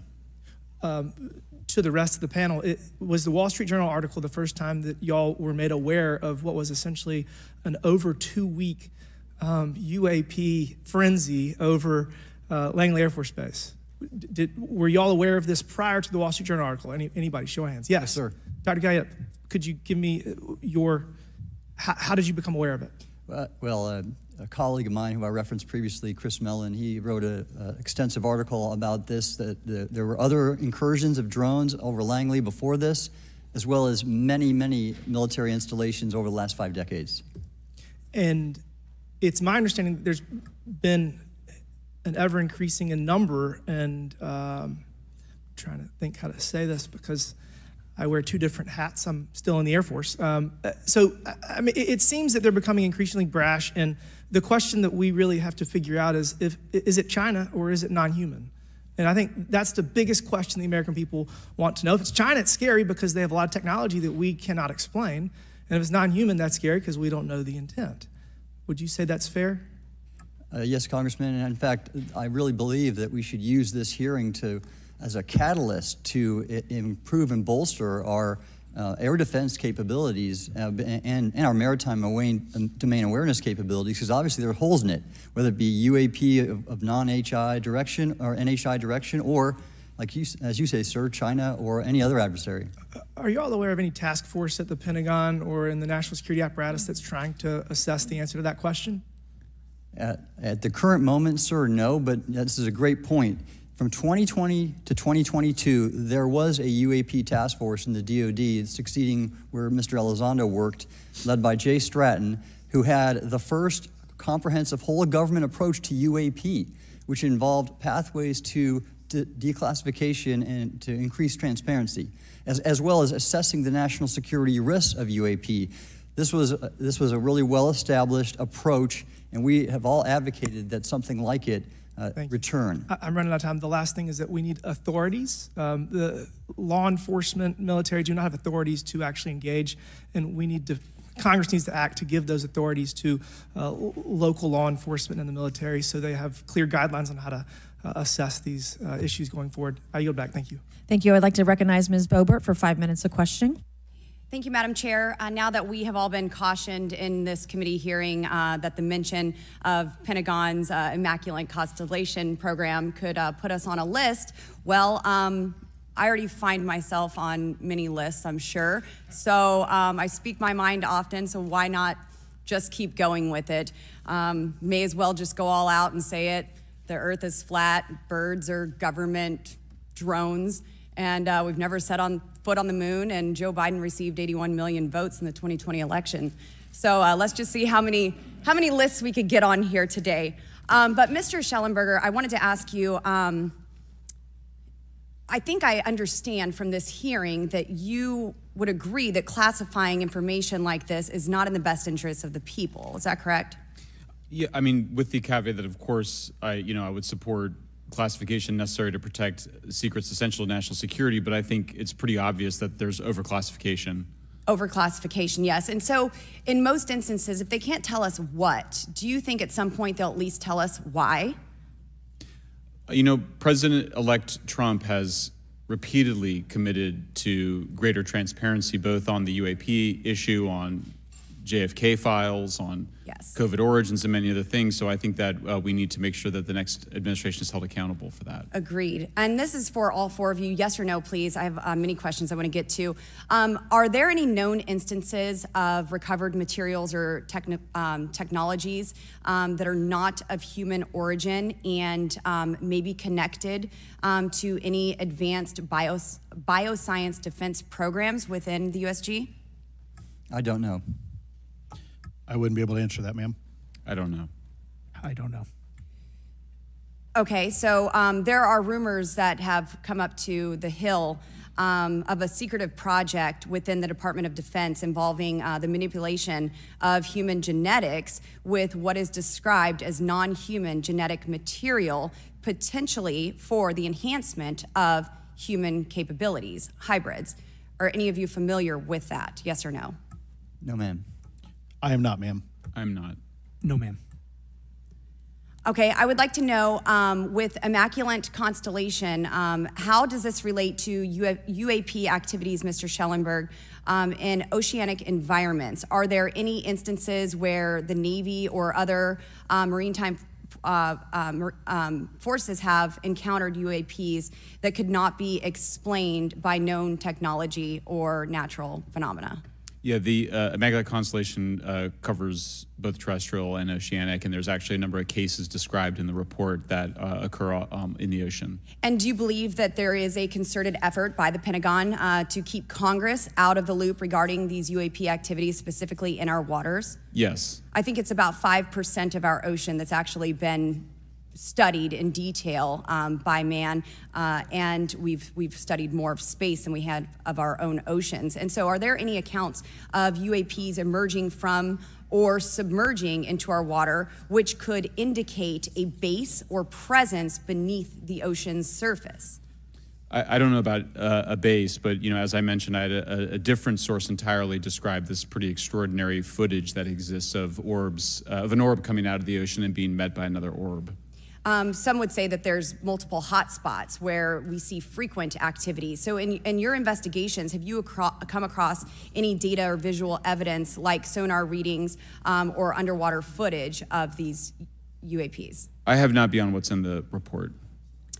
You've written about UAPs not only in the air but in underwater. Are there any specifics on what you've learned about the UAP activity in our oceans? Particularly, have you spoken with sources who have provided any evidence or eyewitness accounts of these UAPs interacting with our naval forces or being detected by our underwater surveillance systems? Nothing beyond what's in the report and then the specific case that I mentioned with the orbs. So this report says it all. There's no other information that we are aware of regarding the activity within our waters. I have other sources that have told me that have shared a significant amount of information, but they're not comfortable with me sharing it at this point. Okay. Are there any technological capabilities observed in these oceanic UAPs that seem to defy our current understanding of physics or our engineering capabilities? It seems like they all do. Yes, I would agree with that. My time is up, but I do appreciate your bravery, your courage for coming here and speaking today. And seems like there's still some questions that we need answers to, and we will not relent until we get those to the American people. Thank you all. Thank you. I move to allow myself and the ranking member 5 additional minutes for questions without objection, so ordered. Mr. Elizondo, were you read into the Immaculate Constellation program? Ma'am, I would not be authorized to confirm nor deny the existence of any ongoing or past program, especially as it relates to a special access program, either by name or trigraph. Okay, and then does the U.S. government or private contractors, do they work with other foreign countries, China, for example, to exchange data, quote from a source, that intelligence data about UAP? Let me see if I can answer that a little bit more generally, ma'am, if I may. We do have foreign material exploitation programs. That is something that is widely known, and that term itself is unclassified. How exactly that works becomes a bit sensitive. A discussion we could certainly have in a closed session if you like. We do work with international partners and allies quite often, not just in military exercises and workups, but in other intelligence efforts as well. In terms of material that's given to private contractors, is certain material given to certain contractors because of their experience? So for example, if it's related to submerged and undersea propulsion, would it go to a general contractor like General Dynamics? Yes, ma'am, absolutely correct. Different contractors have different levels of expertise. What's Lockheed's expertise? Aerospace, ma'am. In the UAP space, that's all that, they wouldn't do submerged? No, I didn't say that, ma'am. Okay. Lockheed Martin and others do quite a bit of work both in our atmosphere, in space, and even underwater. There are certain efforts to. It's a tough question you're asking. You put me on the spot here. I'm looking for the answer. Yes, ma'am. No, they are involved in a lot. I would rather let Lockheed Martin explain the different domains that they are involved with. Probably I'm not authorized to discuss that, but they are involved in a lot of different areas and domains. Admiral, flight safety risks for our pilots, based on what you've experienced and seen in your career. They're extensive, and the one exercise I referred to where I received the email that was then deleted was the pilots, and this is worth bringing out. There are debunkers out there who have said the Go Fast video was just a balloon. That was only one video that was released. There were dozens of these encounters that pilots and friends of Ryan Graves, who's in this room right here, witnessed and caused significant safety concerns. And to almost call out an exercise and shut it down, which is very compressed, and the carrier's getting ready for deployment, and the pilots have to get certified to land on a carrier. It's extreme, to say the least. All right, I have two last questions. Real quickly, Mr. Schellenberger, how do we get more whistleblowers to come forward? Well, this hearing is very important, and obviously, I can't encourage whistleblowers to obtain information, but I can guarantee that I will protect them and go to prison to protect their identities if they come to me. Yes, sir. Okay, my last question. The first hearing we had on this, I'd never been briefed on UAPs or what they were, biologics, non-human, et cetera. How would you define, each of you, my last question, how would you define non-human biologics, non-human intelligence? What are we actually talking about? Admiral, and we'll go down the line. I don't think it's a stretch when you look at the diversity of life on this planet and the size of this universe to think that there would be more diverse, higher order, non-human intelligences throughout the universe, and that's probably what's visiting us. I would take the scientific approach. The definition would be the ability to react to a stimulus in a manner that requires an intellectual thought process. I just don't know.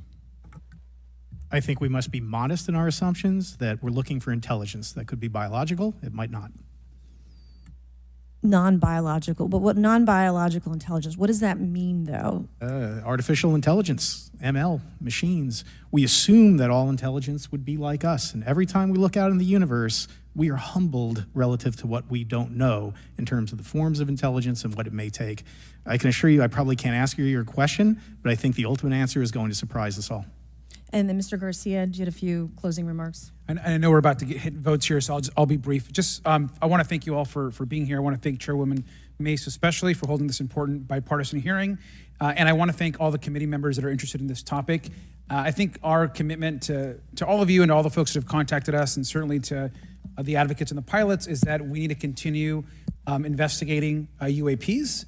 I think the country is owed explanations and ensure that the safety or national security is always protected. This is a conversation and questioning that must continue, so I'm very grateful to all of you. And I also just want to add, just personally, I think it's really important for me, two things guide my questioning and my observations on UAPs. One is we should always be guided by facts, science, and data, and stay serious on those issues. And the second thing is I think that we should not limit our imagination and our thoughts and our curiosity on what UAPs could actually be. And I think those two things for me are really important, and I'm grateful for all of you to be here. So with that, I yield back. Okay, and we have Mr. Ogles who is on the way. He's going to be here any second. Is that correct? Want to check, and he'll be the last member with questions that we have today, and then we have votes. So we want to thank you all for being here. I want to thank Mr. Garcia and folks on both sides of the aisle for being here today and being patient. We have a lot more questions, and I hope that this will open the door to more hearings in the future. I obviously would like to know how much taxpayers are spending on this. You have the right to know, but also if we're spending money on something that doesn't exist, why are we spending the money? And if it does exist, why are we hiding it from the public? And of course, our national security is a huge issue, because if there's technology that could harm us or our allies that are in the hands of our adversaries, we obviously want to stay ahead of that to the best of our ability to ensure that that technology is not in the hands of someone who could use it against us or our allies anywhere in the world. So, Mr. Ogles, you're just in time, babe. I will recognize you for 5 minutes of questioning before we head on out today.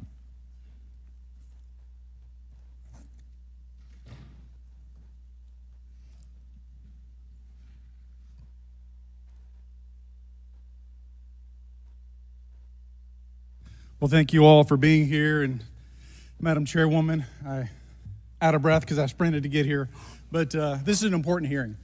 I think we all know that there's something going on. Mr. Elizondo, based on your knowledge of UAP sightings, do you believe it's fair to say that they are especially common near nuclear sites? Yes, sir. Mr. Congressman, I absolutely am convinced of that, as are my colleagues inside the government. And the reason why I pose that question, and this has been one of my talking points from the beginning, is, Oak Ridge is in Tennessee. The so-called weather balloon that drifted, that we now know was controlled, it passed near Oak Ridge. It obviously is a sensitive site, both of interest to our adversaries and to whatever else this is. Because we know that at military installations, at sensitive locations, such as nuclear facilities, that we're seeing this take place. So the question is what is it? Do you believe they've caused an irregular activity, and why might they be interested in those sites? Sir, in some cases, it's actually regular activity. You'd be surprised. There's actually documentation right now that's been submitted. It's not just Oak Ridge. It's Savannah River Site, SRS. It's also Los Alamos. A lot of our sensitive R&D locations appear to be under some sort of surveillance and monitoring. Why? Well, because a lot of innovation comes out of those areas, a lot of new technologies, a lot of, if you will, disruptive technologies that we use for our national defense originates out of those locations, and advanced concepts in physics as well. So if I was doing any type of reconnaissance, even on a foreign adversary, that's a great target to start with. Sure, and again, this has been one of my talking points. I do have questions. What role might the Department of Energy or its subsidiaries or affiliates have in this type of technology or possessing this type of technology, whether it's ours or others? Mr. Gallaudet, I think your testimony has been pretty clear, but would you please reiterate that do you believe UAPs pose a threat to pilots?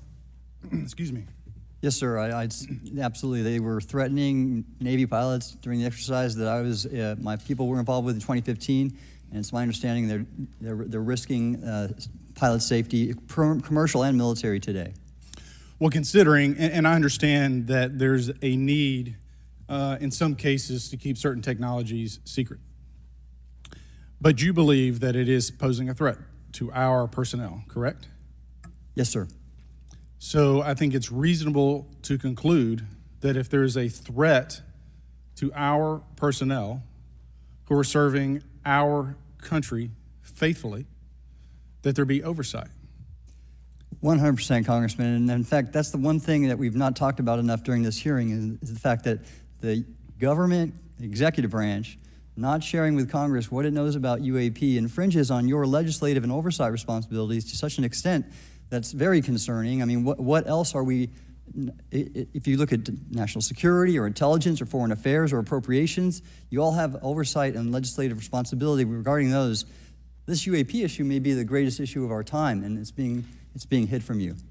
Well, I mean, and to your point, I think we've seen over the decades that we have certain adversaries like China, like Russia, that technologically speaking are not as advanced as us, that they lack some of the lethality that we have, and that we've seen that they've gone after our technologies and in some cases succeeded, in particular with missile technology. And so again, my concern, whether this technology emanates from us or otherworldly, that we know that we possess it. And where's the accountability? Where are the stopgaps? What are the guarantees that if this were to fall in enemy hands, that it isn't immediately weaponized against us? And I'll say this, it is clear from my experience and what I've seen that there is something out there. The question is it ours? Is it someone else's? Or is it otherworldly? And Madam Chairman, I would posit that as the legislative body, as the regulatory body, we must know. And anyone who prevents us from gaining access to that information, I would consider that criminality. Because we have U.S. personnel who may very well be in harm's way. We have technology that ultimately may threaten our very existence. With that, Madam Chairman, I thank you for your indulgence, and I yield back. Thank you, Mr. Ogles. And with that and without objection, all members will have 5 legislative days within which to submit materials and to submit additional written questions for the witnesses, which will be forwarded to the witnesses for their response. If there's no further business without objection, the subcommittee stands adjourned.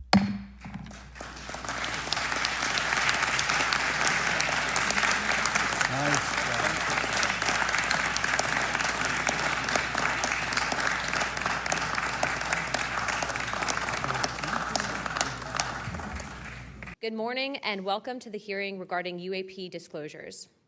For too long, the issue of unidentified anomalous phenomena, commonly known as UAPs, has been shrouded in secrecy, stigma, and in some cases, outright dismissal. Today, I want to state clearly that this is not science fiction or creating speculation. This is about national security, government accountability, and the American people's right to the truth. I have spoken now to a number of whistleblowers from the military, to include the infamous Eglin Air Force Base incident that occurred when myself and former Representative Matt Gaetz, as well as Representative Burchett, followed up on a lead from multiple active duty Air Force pilot whistleblowers that alleged that the United States Air Force was covering up UAP activity at Eglin Air Force Base. We have heard from a number of whistleblowers, specifically military pilots, that the reason for not coming forward publicly is out of fear that speaking out would cost them their flight status and potentially their careers. This is unacceptable. We cannot protect our airspaces if our best trained observers are silenced. We cannot advance science if we refuse to ask questions. And we cannot maintain trust in government if we keep the American people in the dark. Now, Congress has tried to fix this problem. Congress tried to create formal channels through the All-Domain Anomaly Resolution Office, also known as AARO, and the Intelligence Community Inspector General for service members and officials to make disclosures.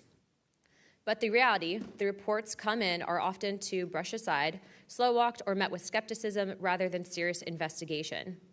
Recently, the former AARO director, known as Sean Kilpatrick, attacked our witnesses and members on this committee.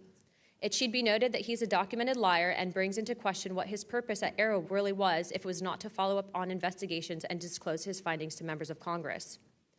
A former Deputy Assistant Secretary of Defense for Intelligence, Chris Mellon, described a report published by AARO that found no evidence that any USG investigation, academic-sponsored research, or official review panel has confirmed any sighting of UAP-represented extraterrestrial technology.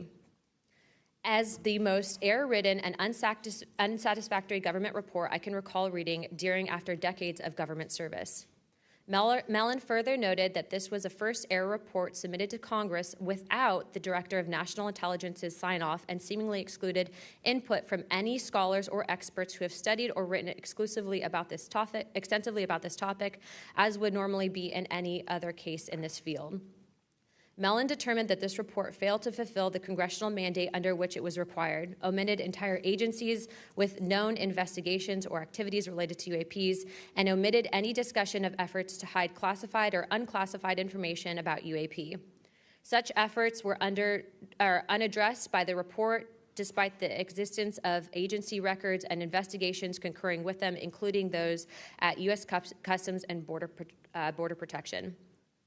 If we set up offices and oversight bodies only to let them become graveyards for testimony or, worse yet, ruses for pretending to investigate when in actuality there was no follow-up, then we are not doing our jobs. In recent months, Congress has also been presented with evidence that points to technologies that, to our knowledge, are beyond our current capabilities. It is our duty as elected representatives to follow the facts wherever they lead and to ensure that those facts are not buried under classification stamps or bureaucratic excuses. Let me be clear, whether UAPs represent adversarial technology, natural phenomena, or something beyond current human understanding, Congress has a responsibility to investigate. If these objects are foreign in origin, then they pose a direct threat to our national security. And if they represent something unknown, they demand rigorous scientific inquiry, not ridicule, not secrecy, and not silence. The stakes are very high. Adversarial nations are not waiting for us to catch up. They are studying these phenomena as well aggressively, as multiple nations have also announced their own parliamentary investigations into this very topic. If we are to continue to hide information from ourselves, we risk strategic surprise. If we continue to ignore our pilots and service members, as well as countless government whistleblowers, we risk losing their trust. And if we continue to shield the truth from the public, we risk eroding the very foundation of democratic accountability. This is why this hearing matters. This is not about fueling speculation. This is about demanding the basic transparency from the Department of Defense and the intelligence community and other military contractors. It is about asking the questions every American has the right to ask. What do we know? What don't we know? And why in a free society are we being told so little? A major barrier to this committee's inquiry into UAPs has been the lack of cooperation and transparency from the Department of Defense and the intelligence community. In preparation for previous UAP hearings, the committee repeatedly asked the Department of Defense to allow members to view videos and files related to UAP incidences. Unfortunately, the Department of Defense notified the committee staff that due to the department's Special Access Program rules, only members of the House Armed Services Committee, as well as the Defense Subcommittee on House Appropriations, also known as HAC-D, were allowed to be read in onto such programs. For a non-committee member to be allowed to view these documents and videos, individual members must be approved by the chairman and ranking member of both HASC and HAC-D. Independent staff oversight has presented a consistent problem for Congress, as well as program budgets are classified. Additionally, oversight reporting to Congress is classified and only provided to the authorizing and appropriations committees of jurisdiction. The American people are not fragile. They do not need to be shielded like children from reality. What they cannot tolerate and what they will not forgive is a government that withholds the truth and punishes those who dare to speak up. I want to close with this. Future generations will look back at this moment and ask what we did when presented with the unknown. Did we look away, embarrassed or afraid, or did we pursue the truth with courage? I intend to be on the side of truth, transparency, and accountability, and I hope my colleagues on this task force will be able to do the same. To quote a few elected officials, Senator Schumer has stated multiple credible sources allege a constitutional crisis over UFOs. Senator Rounds has stated that these are brilliant individuals and they are not making this stuff up. And our current Secretary of State, Marco Rubio, has stated very high clearances and high positions within our government in regards to these whistleblowers. Senator McConnell also described these whistleblowers as sane and credible. And the witnesses today are not alone. In fact, they're far from it. In fact, 34 senior military, government, and intelligence officials have broken their silence. This includes now Secretary of State Marco Rubio, Senator Rounds, Senator Gillibrand, General Jim Clapper, the former director of the government's UAP task force, the former head of Aviation Security for the White House National Security Council, the former Secretary of Defense, and many more. Again, to quote Secretary of State Rubio in an upcoming documentary known as The Age of Disclosure, even presidents have been operating on a need-to-know basis that begins to spin out of control. And to quote Senator Gillibrand, who also went public in this documentary, it's not acceptable to have secret parts of this government that no one ever sees. It's time for the fundamental truths of UAP to be revealed to our nation's leaders and the public. It's time for the U.S. government to exercise transparency. And with that, I yield to Ranking Member Crockett for the opening statement. Thank you so much, Madam Chair. At a time of increasing distrust in government, it is important for Congress to take action to restore the government's credibility. Bringing transparency to an issue of great public interest is a step toward doing just that. So I thank Chairwoman Luna for calling this bipartisan hearing to discuss unidentified anomalous phenomena, or UAP, which is today's term for what was commonly known as UFOs, unidentified flying objects. And while some people think of flying saucers when they hear these terms, it is vital that we focus on the real-world impact of UAPs on critical infrastructure, civilian safety, and national security. There is good reason to believe that most UAPs have origins far closer to home. Currently, NASA has not found any evidence that any UAPs have an extraterrestrial origin. Our adversaries are working to develop new capabilities to gain military advantages, and those efforts are likely explanation for the mysteries that we have observed. Nevertheless, the federal government has a responsibility to the American people to investigate and provide transparent disclosures about every incident. The federal government is equally obligated to protect those who report what they've seen, especially to commanding officers and supervisors. And Congress should do everything in its power to protect whistleblowers and conduct oversight of agencies that are failing to provide that protection. Democracy depends on transparency, and transparency often relies on the courage of individuals willing to risk their careers, reputations, and in some cases, their personal safety to tell the truth. So I look forward to hearing from the witnesses today. We should welcome their accounts and acknowledge the bravery they have shown to come before us. We must ensure that all whistleblowers feel that they can come to Congress to tell their stories without fear of retaliation or professional consequences. We need transparency not just to make better policy, but also to ensure that information flows between all those who need it. There are too many tragic examples in our history where information lapses and a lack of cross-agency coordination led to disaster. Just this year, failure to communicate between FAA and the Department of Defense led to tragedy over the Potomac. The Biden-Harris administration sought to eliminate some of these lapses when it established the All-Domain Anomaly Resolution Office at the Department of Defense. AARO can convene sources from all branches of military, the FAA, and NASA to combine forces to create a comprehensive picture of what is happening in our skies. Some UAP reports have perfectly normal explanations: satellites, consumer drones, weather balloons, even pranks. But we need to track down each and every single UAP. The United States has millions of eyes in the sky, both electronic and human. But only the combination of civilian, commercial, and military sources can begin to create a complete picture. So we need to ensure that people can come forward and report what they have seen to the relevant authorities. And they have to have the right to do so without fear of retaliation. This country has a history of dedicated public servants standing up for what is right, even in the face of potential consequences. From the Pentagon Papers to Watergate to torture programs, whistleblowers have not only informed the public, but also empowered Congress to fulfill its constitutional duty of oversight. Past Congresses have written laws to grant legal protection for whistleblowers, and it is up to us to work responsibly with all sources to hold the executive branch accountable. We are here today to listen to the stories of those who have witnessed events of interest to the American people, and to support the policies that cultivate an environment that welcomes and protects whistleblowers. I hope this hearing will be an example of the respect and protection whistleblowers deserve and the importance of conducting oversight of the federal government. I yield back. I am pleased to welcome the panel of witnesses for today's hearing. I'd first like to welcome Mr. Jeffrey Nusatelli. He's a United States Air Force veteran and a career federal employee with more than 20 years of experience in national security, law enforcement, and public administration. Next, we have Mr. Alexandra Wiggins. Mr. Wiggins is currently serving as a Senior Chief Operations Specialist in the United States Navy. Mr. Wiggins is testifying in his personal capacity today and not on behalf of the United States Navy. Next, I would like to recognize the gentlewoman from Nevada, Representative Titus. Thank you very much, Madam Chairman, ranking members, for allowing me to sit with you on this panel today.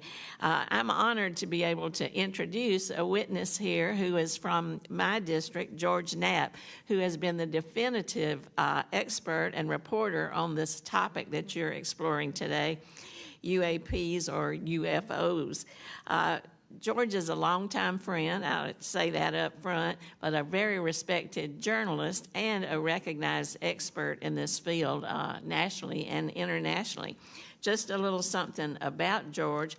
He came to Las Vegas in 1979 and joined KLS television station as a general assignment reporter in 1981. Since 1995, he's been the chief investigative reporter for that channel. He also hosts a national radio show you can listen to on Coast to Coast AM, which covers many of the paranormal topics that y'all are discussing. Over the years, George has been, as I said, recognized for his work. He's been honored with the Peabody Award, the DuPont Award, the Edward Murrow Award, and 27 different regional Emmys for his investigative reporting. Indeed, he has told Nevada's story with clarity, with objectivity, and with integrity. So I know that his testimony today is going to be of great interest and value to this committee. So thank you very much. Next, we have Mr. Dylan Borland. Mr. Borland is a United States Air Force veteran and has a long career in federal service. And finally, I'd like to introduce Mr. Joe Spielberger, a senior policy counsel at the Project of Government Oversight. Pursuant to Committee Rule 9G, the witnesses will please stand and raise their right hand.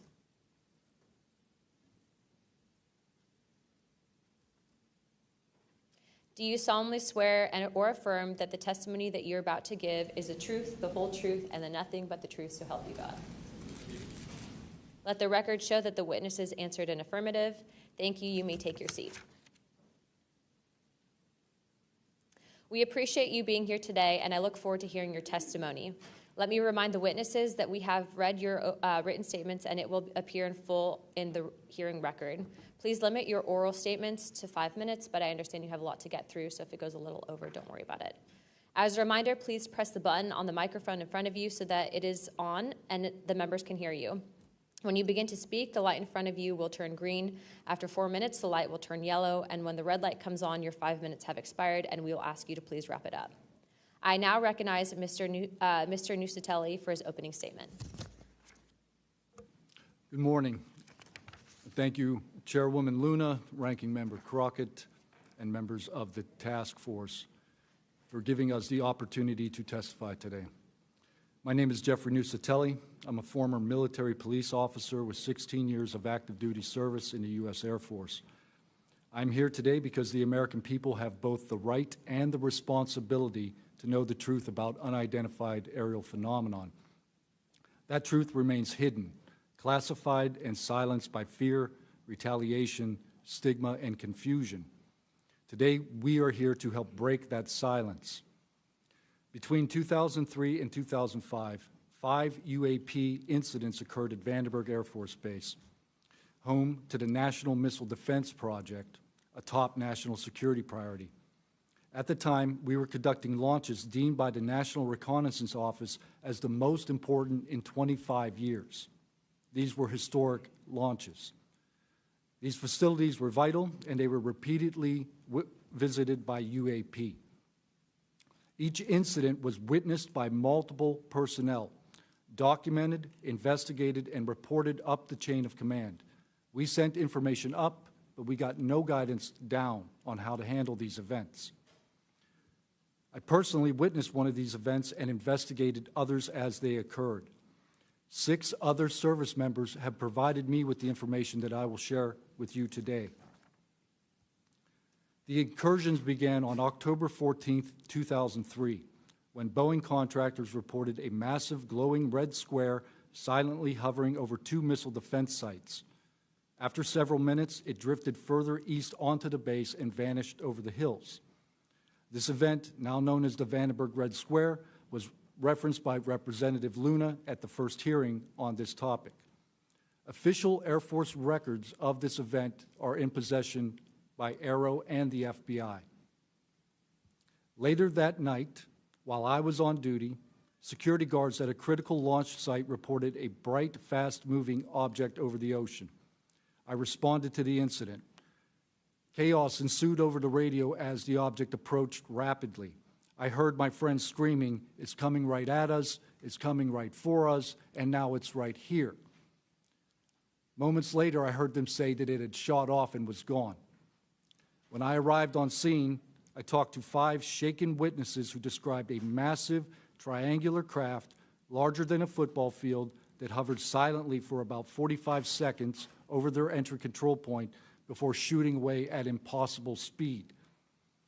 About a week later, another patrol reported a light over the ocean behaving erratically. Believing it might be an unannounced aircraft, they declared an emergency, and an armed response force responded. Before the forces could arrive, the object descended and either landed or hovered on our flight line and then took off again at impossible speed. The witnesses to this event were threatened and intimidated afterward. They were told to keep quiet and think about what they were reporting. After that, things did get quiet until about 2005, when another patrol reported a massive triangular craft larger than a C-130 silently floating over the installation. He watched it for a few minutes. It traveled west and disappeared into the night. And then I had my own encounter, again in 2005. I was off duty, sitting in my backyard with 2 other police officers when we noticed what first appeared to be a satellite in orbit, but it wasn't acting like a satellite. The light was strange, it was pulsing, and then it started to maneuver. It dropped in elevation. At times it would vanish from view and reappear in a different location in the sky, and eventually it reappeared 200 feet over my house. It was a 30-foot diameter sphere of light. My friends and I watched it for a moment, and then it gently accelerated and traveled up and disappeared into the stars. These events profoundly changed my life and the lives of my friends. We stand at a pivotal moment in history. The question is no longer whether these events are real, but whether we have the courage to face them. True leadership requires vision, a willingness to confront the unknown with transparency and resolve. So I ask the Congress to help we, the people, enact this vision. There are 3 goals. Fund independent research and treat UAP study with the same seriousness as we would any other scientific field. 2, end secrecy and overclassification. Transparency is the foundation of truth. Without it, witnesses like us are dismissed. 3, protect the witnesses. Many stayed silent out of fear for their careers, reputations, and the safety of their families. Protect them, and you will embolden others to join this cause. These phenomena challenge our deepest assumptions about reality, consciousness, and our place in the universe. Exploring them can unlock transformative breakthroughs in technology, biology, and human understanding. Let this be the moment when America chooses courage over fear, transparency over secrecy, and progress over stagnation. Let's show the world that our nation leads not only through strength, but through fearless pursuit of the truth. Thank you. Thank you, Mr. Nusatelli.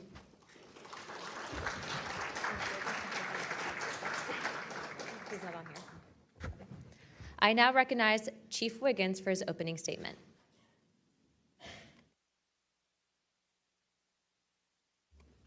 Please press your button. Thank you. Good morning, Chairwoman Luna, Ranking Member Crockett, and members of the task force and the committee. Thank you for the opportunity to testify today. My name is Alexandro Wiggins. I'm an active duty U.S. Navy Operations Specialist, Senior Chief Petty Officer, father of 3, and dedicated American testifying today in my personal capacity. The views I share are my own, and I do not represent the official positions of the Department of the Navy or any subordinate organization. On the evening of February 15th, 2023, at approximately 19:15 PST, in the Whiskey 291 warning area off the coast of Southern California, I was serving on board USS Jackson. During that period, I moved between the Interior Communications Center, ICC-1, and the bridge wing, correlating the sensor picture with visual observations, part of my routine responsibilities for surface and air picture management. What I observed and what our crew recorded was not consistent with conventional aircraft or drones as they appear on our system. A self-luminous tic-tac-shaped object emerged from the ocean before linking up with 3 other similar objects. The 4 then disappeared simultaneously with a high synchronized, near instantaneous acceleration. I observed no sonic boom and no conventional propulsion signatures, no exhaust plume, no control surface articulation on the Sapphire image system. Shortly after the synchronized departure, radar tracks dropped. These observations were multi-sensor and recorded inside of ICC-1 with time location overlay visible in our source frames that have been made public by journalists. From my experience operating in this region over many years and consistent with our public characterized encounters, unidentified objects reoccur in United States operation areas off Southern California. That fact alone does not tell us what they are, but it does argue the systematic stigma-free reporting and for the preservation of sensor data so analysts can evaluate safe and intelligence implications with rigor. I want to underscore 3 points for the task force and the committee. Aviation and maritime safety. When crews and watchstanders observe objects that maneuver or accelerate in ways that does not match known profiles and do so near our ships and aircraft, that is first and foremost a safety issue. Standardized checklists and training should ensure we capture the best possible sensor data in real time, including IR settings, slant range estimates, and bearing and range altitude snapshots, and immediate chain of custody for any recordings. Reporting without stigma, protection without retribution. Sailors need to know that reporting UAP encounters will not harm their careers. Congress can help by reinforcing witness protection and by directing the relevant office to maintain confidential, destigmatized channels for service members who step forward with data. Declassification and transparency where possible. The task force declassification mission is directly relevant here. where operational security permits releasing metadata preserved sensor excerpts or at least technical summaries would improve public trust and accelerate outside scientific scrutiny. That includes, when feasible, the time geo-reference IR frames and radar parameters needed for independent analysis. To be clear, I am not here to make claims beyond my lane. I am here to provide a first-hand account of what I saw, what our systems recorded, and why it matters for safety, for intelligence, and public confidence. My request to you is practical. Help us capture, protect, fairly evaluate the evidence, and provide a safe pathway for those in uniform to report it. In closing, I want to thank the committee and the task force for holding this hearing and for placing this discussion in a forum where evidence can be examined carefully and openly. I appreciate your attention and stand ready to answer your questions. Thank you. Thank you, Chief.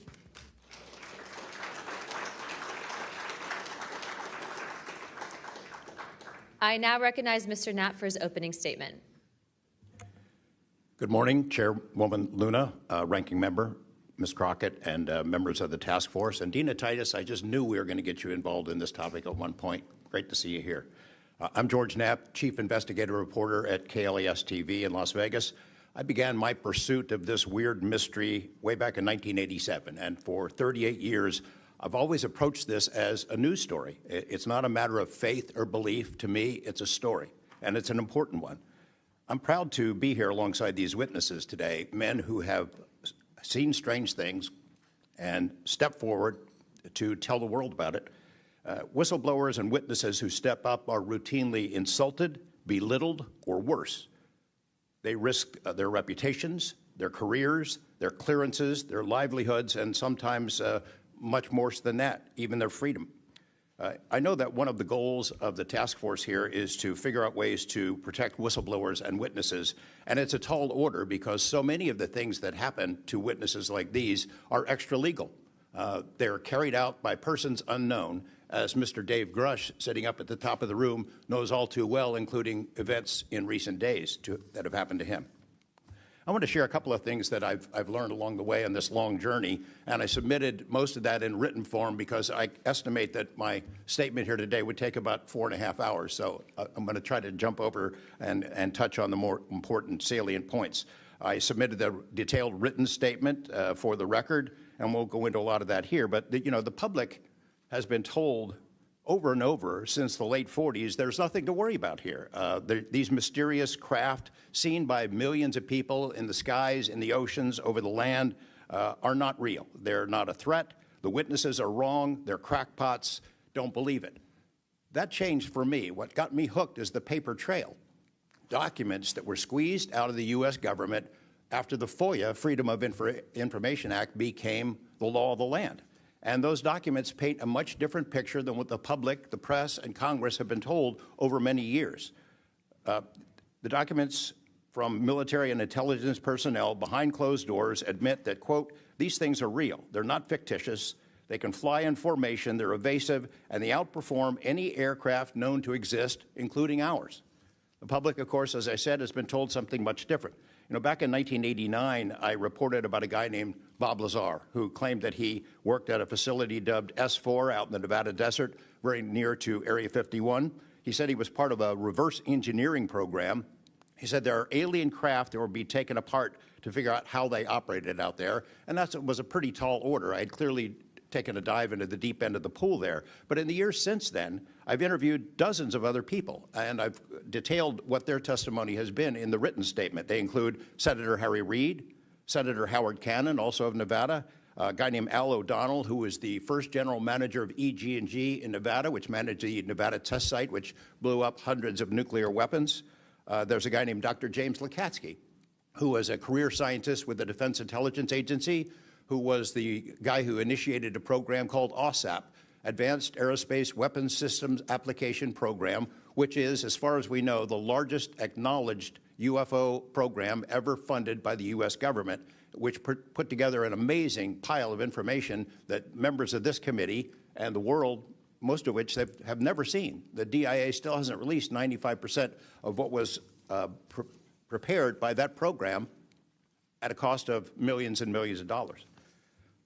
The one name I do want to bring up in this session, though, is Robert Bigelow. So looking into the idea of crash retrievals and reverse engineering, while OSAP, that program, was active, the DIA's contractor, Robert Bigelow of Las Vegas, made a bold attempt to acquire physical proof of UFO crashes.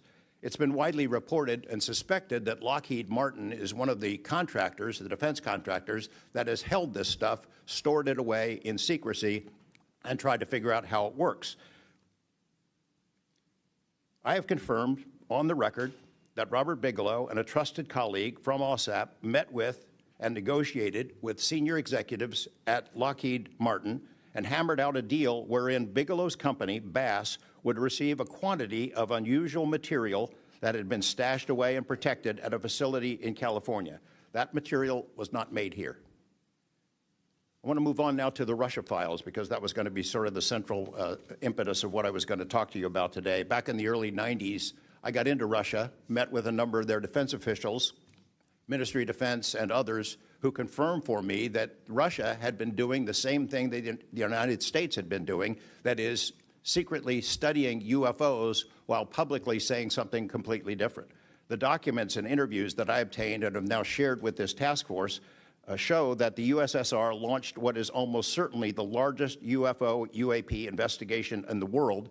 The first phase of that was an order was sent out to the entire USSR military empire that every unit, you see anything strange in the sky, a craft, an orb, something unusual, you had to gather all the evidence, collect testimony from the witnesses, look for physical evidence, and all of that information went into one program at the Ministry of Defense. Thousands and thousands of these reports came in. A lot of them were first routed to the KGB, but then back to another program that came after this collection effort called Thread 3. And Thread 3 was an analysis program. We have provided to the committee the documents of what they were trying to do, and essentially they were trying to build their own UFOs. They were using the information from their observations and studies to try to figure out that technology. The guy who was in charge of that program, Colonel Boris Sokolov, told me that their goal was to basically develop technology that would be superior to anything we had, based on what they learned from UFOs. Mr. Knapp, just in the name of time, Sure. To my understanding, did you have anything you wanted to submit for Congress to see in this committee? I have submitted those documents. Would you like to play any videos? Do you have a video that you would like to play? I don't think it's for me to play. No, that was for Alexander. Yeah, Alexander's video. Okay. You could play it, he could narrate it. Okay, we can, in the name of showing that video to everyone on task force, we'd like to play that video at this time. Sure.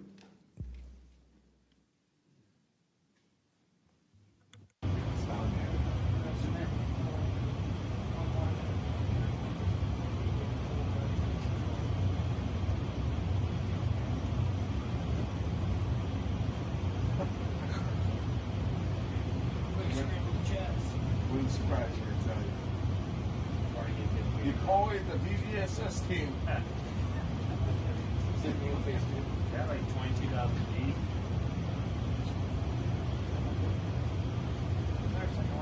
feet. That shit took off earlier.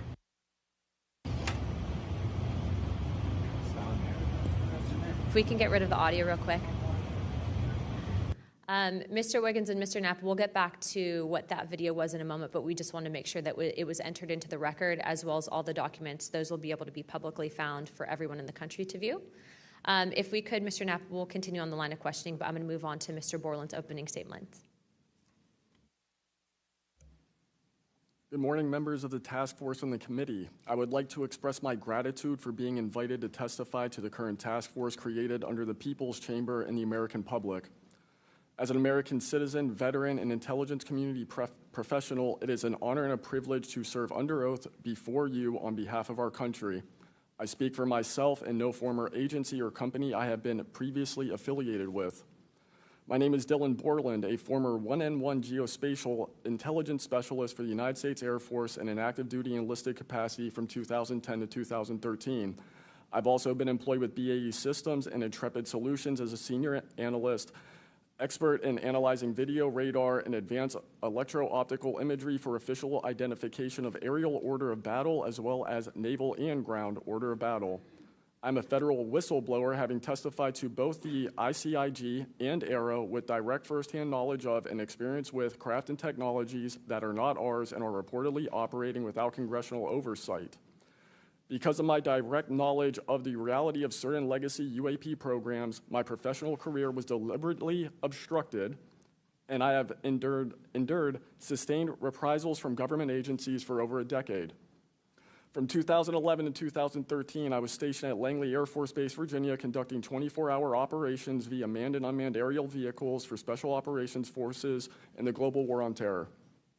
During the summer of 2012, my team was on standby for weather, and I returned to my barracks on base, and at approximately 01:30, I saw an approximately 100-foot equilateral triangle take off from near the NASA hangar on the base. The craft interfered with my telephone, did not have any sound, and the material it was made of appeared fluid or dynamic. I was under this triangular craft for a few minutes, and then it rapidly ascended to commercial jet level in seconds, displaying zero kinetic disturbance, sound, or wind displacement. Some years after that experience, I was further exposed to classified information from the UAP legacy crash retrieval program through a sensitive position I held within a special access program. During this time, intelligence officers approached me in fear for their own careers, citing misconduct within these programs and similar retaliation that I was already enduring at this time. These issues include medical malpractice committed by Veterans Affairs staff, denial of work I performed while enlisted in the United States Air Force, forged and manipulated employment documents, workplace harassment, including colleagues being directed to not speak with me, manipulation of my security clearance by certain agencies, blocking, delaying, and ultimately removing my ability to be employed within the IC. The retaliation I face and the retaliation against individuals I know who worked in these programs is what convinced me in March 2023 to become a whistleblower. I came forward out of concern for people's lives and to ensure I did everything I could to let our elected representatives know the truth about what is really happening in the executive branch. At the end of March 2023, I agreed to meet with ARROW following the suggestion of other federal officials believing it was what our nation required of me. I had reservations with ARROW due to assessments they were reporting publicly at the time as a misrepresentation of the truth. Because of these concerns, I did not share sources and methods information in order to protect current and former federal personnel who had firsthand exposure to technologies of unknown origin. I did not want anyone to face further retaliation beyond what they had already endured. And unfortunately, a staff member ended up getting in some trouble because of that. After David Grush testified under oath in the summer of 2023 and provided historic disclosure, I was then asked to go to the ICIG and did so in August 2023. It was very clear early on during my intake interview, which was video recorded under oath, that the objective was to solely assess how much I know and not move forward with an investigation with new information I provided them. The aftermath of that IG complaint still troubles me to this day. Since my ICIG complaint, I've been prevented from resuming prior employment and can confirm I'm still blacklisted from certain agencies within the intelligence community. In addition, multiple agencies attempted phishing attacks to assess what I had divulged to the Inspector General, including being asked to disclose details of my ICIG complaint during a CI polygraph for a position unrelated to UFO UAP matters as recently as November 2024. As I sit before you today, I and many other whistleblowers have no job prospects, no foreseeable professional future, and a nation every single one of us came forward to defend. Numerous individuals have come forward in various ways to reveal the truth of the UAP reality as patriots and defenders of our nation. Yet many feel discarded, isolated, hopeless, separated from the country they serve. Efforts to rectify this situation for all whistleblowers have been difficult and troubling. And to my fellow whistleblowers and officials who know this information, I offer you my apology, something that I have never gotten, and I'm giving it to you. I swore an oath to the Constitution of the United States, an oath that demands truth and transparency for our democratic republic to function. Each day, these truths remain hidden from our citizens. Humanity drifts further from the principles our nation was founded to uphold. Each day, victims of crimes committed by agencies and companies maintaining this secrecy are denied justice as another day our Constitution is shredded. In 2023, Patriots provided this committee and the executive branch with undeniable proof of the UAP reality, and I commend your continued commitment. The future of humanity is one which we either travel to the stars or regress to the Stone Age with this technology. My career has been to deliver critical information to decision makers. Your role as elected by your representatives is to act on it. The time to act is now. Thank you.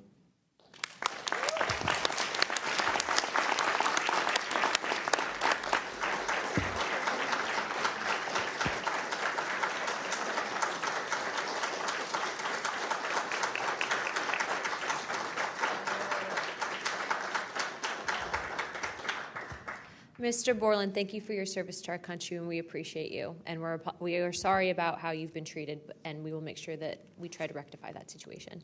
Thank you, ma'am. Mr. Spielberger, please, your opening remarks. Chairwoman Luna, Ranking Member Crockett, and Task Force members, thank you for the opportunity to testify here today about the importance of strengthening whistleblower protections, especially in the context of national security. I am a senior policy counsel at the Project on Government Oversight, a nonpartisan independent watchdog organization that investigates and exposes waste, corruption, abuse of power, and when the government fails to serve the public or silences those who report wrongdoing. Whistleblowers are the first line of defense to root out waste, fraud, abuse of power, and corruption in our government. Congress relies on whistleblowers so that it can fully exercise its oversight and legislative authorities.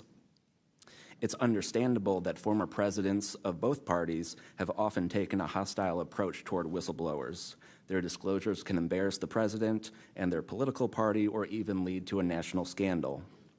But whistleblowers continue to play a vital role during both Democratic and Republican administrations. They help Congress and the public identify and understand what government corruption looks like. Their disclosures fuel investigations and allow us to address wrongdoing and hold those responsible to account.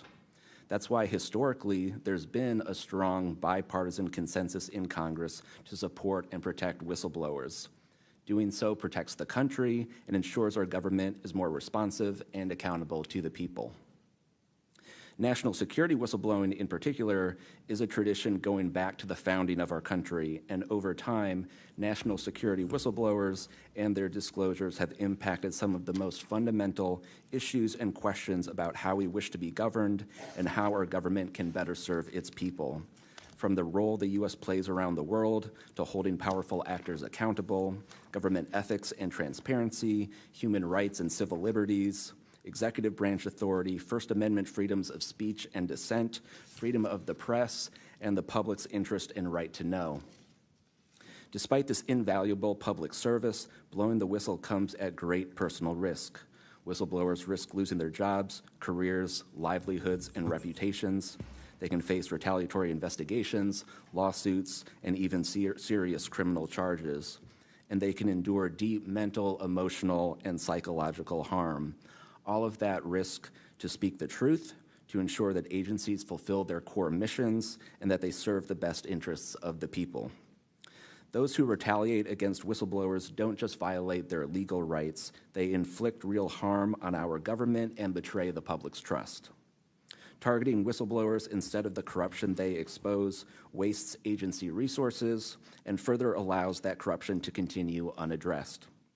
It can instill a chilling effect across an agency, fostering a climate of fear and distrust, quieting dissent and free speech, and deterring potential whistleblowers from coming forward in the future. Whistleblowers are often some of the most dedicated and principled public servants we have because of their willingness to put themselves on the line to do what's right. And Congress has historically supported them, again, on a bipartisan basis, but unfortunately, whistleblowing has increasingly become more politicized, with support for whistleblowers often hinging on which party is in power and which party is politically inconvenienced by the misconduct being exposed. But to be clear, targeting whistleblowers individually risks undermining whistleblowing, period. POGO advises members of Congress on both sides of the aisle to focus on the evidence, not the individual. We will always need whistleblowers to achieve the government that best serves its people, because when people of conscience, integrity, and good character refuse to speak up out of fear, complacency, or self-preservation and leave corruption to fester behind closed doors, that is probably the most dangerous risk of all. If we are serious about increasing government transparency and restoring the public's trust, we need public servants committed to the truth. Whistleblowers need safe and effective channels to make lawful disclosures. They need stronger protections against retaliation, and when they do face retaliation, they need a fair shot to be made whole.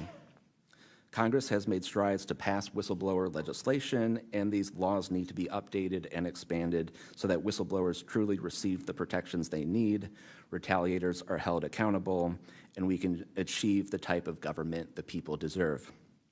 We strongly urge Congress to continue its historic tradition of championing the rights and protections of all whistleblowers. Thank you again for the opportunity to testify here this morning.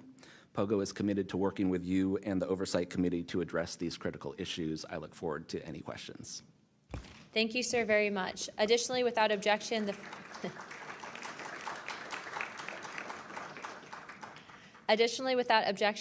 following members are waived onto the task force for the purpose of questioning witnesses at today's hearing: Representative Perry of Pennsylvania and Representative Grothman of Wisconsin.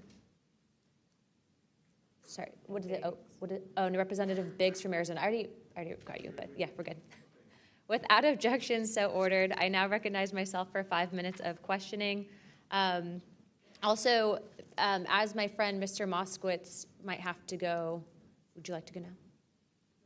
Okay, all right. Mr. Borland, in your testimony, you described witnessing large triangular craft while stationed at Langley Air Force Base in 2012. Can you explain what you observed in terms of size, behavior, and why you're confident it was not conventional technology? Great question, ma'am. So on the base, I lived in the barracks. There was a little smoke pit outside. I was there on the telephone and looking across to the flight line, and I see a white light pop up and stop about 100 feet in the air. I thought it was a weather balloon. I've seen tests from there before, weeknight, normal thing, not surprising.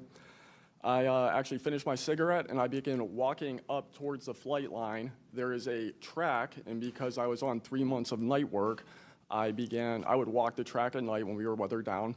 And as I began walking towards the flight line and the track, the light then flies across the base, across the flight line, and as it flies to me, a triangle manifests around the light. I can't tell you if it's active camouflage. I can't tell you if it appeared around the light, but I can tell you that it was a white light, and then it was a triangle. It stopped about 100 feet in front of me and approximately 100 feet above me. My telephone got extremely hot, completely froze, dead. I remember how thick it was. It was between 1 to 2 stories thick, equilateral triangle. I could never see the top of it, and the edges were 90 degrees. There were 4 lights in total, 1 light on each corner and a larger light in the center, 2 to 3 times the size of the corner lights. But what was really odd was the outside. The best way to describe it is like looking at a James Webb telescope picture where you have the colors and then the black background. So the craft itself was this black metallic flake paint, but on top of the craft was this gold, lava, plasma, some type of fluid going over and around the craft. I'm under this for about 2 to 3 minutes, and then the center light flashes 2 to 3 times, no sound, immediately shoots up to commercial jet level minimum, in my opinion, and I immediately feel static electricity all over my body, and then I smell the smell of after a thunderstorm or lightning storm, that really strong summer thunderstorm smell.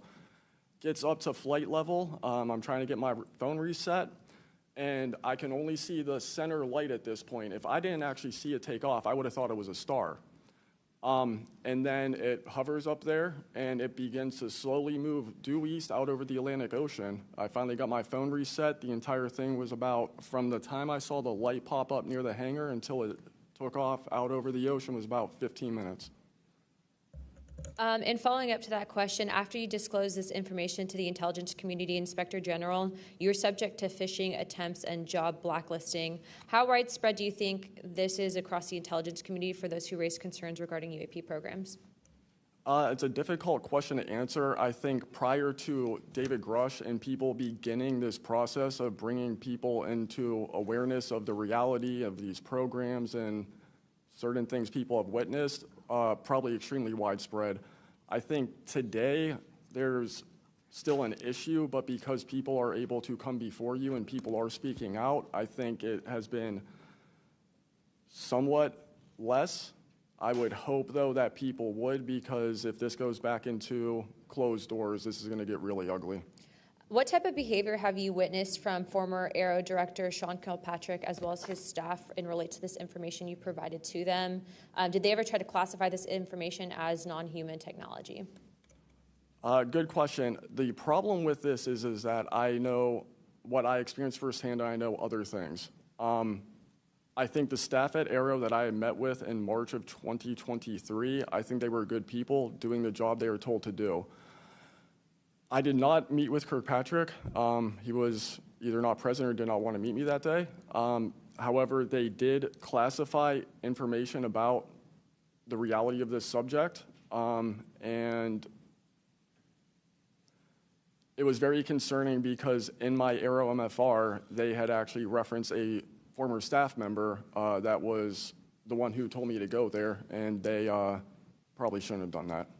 And real quick before my time is up, and we might go to second round of questioning just so you're all aware, how important, given everything that you've seen and experienced, is the UAP Disclosure Act of 2025 in restoring both public accountability and trust?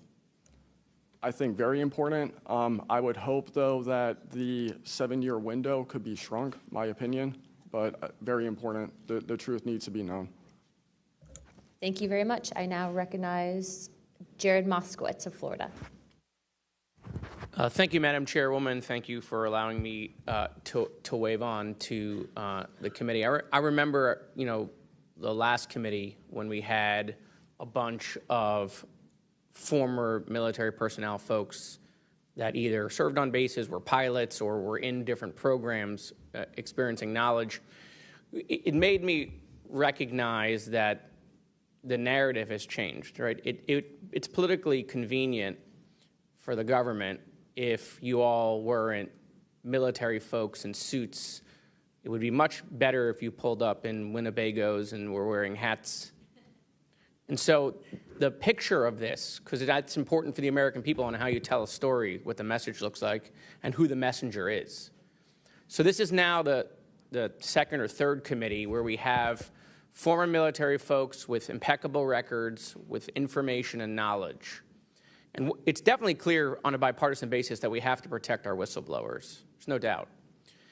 And in a day in which it's really hard to tell what's true or not from a political standpoint. And so I don't really know what is true. I don't know on this subject. But I do know when we're being lied to. And we are definitely being lied to. There's just no doubt about that. Mr. Wiggins, I want to talk to you. I find your background and testimony compelling. When you first saw what you were looking at, what were your first thoughts? My first thoughts were, I think everything that I was told and taught as a kid and as growing adult no longer, was applicable. If I'm able to see something that I thought defies gravity in such a way, then what else could be possible? That was my first thought. So did you think what you were looking at was a weapons program that you were unaware of, or did you think what you were looking at was obviously some extraterrestrial piece of technology? Neither one of those crossed my mind. It was just. How about now? What do you think it is now? I'm not the expert. I think it. I want to be as skeptical as everyone else and just hope to know the information. Anyone in the U.S. government tell you what you were looking at to try to dissuade you from what you thought it was? No.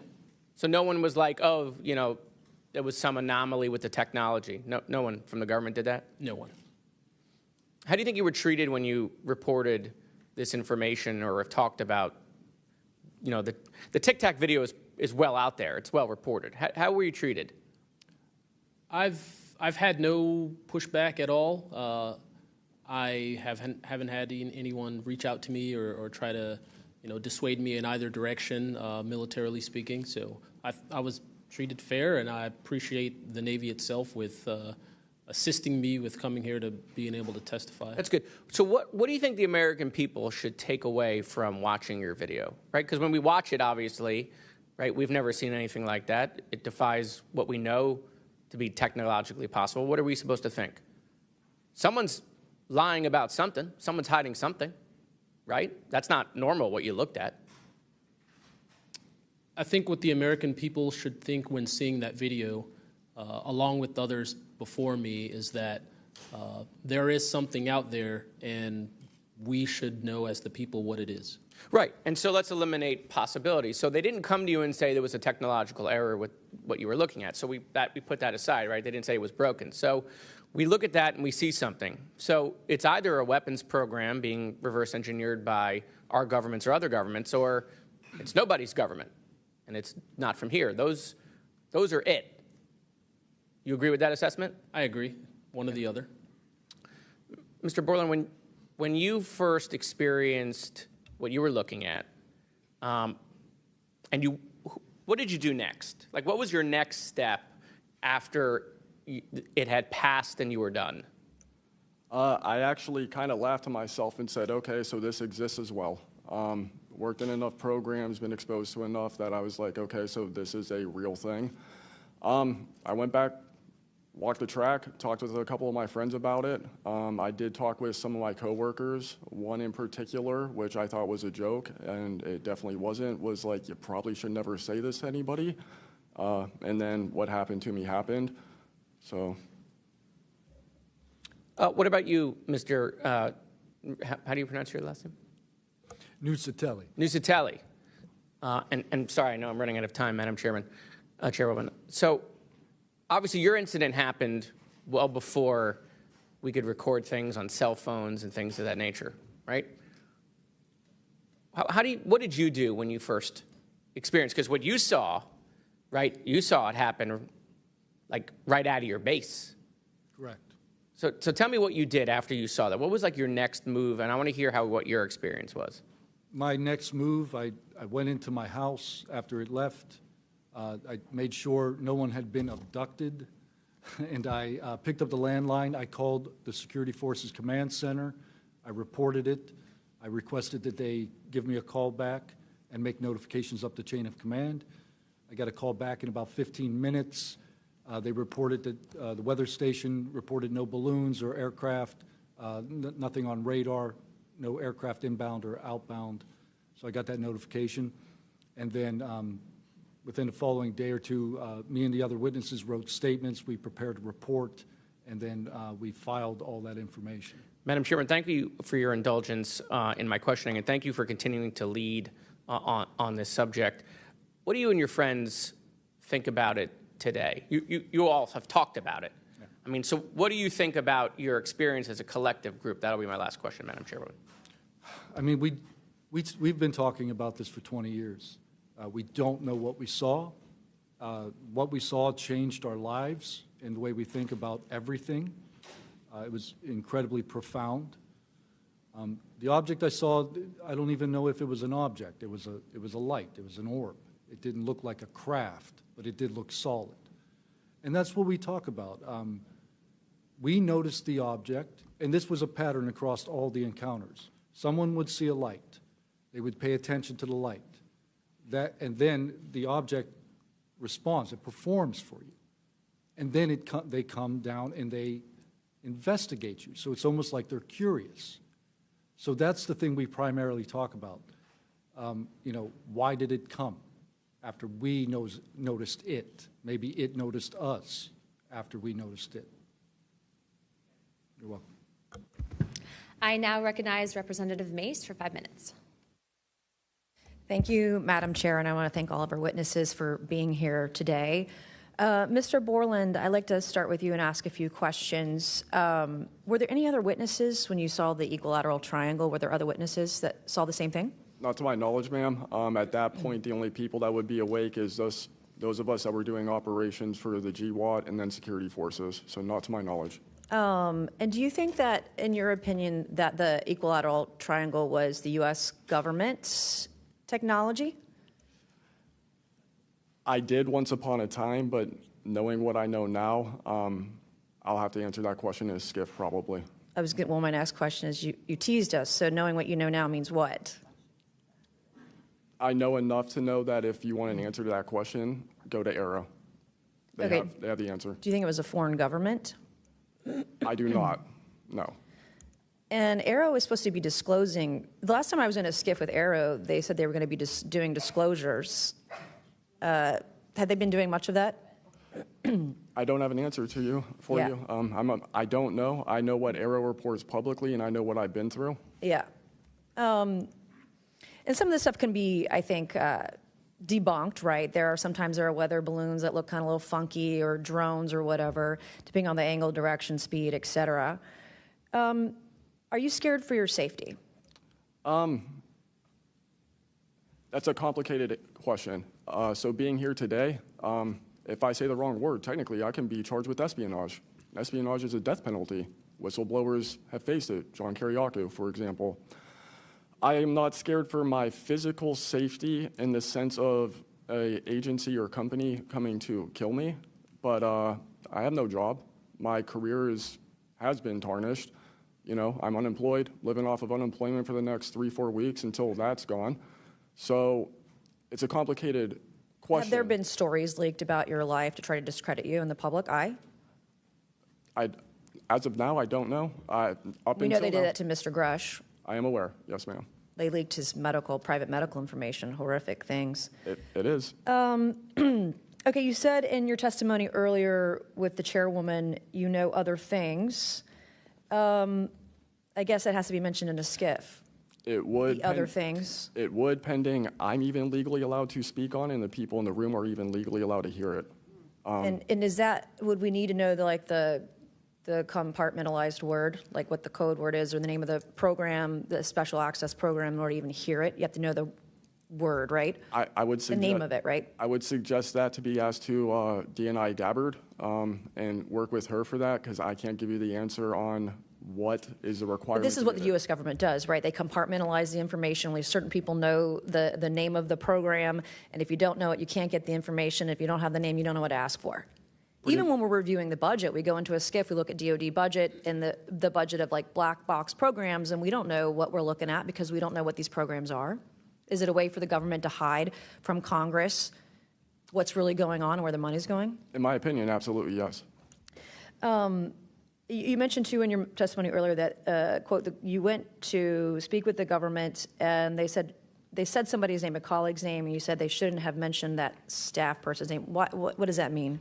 A Senate staffer who is the one who helped me get to Arrow recommended me I go there, gave me the email and the phone number because I could not find that information at all at the time. In fact, I believe you guys have talked about how Arrow didn't even have a website for quite a period of time. We were told they were going to do disclosures, both what they've debunked, because some of it can be debunked, and then what they haven't been able to debunk. And to my knowledge, it hasn't been a thing. I only have 1 minute left, so Mr. Knapp, we are definitely going to you. Watch every documentary. You guys have done you and Jeremy have done a terrific job. I usually have more questions than I have answers. I think we all do, and you guys are doing a terrific job to bring information to the public. Do you think that any of this is a psyop by the U.S. government? Entirely possible. I mean, our government and other governments have admitted that they've tried to use UFOs to cover secret projects.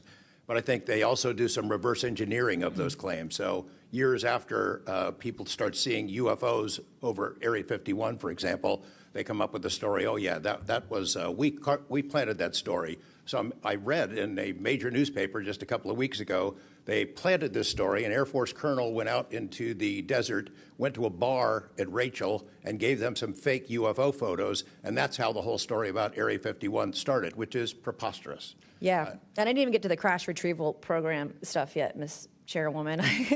There's just so much. Okay, thank you so much for your time today. I wish we had more time. Thank you, Madam Chair.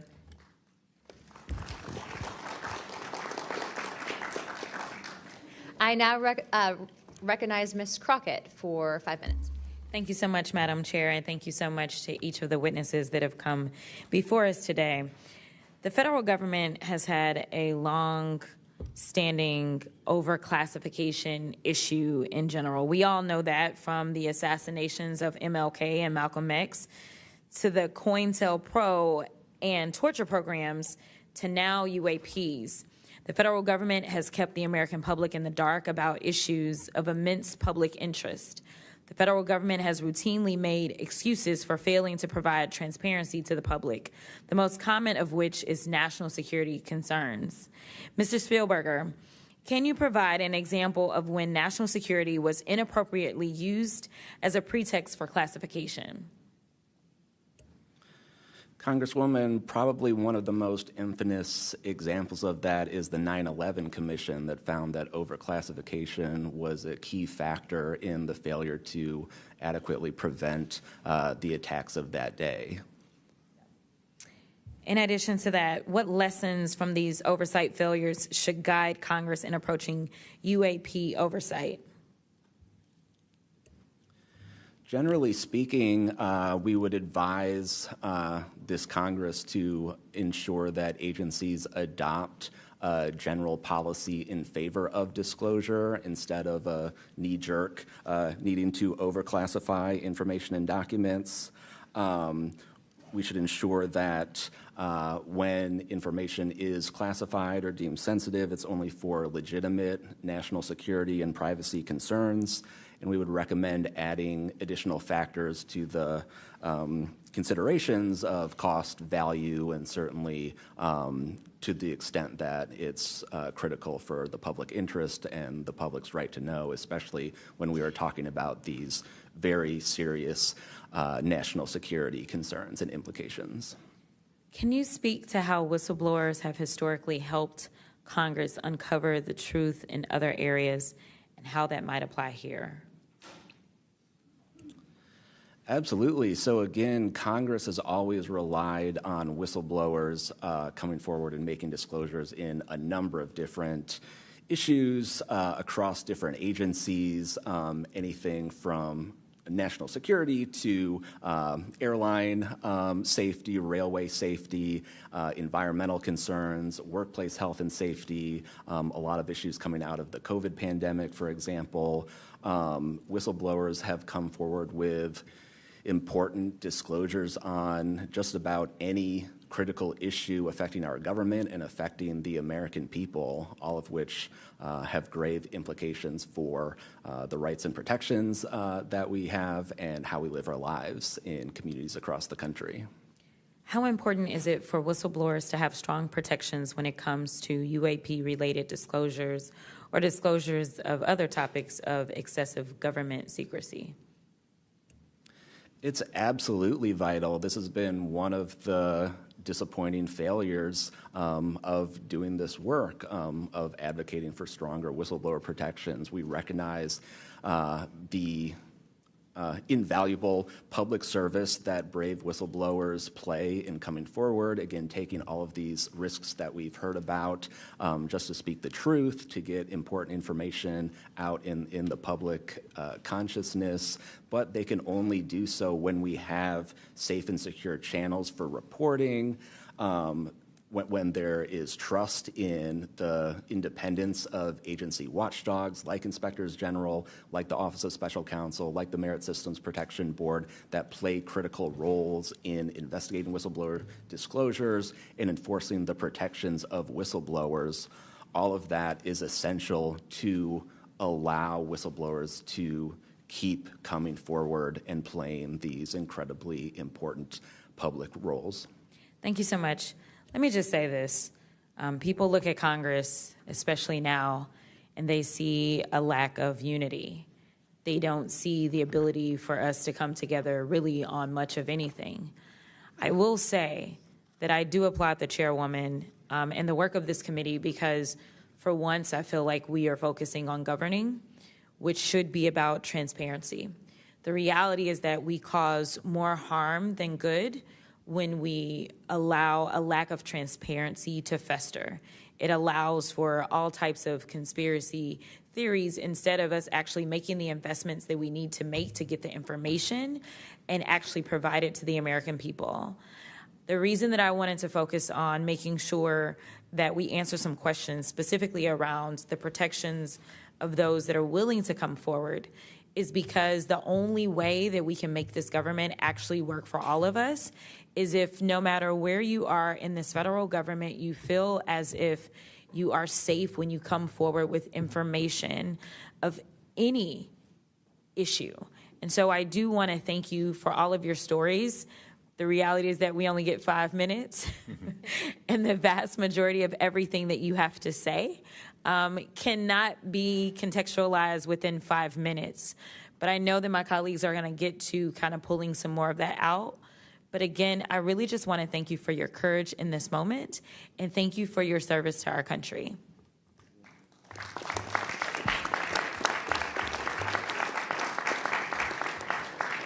I now recognize Mr. Burchett from Tennessee for 5 minutes. Thank you, Chair Lady, and thank you, Ranking Member Crockett. I see a lot of friends out there, and I see a couple enemies, so I'll kind of remember that.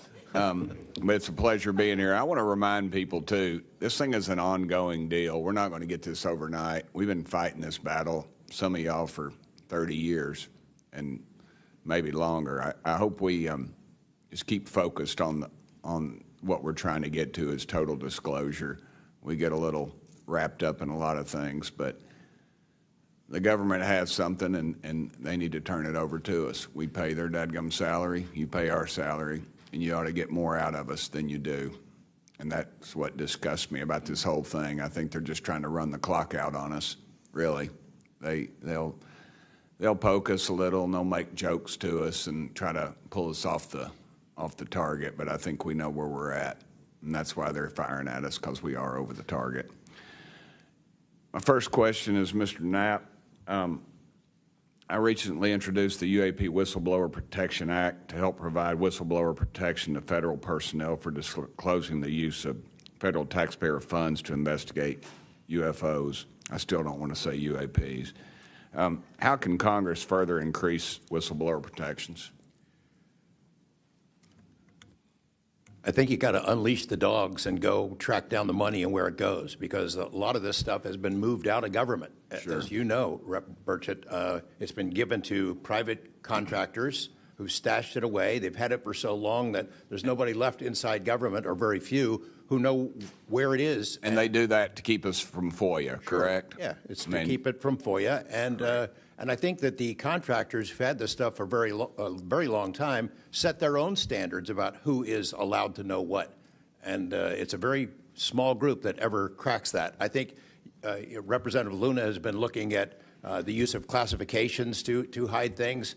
I'm not sure that even this committee getting security clearances that should allow you to see this stuff would allow you to follow where it really goes. I worry about the people that are looking at it and don't even know what they're looking at. I mean, it's gone through so many, since Roswell, for instance. I mean, you think there's nobody even alive that was around any of that stuff. Yeah, so. I don't think they've made much progress from the people that I've talked to. I don't think they've made much progress in learning that technology. Might have made some, but you wonder, the implication is tic-tac. Oh, yeah, that's ours. What flew over Washington, D.C. in '52, is that ours too? When are you going to break that out? You guys authorized tens of billions, hundreds of billions of dollars on weapon systems that can't do half of what we've seen UFOs do. So when do they break this out if it's really a classified project could change the world? I don't think they've made much progress, and I think they've been lying to us and to you and the rest of the world, and they're still doing it. Yes, sir, I agree with you. How did you manage to obtain the classified Russian UAP documents, and how did you get them back in the United States? Well, I met this Russian physicist who was in the United States lecturing. And I want to clarify that. I can't even take a thing of honey home on my airplane when I fly back to Tennessee. Yeah, so I did something pretty dumb. And I'm bitter about it, but go ahead. I did something kind of dumb. I met with these officials who, during that time period, glasnost, perestroika, the Russians were trying to open up to the world, and I saw it as a window of opportunity, and it was. And we were able to talk these folks into providing us information that otherwise we would never have seen. Some of that was classified. I found out that they only stamped the top pages of these documents that were classified, so I just removed them. I removed those pages and I carried them out. And if they'd caught me, I'd be in a gulag still. Yeah. We'd be saying, what happened to George Knapp? Oh, yeah. What happened to the Russians that came forward to you in 1993, and were there any repercussions for them? Well, there were. The first thing that happened when I talked about this after getting back and going through the files and things and sifting through it, the Russian physicist who had helped us be introduced all these people wrote back and said there was a huge eruption, that there was the real right, far autocratic forces that wanted a return of the USSR had really go after these guys. They described them as traitors. Nikolai Kapranov, the physicist friend of mine, said, look, if this had happened 5 years earlier, we would be in prison. If it had happened 10 years earlier, we would have been shot. Right. Luckily, at that point, Putin was not in power, but none of those people that we talked to on that trip in 1993 would ever talk to me again. I went back in 1996, and it was like I had the plague. I spoke to different people, but they were scared. And eventually, the story was spun where the Ministry of Defense officials who gave us this information were described as ufologists who said there was nothing really significant to these files. They didn't really find anything a big deal. And I can tell you, you'll see those files that I shared with you, they did find stuff. There was an incident in October of 1982 over an ICBM base where UFOs popped up, was observed over this base where the missiles are pointed at us, United States. These UFOs perform incredible maneuvers. They split apart, they fuse back together, they'd appear and disappear, and right at the end of this 4-hour period, the launch control codes for the ICBMs lit up. Something entered the correct codes. The missiles were fired up and ready to launch, and they could not shut it down. The Russian officers were panicking. The UFOs they disappeared. The launch control system goes back to normal. Colonel Sokolov and his team came in, took the thing apart, could not figure out what it was. It wasn't a power surge or EMPs or some of the baloney excuses that our country has given for similar events involving our nuclear missiles. They thought it was a message from wherever the UFOs were from. And that's a chilling thing. I mean, we were a couple of seconds away from World War III starting, and the UFOs were responsible for it. All right, I'm out of time, but real quick, who are the contractors that have this material, the corporations? Well, one of them is Lockheed. And I'll tell you, I mean, I'm not saying Lockheed's the bad guys. They're doing what they were asked to do. Sure. They have lied about this because that's what they're supposed to do. But Lockheed would be one. There's a list I can give you, Congressman. Some of the big ones, the usual suspects. Okay, thank you. Yield back, Chair Lady. Sorry for going over. It's all good. It's all George Knapp's fault. I now recognize Ms. Boebert for 5 minutes. Thank you, Madam Chair. Chief Wiggins, based on your training and operational experience, could the behavior that you witnessed, a transmedium object vanishing without a sound, be explained by any known technology that we possess or other governments possess? It cannot. No. And has any government agency debriefed you or any of your shipmates regarding the EOIR and radar confirmed UAP encounter aboard USS Jackson? No one has, no, ma'am.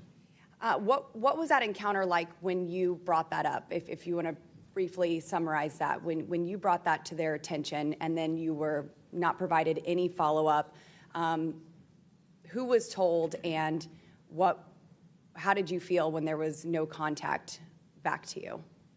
As far as the actual incident happening, yes, or sir. the reporting level? Yes, Chief.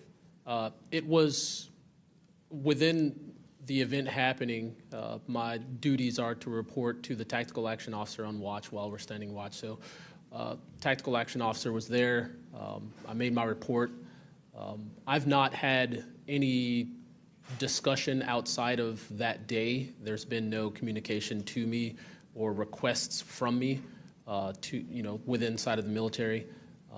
But speaking of that actual incident itself, once the report was made to the tactical action officer, that's when I made the decision to ask the individual watchstander that was controlling Sapphire to be able to slew into the location. And that's what you see in the video itself, is when the watchstander is slewing in and kind of showing us what we're looking at. But outside of that, that's as far as the reporting went that I know of. Thank you, Chief. Just for the sake of time, Mr. Nusatelli, has ARO, the Air Force, or the FBI ever followed up with you personally about the Red Square event? I did have follow-up by Aero, nothing with the Air Force. The Aero office updated me, I think, at least 2 times. They let me know that they were unable to locate any records, that the records had been destroyed by the Air Force. The Air Force is destroying all their police records every 3 years on a schedule. So You were informed that these documents were destroyed. Well, I have a Freedom of Information Act from the Air Force that states clearly that they destroy all police records on a 3-year schedule. Okay. So they were sitting on documentation, destroyed it, refused to question any of the lead investigators, anything leading into this investigation? Yeah, basically they destroyed all the police records. So you couldn't even call the Air Force and ask them if there was a vehicle accident in that time frame. So that's a big problem. We're losing data in real time. So we'll never be able to go back and track. I think our federal government has a history of destroying records. Thank you very much, Mr. Nusatelli. Dr. Borland, as a geospatial intelligence officer, have you seen classified data indicating UAPs operate in restricted U.S. airspace, and has that information been withheld from Congress? I have not in U.S. airspace. That is intelligence oversight, so I did not have domestic authorities. After filing your Inspector General complaint over retaliation inside the Pentagon's UAP office, did you receive any kind of protection or just more retaliation? Within the IG or Aero, ma'am? Either. Aero, they went after the staff member and classified everything, shut that down. The IG, to this day, I don't even know if my complaint's active. I know my attorney that represented me was very, very, very concerned. And the best of my understanding, I was determined credible, not urgent. And do you think that experience would suggest that the internal UAP investigations may be compromised? Possibly. I mean, it's so hard because this goes back to people doing the job they're told to do, and very few people are going to want to give up their careers, 20, 30-year pension, get rid of their kids' health care, get rid of their house. It's possible, yes. Yes. Thank you very much, Dr. Borland.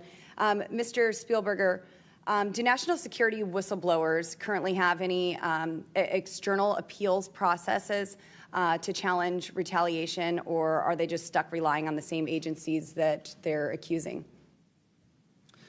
Congresswoman, this is one of the biggest concerns that we at POGO have, basically around the independence of investigations and accountability for retaliation. Basically, yes, national security whistleblowers have to rely on internal administrative processes that go through agency inspector generals. There are some differentiations, but the bottom line is that they are forced to rely on protection from the same agencies and people who they are alleging retaliated against them. Yes. Well, I thank you all for your bravery. We are out of time here. Thank you so much for coming forward, and we will do everything that we can to ensure that you are all protected. Thank you for trying to bring truth and transparency to the American people. Madam Chair, I yield. I now recognize Mr. Burleson for about 5 minutes.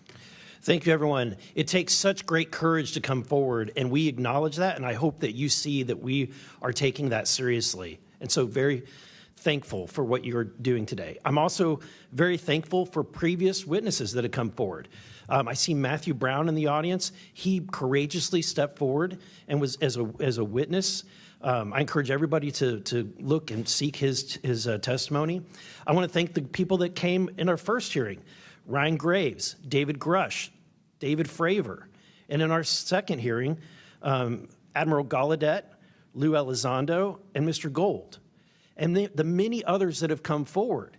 We hear you, and it's time that we, enough is enough. It's time that we take action. Look, I'm not jumped to the conclusion that I believe that there are, aliens coming from another planet. But I'm open to that.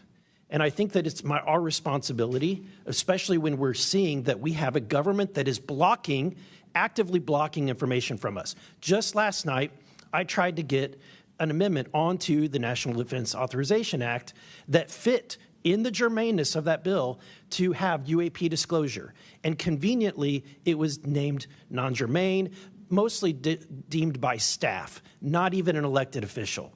This is the kind of stuff that we repeatedly see. Last year, we were blocked by someone in House administration from being able to receive a full briefing from Arrow. So not an elected official, but someone in staff blocked us. And I've had it. Enough is enough. I want to cue up a video that I've been given. And as before it starts, I'm going to describe. This was taken October 30th of 2024. This video is of an MQ-9 drone tracking an orb, or this object, off the coast of Yemen. You'll see that another MQ-9 launched a Hellfire missile. That you cannot see that drone, and so I'm not going to explain it to you. You'll see exactly what it does.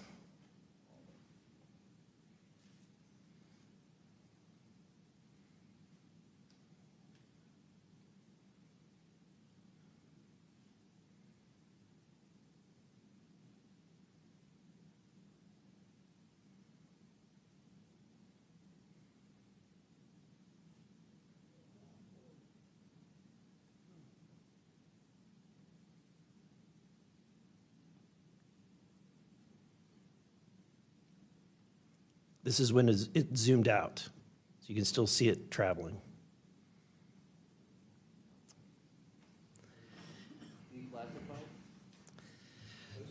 So, Mr. Knapp, have you heard about events like this occurring, and what information might you have? I have heard about events like this. I have heard about this event. Jeremy Corbell and I talked about it in one of our episodes a while back. We did not have the video, though. There are servers where there's a whole bank of these kind of videos that Congress has not been allowed to see, that the public hasn't been allowed to see. Occasionally, some of that stuff gets out in the wild, and it comes our way. It should be going to you. The public should be seeing this stuff. And why you're not allowed to, I don't know. But that's a Hellfire missile smacking into that UFO and just bounced right off. And it kept going. It kept going, and it looks like the debris was taken with it. Yeah, what the hell is that? What flies like that? Again, I'm not going to speculate what it is, but the question is, why are we being blocked from this information consistently? I want to ask this just question. How in the world, this is the document, I want to enter this in for the record if it hasn't already been entered, Madam Chair. The document that you provided on thread 3, this is a huge file. How in the world did you smuggle this out of Russia? Carefully. In your socks? I don't think I want to be really specific about it because I might have to go back there and get some more sometime. Although, okay. No, that'd be crazy to do that. Well, I took the top pages off that were stamped with the security signature, and I carried them out on my person. But the rest of them I just threw in my suitcase and threw some caviar in there as a distraction as well, and hoped for the best. Otherwise, I'd be a citizen of Siberia right now. And you had you reported James Lakatsky came to you with government possession of NHI craft and how they ultimately gained entry. Can you testify to the veracity of that claim? Dr. Lakatsky is an honorable man who served most of his career with the DIA, a very trusted, high-level rocket scientist and intelligence analyst who inspired the OSAP program, as I said earlier. And in full disclosure, I've co-written 2 books with him. He dropped this on myself and our other co-author out of the blue. And it took 14 months for us to get DOPSR approval for him to release 2 sentences on that. He said this craft, we had managed to get inside of it. It had no wings, no rotor, no tail. It had no fuel tanks. They didn't know how it flew or how it was operated. It clearly looked like it was aerodynamic, but he would not go further. He's a by-the-book guy, and until he gets clearance to say more about that, I don't think we're going to hear much more. But it's not ours. It wasn't ours. We didn't make it. We didn't know who made it and how it was built and how it operated. We've got at least one, And I don't know, I think that's enough confirmation that we do have recovered Leslie, disks and materials. Leslie, Mr. Borland, in the classified realm, have you been exposed to undeniable confirmation of NHI technology? And then my second question is BAE Systems involved in any way with reverse engineering exploitation of non-human intelligence craft? Yeah, we're gonna have to have a conversation this Skip for that. Whether I'm legally even allowed to answer that, and whether you're even allowed to hear it, sir. Okay. Again, you can sense our frustration. And so I just want to thank you for coming forward. We will continue to fight because, look, this is about making sure that this government belongs to the people and restoring the republic the way it was intended to be. Madam Chair, I also have further witnesses of courageous individuals. It was given to me by Dr. Stephen Greer, including Michael Herrera and his testimony. We have Roderick Castle and his testimony, Randy Anderson, his testimony, Stephen Digna, and others, 3 others, all saying similar things to what the witnesses today have said, and I would like to enter that into the record as well. No objection. Thank you. I now recognize Representative Lee for 5 minutes. Thank you, Madam Chair. I think we need to make sure that we don't get distracted by sensational stories only of unidentified anomalous phenomena and lose track of what the core of this hearing is about. This is all a perfect example of why whistleblowers are so important and why it's so important that we step up and protect them. With Trump, RFK Jr., EPA Administrator Lee Zeldin, and others committed to dismantling government and firing professionals who do dare to speak out against the threats this administration's disastrous policies create, we have to focus on protecting all whistleblowers, not only the ones who are reporting on UAP.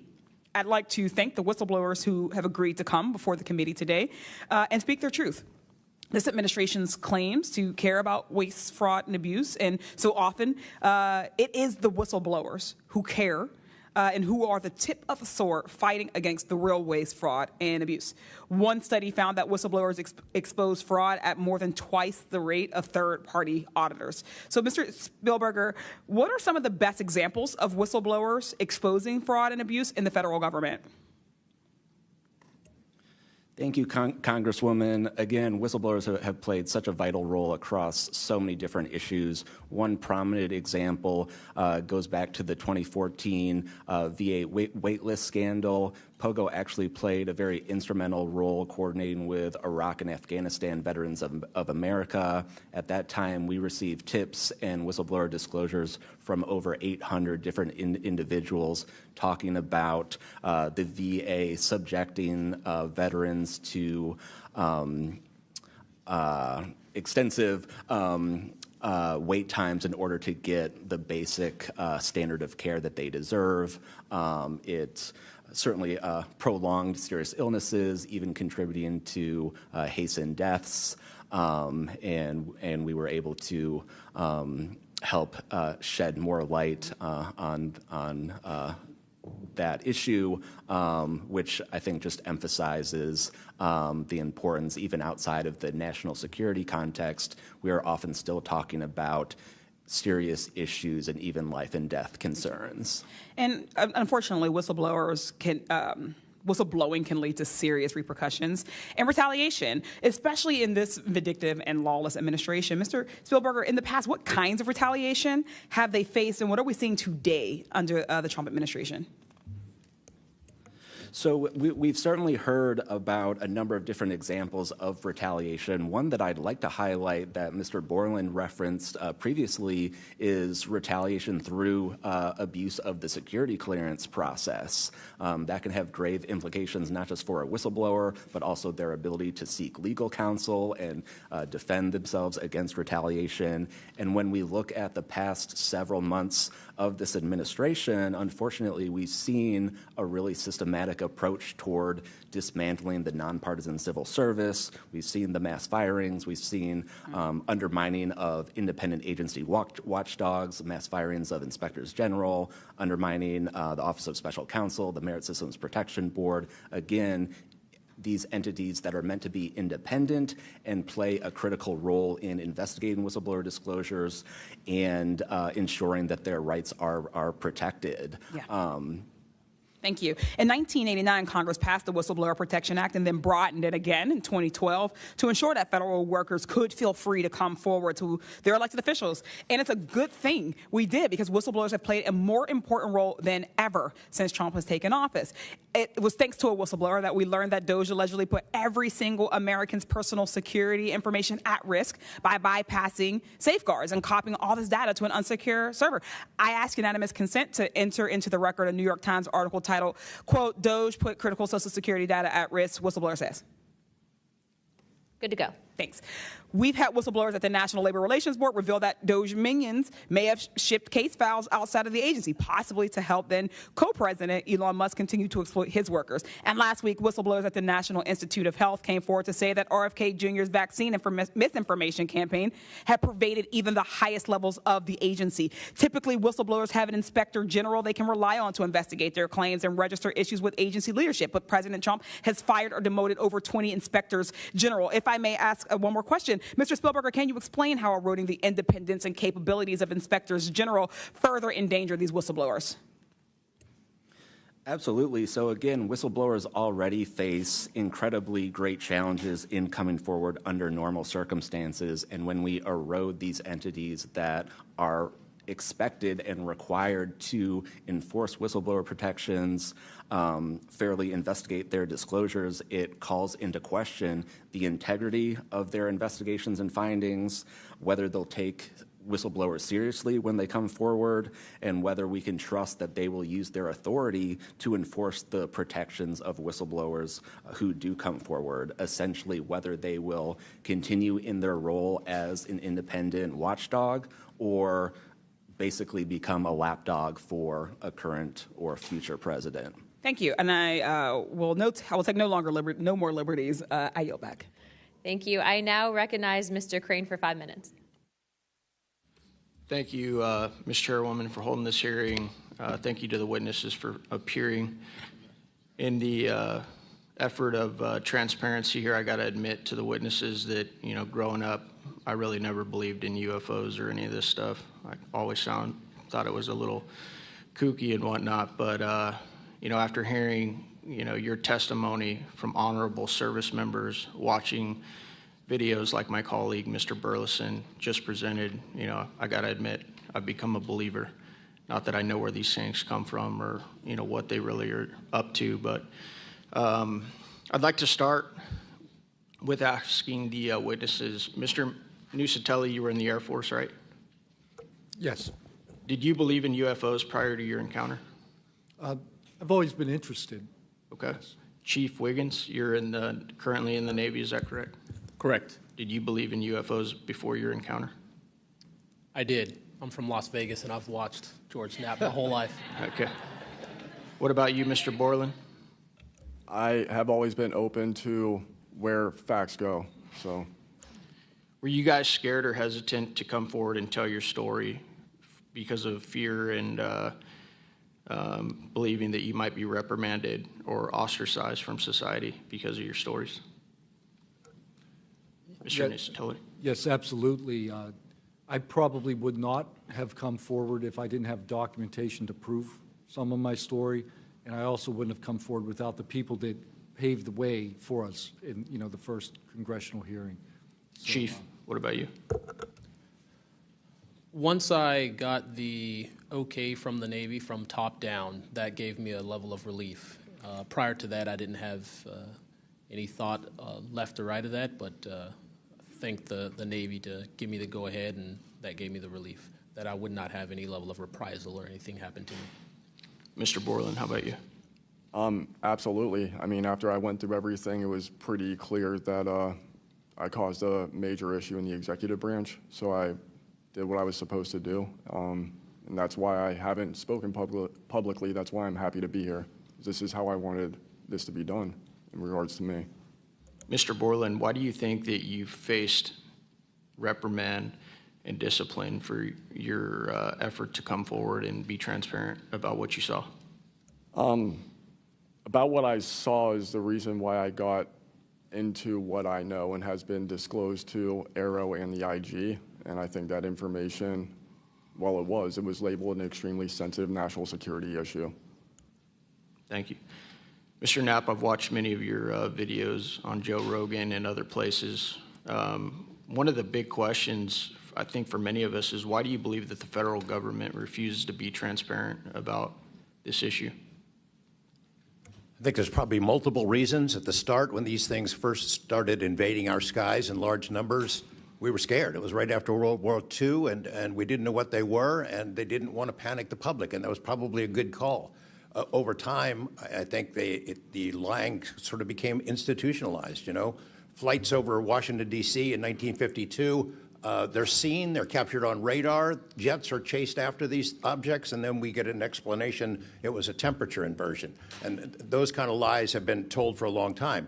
What was told to me by an investigator from Congress, a guy named Richard D'Amato, who was sent after this story by Robert Byrd and Harry Reid, he came out to Nevada, tried to get into Area 51, did get in there, looked around, talked to people, trying to get to the bottom of it. He believed that this program, reverse engineering, et cetera, was inside, had been moved inside these corporations.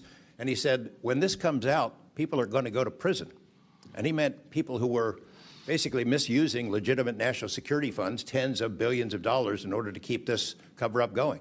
I also believe there's a legitimate reason for the cover-up in that there is undeniable connection of national security involved in this technology. If we are racing for it to master that technology against the Russians and the Chinese, which is what I have been told by Senator Reid and many others, then it is a race that's critical to our survival. There could be a form of disclosure, I think. Yes, it's real, it's from somewhere else, without revealing all the details that would allow someone else to have an advantage in the race for this technology. Thank you. Finally, I'd like to enter into the testimony a letter I sent to the DoD regarding the case of Major David Charles Grush, a UAP whistleblower who's been extremely helpful to this committee.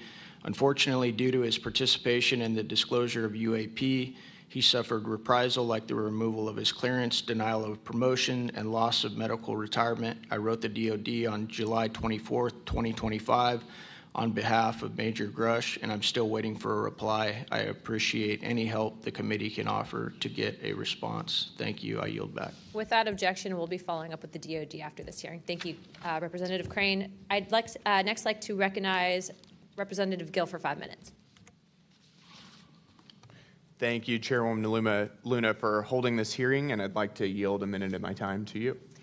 Perfect. My first question is to Mr. Knapp. Mr. Knapp, how do we know that the files that you obtained from the former Soviet government are not BS and just given to you as a disinformation campaign against the U.S. government? Yeah, it's a good question. So I shared some of them with the Senate Intelligence Committee when I first got back because that was requested by the Russians who shared some of that information with me. Secondly, I gave all of that material to the DIA through BASS, the OSAP program. Sorry for the acronyms. Can you name names real quick? Sorry. At BASS or OSAP? Who did you give them to directly? I gave them to Robert Bigelow and to Jim Lukatsky. And they hired a whole team to go through them and retranslate them and analyze it, and they created a structure of how the UFO programs in the USSR and Russia were put together. They said they were real. The other person who said they were real is David Grush. Noted. Thank you. Representative Gill. Yep. And thank you. I'd like to yield the remainder of my time to Eric Burleson. Thank you, Representative Gill. Mr. Wiggins, Chief Wiggins, in your view, what mechanisms, such as internal protocols, witness debriefings, or cross-agency documentation, should be better established in order to ensure that such a credible sighting like the one that you have given are preserved and made available to oversight bodies like this? Thank you, sir. As a active duty Navy member, our mission is to carry out the ship's mission or the command's mission. And we, on a general basis, don't have knowledge of what to do when we see things like this. We just don't. We're there to do our mission and do what's told of us, right? So I think what would be important is giving active duty members a clear way of being able to report things like this to where it gets to this point, and ensuring that we have a standard level of understanding that there wouldn't be any level of reprisal or anything happening. Because, I've been in the Navy for almost 24 years, but what about the sailors that have been in for 2 years that experience things like this? They're not going to have the knowledge, or they'll probably be a little bit more fearful to speak up, being it that their career is just starting. Yeah, I want to commend you. You're the first witness to come forward that is currently serving, and it's recognized. And so I thank you. And your testimony is unbelievable. Let me ask this question: are you familiar with the Witness Protection Act that Representative Burchett has filed? I'm not too familiar, sir. Anyone on the committee familiar with it? It's fantastic. It's the language that we need. It's language that will protect whistleblowers from any kind of reprisal, and yet it's again and again blocked by this body in some way. Many a times it's being blocked not by elected officials but by staff behind the scenes. And the other bill, the UAP Disclosure Act, which was filed last year, Senator Schumer, who I cannot believe that there's a topic that he and I agree on, but he and I agree on this topic. He has sponsored it in the Senate. He put it on the National Defense Authorization Act last year. Remarkably, I can't get it it was stripped out by the House last year, and I can't get it onto the bill leaving the House this year. Mr. Knapp, how far would that bill go to actually getting the answers that we need? Pretty far. I think that they're still going to have roadblocks. The keepers of the secrets, the private companies that have been doing this job for intelligence agencies for a long time, are not going to cough it up. You'd have to force it out of them. And whether you can get them to admit that they have it or not, they're supposed to lie about it. They've been lying about it. More power to you. I hope it works. I hope it passes this time. But it's a daunting challenge to get them to open up after lying about it for more than 75 years. Yeah. And then finally, Mr. Borland, when you engaged with Aero in 2023, you noted that their public statements did not match the reality that you and others had witnessed. In your assessment, what were the key limitations of Aero? I would put it to you this way. The statement Aero has made is scientific evidence of extraterrestrials. Scientific evidence requires a scientific control. Extraterrestrial is an entity on another planet. The only way to scientifically prove extraterrestrial is we have to go to that planet, acquire technology, bring it back, and compare it to what we have here. So you're saying they won't let anything out or they won't come forward unless they confirm that unless they go to the planet and confirm where its origin is? That would be scientific evidence, yes. And by that statement, Aero found no scientific evidence of extraterrestrials is basically, I don't want to call it a psyop, but a misrepresentation, because we do have things. But making that statement is not technically a lie. It's a misrepresentation of the full truth. Thank you. Madam Chair, may I, just since we're on that topic real quick, how do we get to these other planets? How do we pass the Van Allen radiation belt safely? Good question for you. I cannot answer that for you. I would now like to recognize Mr. Perry for 5 minutes. Thanks, Madam Chair. I think I'll start with maybe Mr. Borland. So you have a clearance, right? You're in uniform, you have a clearance. When did you leave service? What year? I left in 2013, February 2013. Who was the president, if you recall? 2013 would have been President Obama, sir. Wasn't President Trump, right? No, sir. Okay, so you have a clearance, right? You're serving in uniform, you have a clearance. Yes, Your sir. story, I think many of us are kind of picturing the scene. You walk out in the flight line, having a smoke, this event occurs. Do you have the perception, at least I do, based on your story, that this involves the U.S. government? Whatever you saw involves the U.S. government. That is 100% my opinion then and now. And was there an after action? Do you do a daily debrief of the activities of the day? Was any of that recorded? Was there a conversation with the command? Was there any documentation that you know of at the time? Not to my knowledge. I mean, like I said, I talked about it on the ops floor, and a couple of people had pulled me aside, some older enlisted, and were like, you probably want to keep that to yourself. So did you get the impression that they knew what you were talking about, just didn't want you to harm your career or seem crazy, or that they didn't really witness? Did you know anybody else that witnessed what you saw? Again, not that night. Like I said, the only people that would have been out there would have been security forces, and then those of us that were doing ops. Security forces in uniform or contract? Probably both. Did you talk to them? Did anybody talk to them in an after-action?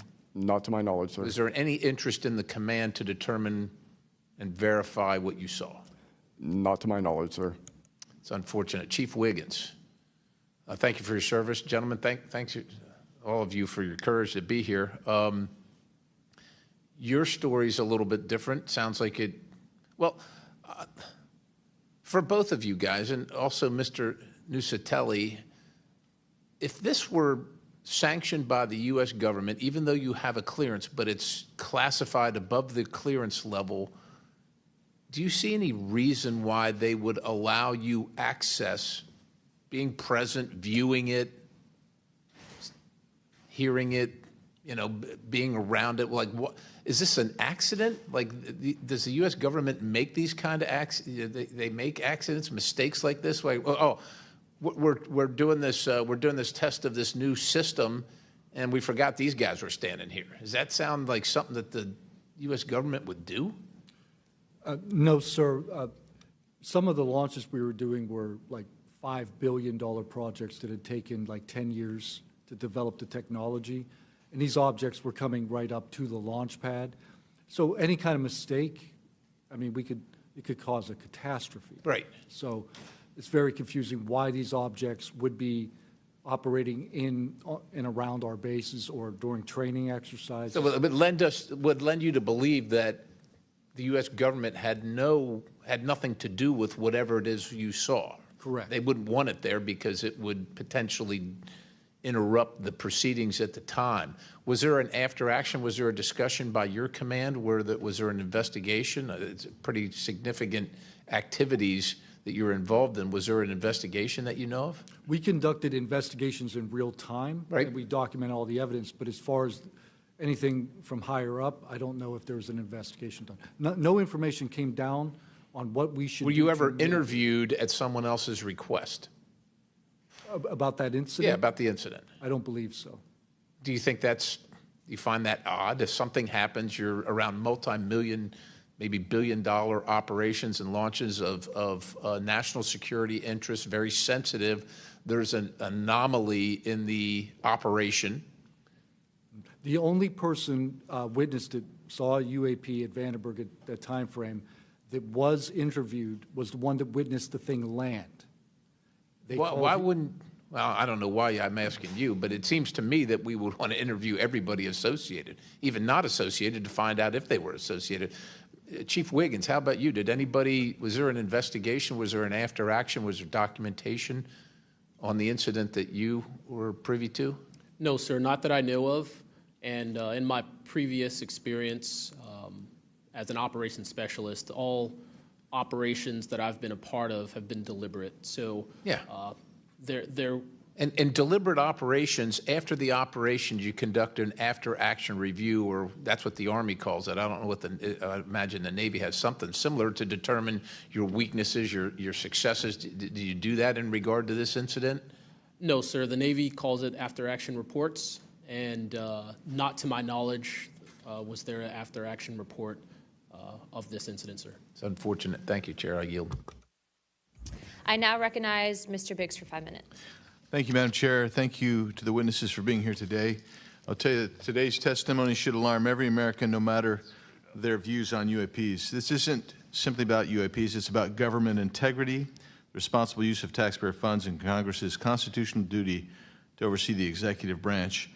We've heard evidence of critical information hidden in special access programs, off limits to virtually every elected representative, and certainly to the public. Credible witnesses report retaliation for speaking out. These are clear attempts to silence those who are exposing the truth. We must protect the whistleblowers. And decades of government disinformation have eviscerated public trust. So this isn't a partisan matter. It's a constitutional matter. And when you talk about the VAs, Ms. Spielberger, and all the problems that they had, the hub of that was Phoenix. And they went after the whistleblowers there. And that was under the Obama administration. So it doesn't matter which administration, which party. Both parties have got to come clean, particularly on this. So if the government thinks it can hide the truth and punish those who speak out, Congress has to keep pushing until the facts, whatever they are, wherever they lead, come to light. I'm going to go to you, Mr. Knapp, first. You've interviewed numerous UAP whistleblowers over the years. Question is, how do you verify their claims before deciding they're credible enough to report on? It's a combination of factors. First, you check their credentials. Did they really serve where they said they did, and did they work where they said they did? Are there any other witnesses? Is there visual proof, film, footage, things of that sort? You ask the people around them that know them, that used to work with them, if they're credible people. That's one way. You know, I think about Arrow, the organization that this body created to deal with witnesses and whistleblowers.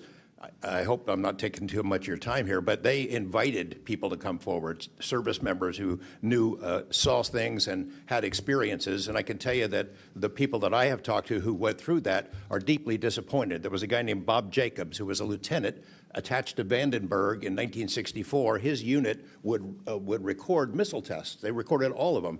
On one of these particular tests, a UFO comes out of nowhere, zaps what looks like a laser beam at what would have been a nuclear dummy, a nuclear weapon, and disabled it. And he is called into the commander's office. Two guys in suits clip that film footage out that shows the UFO, and he's ordered to never talk about it.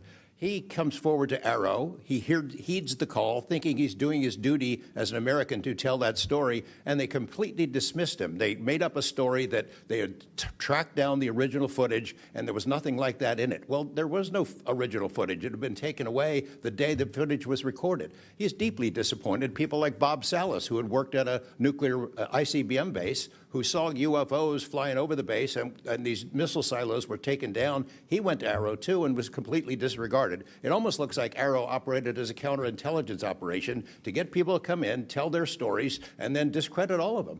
I can't imagine that any whistleblower or witness will ever go to Arrow again because of what happened under the first director, who's now long gone, but still seems to act as the spokesperson for that organization. And I would say, Madam Chair, maybe at some point we need to really dig deep into Arrow, and I would encourage us. Oh, I'd be happy to send maybe a subpoena to Mr. Kilpatrick.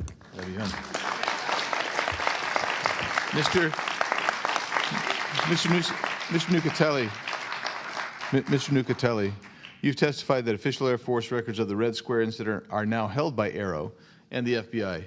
Has Congress or you been denied access to those records, and on what grounds would we be denied access, you or us? No, the records are unclassified, so okay, provide them to. In the 2003 to 2005 incidents you described, were any physical effects, electromagnetic interference, radio anomalies, or security system disruptions documented in base logs or any reports, official reports? Not to my knowledge, no. Mr. Wiggins, has the full resolution unedited footage of your incident been provided to Congress?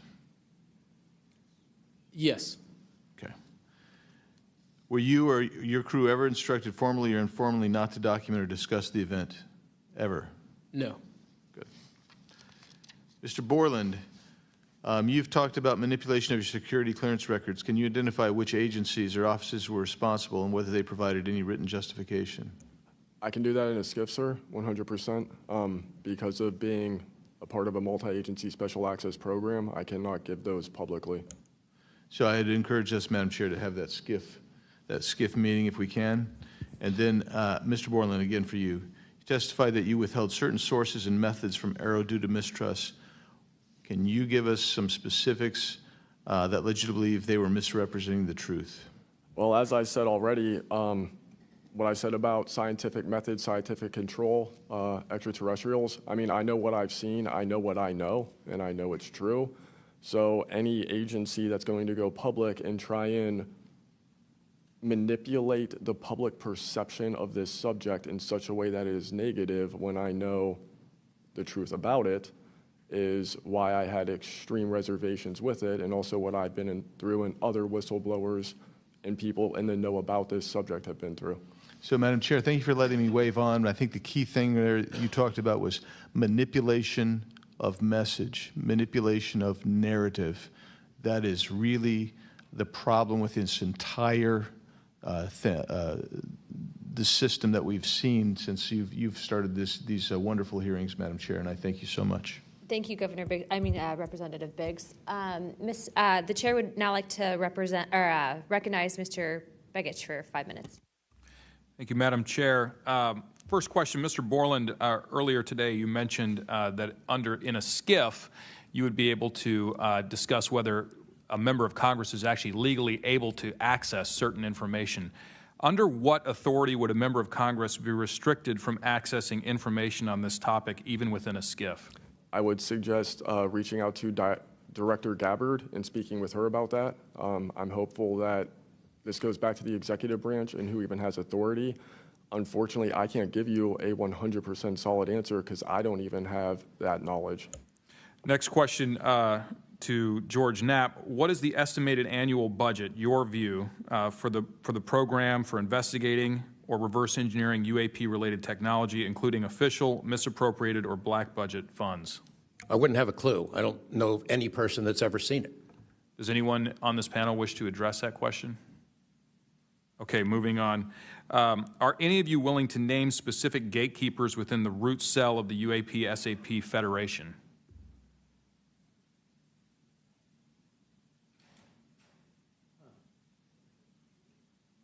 You mean specific people and contractors that have dealt with this and kept the secret? Specific individuals. Well, one of them was named Dr. James Ryder at Lockheed.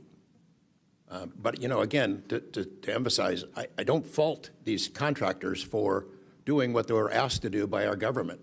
They're supposed to lie if people ask about it. And the intelligence agencies who gave this stuff to them, CIA, I think primarily, told them to keep it quiet, and they've done that. And I suspect that they'd like an off-ramp, that they'd like some help with figuring out this technology at some point. And this is, again, available to anyone, is there a security classification guide for UAP or NHI?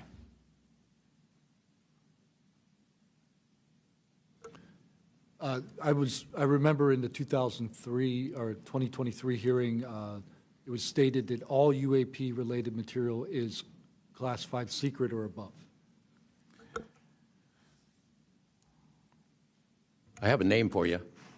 Go ahead. Glenn Gaffney, CIA. Glenn Gaffney, CIA. Another question for you, Mr. Knapp. What is, in your view, having investigated this issue for so many years, what is the long game with respect to disclosure of this information to the public?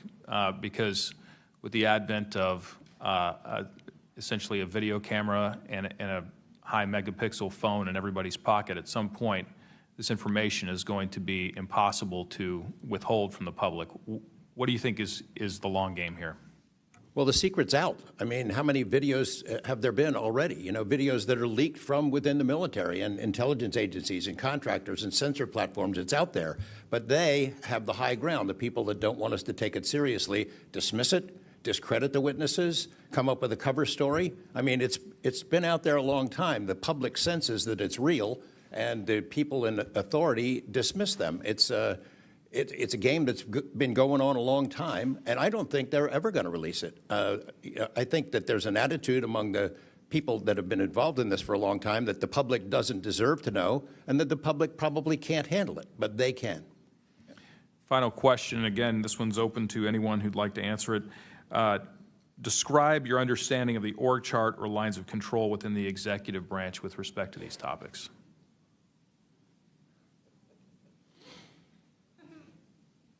And if you'd like to address that in a SCIF, feel free to say so. That could work as long as I'm legally allowed to and you are legally allowed to receive it.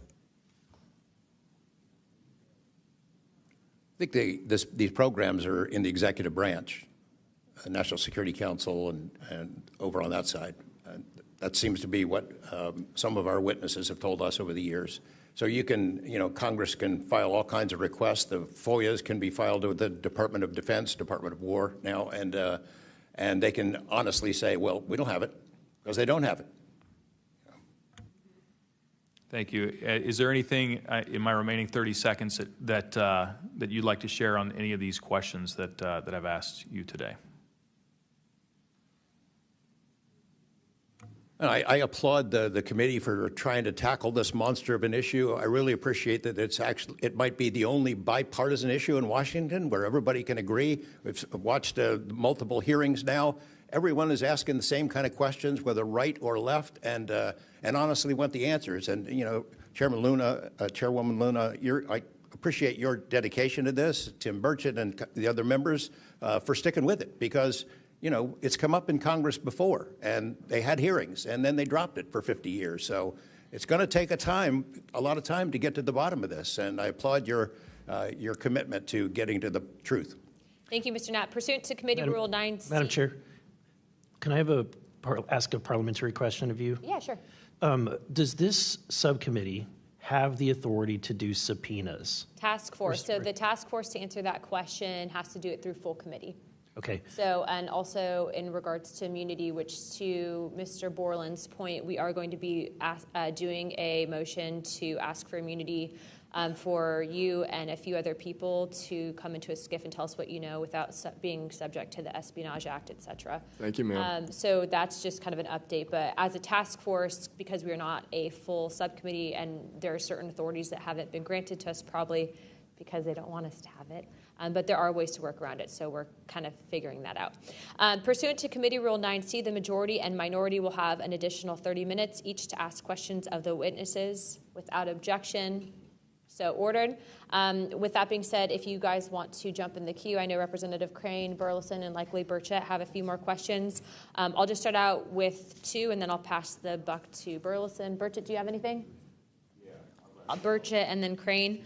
Just real quick, Mr. Knapp, and short answers, please, because of time. How much of these alleged Russian crash retrieval documents have already been physically out there? So, I mean, percentage-wise of the documents that you submitted to Congress, what was public already and what was not newly released? Maybe 1%. Okay, so the rest of it should be predominantly new information. Yep. Also, can you just elaborate real quick? I know you had, I think, mentioned a Thread 3 program, but also alleged in those documents, I got through maybe half of them last night. There's a lot, and I don't speak Russian, contrary to what my people might allege. What does the Thread 3, was there any specific programs that existed within the Soviet government or groups to specifically investigate this by name real quick? It's a number. There's a number in those documents I gave you. There was a larger program that actually had 3 sub-programs that was, Thread 3 was the name I got, and then the DIA guys who looked at it figured out there was a much larger organization. And it's listed in those documents? Yes. Okay, thank you. Real quick, I'd like to ask the committee to replay that video that Burleson had played earlier. I want to ask every witness here, specifically ones that have sensor training or have been able to recognize some of this movements real quick. So if you guys can please roll that real quick.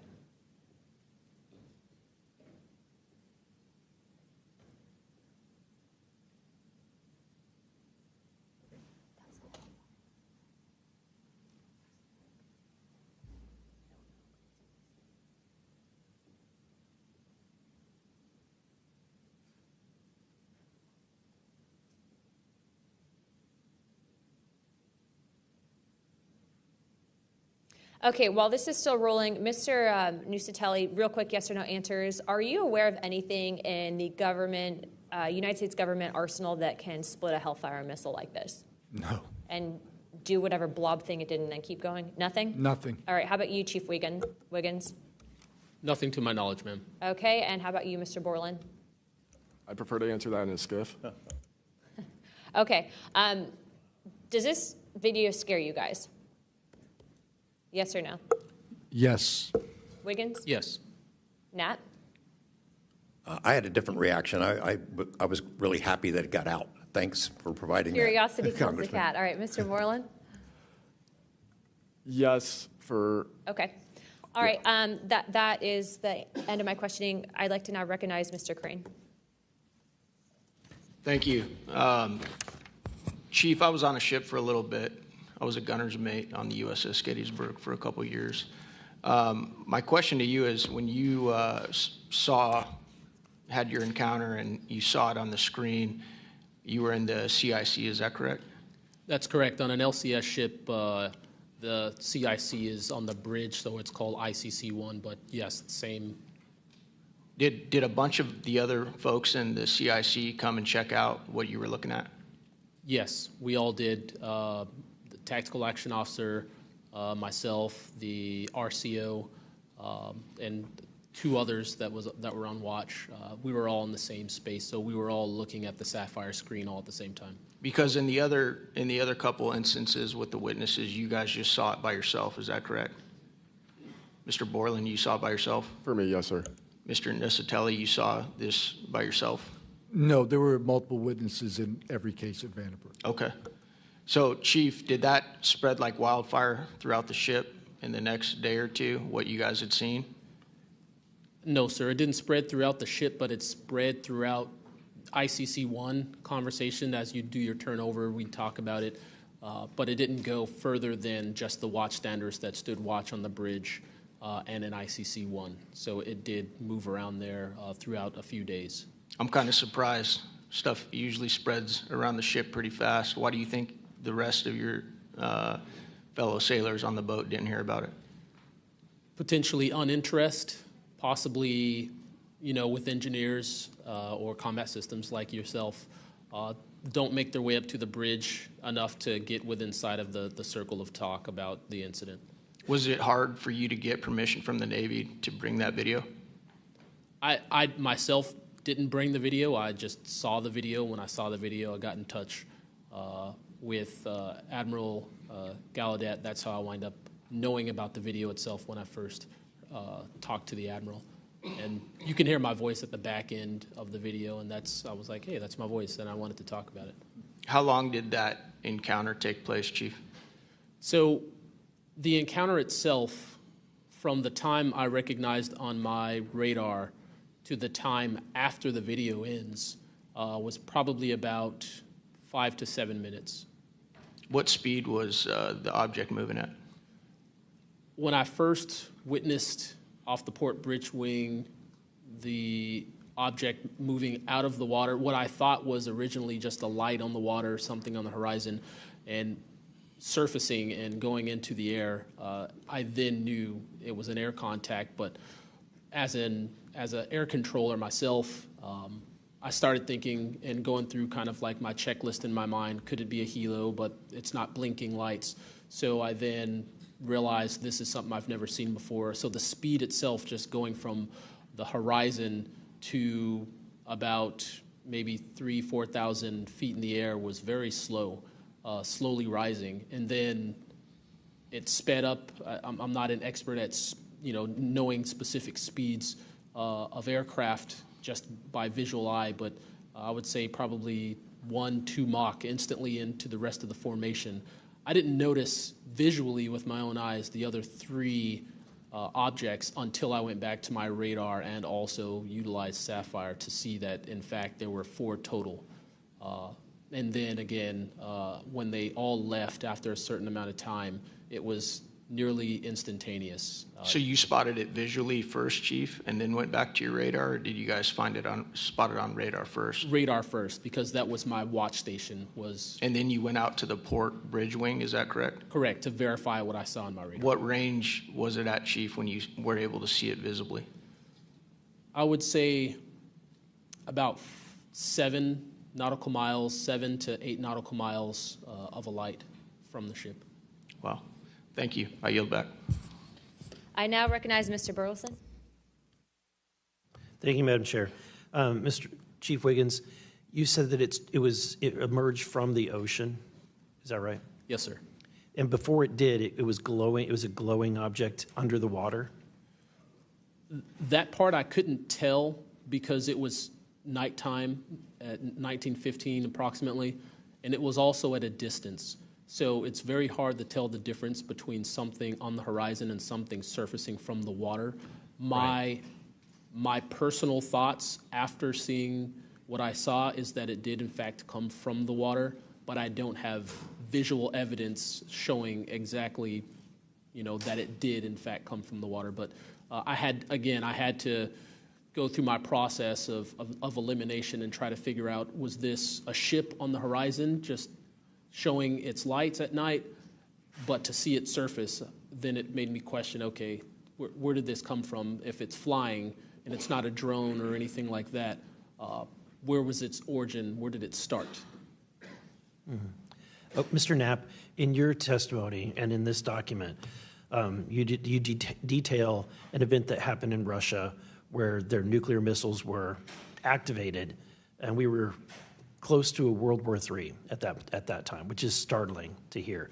It's also good to know that as we have investigated the JFK files as well, that we're learning that that there was a document that was sent between Russia. There was an agreement between Russia and the United States that if they were to see some unidentified objects over sensitive sites, that they would report it to each other. Are you familiar with that document?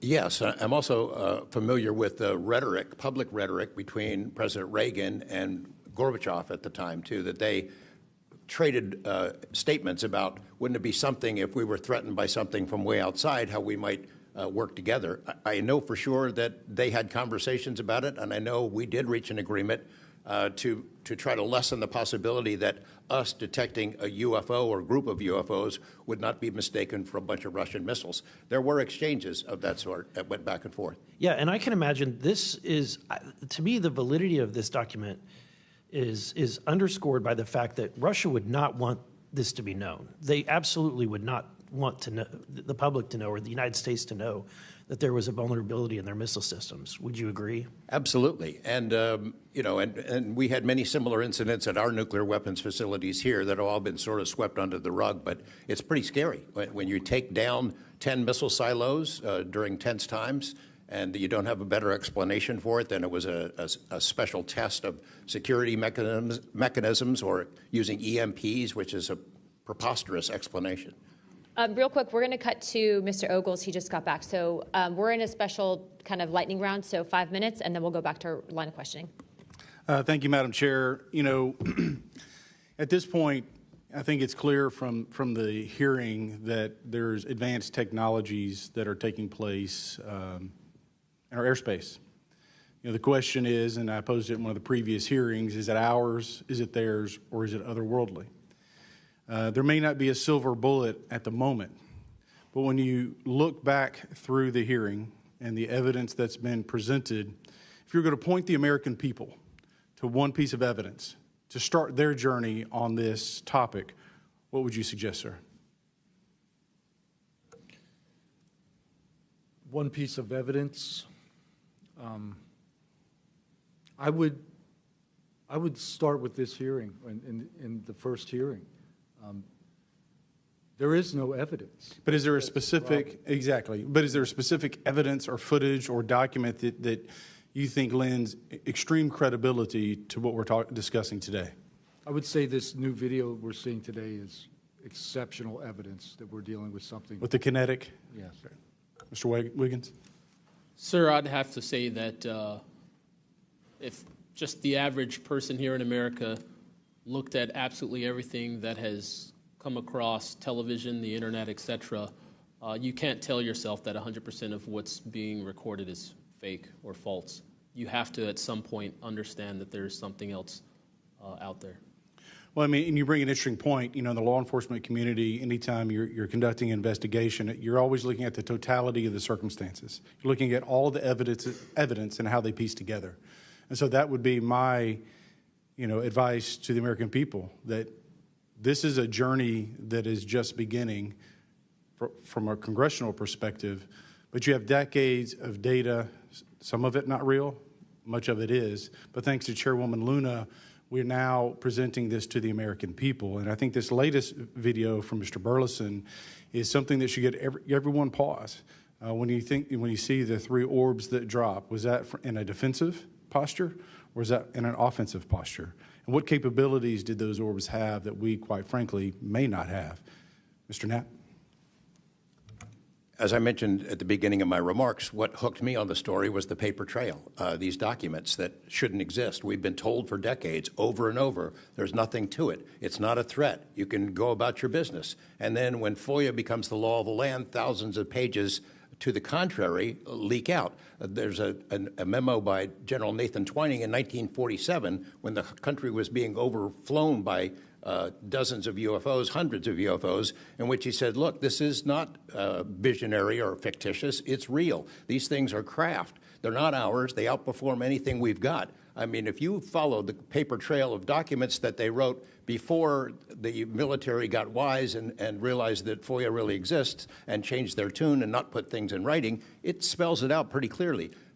I'll go refer back to Russia. One incident I did not mention to Representative Burleson is Colonel Sokolov in that Ministry of Defense program said there were 40 incidents where Russian warplanes were sent to intercept UFOs. And they were ordered to fire on them. And for the most part, the UFOs would zip away. 3 of the pilots, though, did fire at these things. Those 3 planes stalled out, crashed. 2 of those pilots died. And after that, the Russians changed the standing order. If you see a UFO, leave them alone. No country in the world wants to say and admit that these objects are flying around in our airspace and there's nothing we can do about it. I mean, who wants to say that? The U.S. certainly doesn't, and the Russians didn't either. And I've got to be almost out of time, but Mr. Berlin, then you, sir, real quickly. Yeah, to be honest with you, I think Bob Lazar, and not for the reasons that most would talk about, mainly because Bob Lazar was immediately discredited. They said he never worked where he worked. They said he never did what he did. But yet Bob Lazar showed up with a bunch of friends and a video camera and was filming these test flights in the middle of the desert. So clearly he knew something. Madam Chairman, if I'm out of time, I yield back. Thank you very much, Representative Ogles. I'd like to go back now on our lightning round of questioning to Representative Burchett and then Burleson. Burchett, always number 1. That's what I should be. Number 1 in your heart, number 435 on the chart. That's me. Dylan, knowing you testified to Arrow, are they obfuscating when they claim to have discovered no evidence of extraterrestrial beings, activity, or technology, and are they lying to the American public? As I said before, it's a manipulation of the public perception. The statement, scientific evidence of extraterrestrials, is a true statement. It is not the truth about what is happening and what we have. Any of y'all like to comment on that further? Mr. Knapp? You're getting edgy. It's splitting hairs. No proof that they're extraterrestrials. What would that proof look like? A piece of kryptonite? What would it be? I mean, we could be talking about different forms of non-human intelligence. I think the dominant paradigm is that they come from outer space, somewhere else, and they have some way that they can cross those vast distances that we can't even imagine doing. But not necessarily. That's not necessarily the answer. So asking for proof of extraterrestrials might not be the answer at all. It's splitting hairs. We don't know where they're from. I don't know anyone who knows the answer for sure. They call them aliens just as a placekeeper kind of a word, but no one in all these programs who've studied this stuff for years, people with much bigger brains than mine, knows the answer for sure. I've talked to Navy folks that some of the deep sea areas, they think there might be something there that they're here, and I don't know when they got here. Another point that needs to be made is every time, we say we're going to back engineer or whatever you want to call it, these craft, I always say, like, it'd be like if you took I ride motorcycles, but if you took like an Indian or a Harley to the people that came over here on the Mayflower, they'd see a bright, shiny object. They might polish it.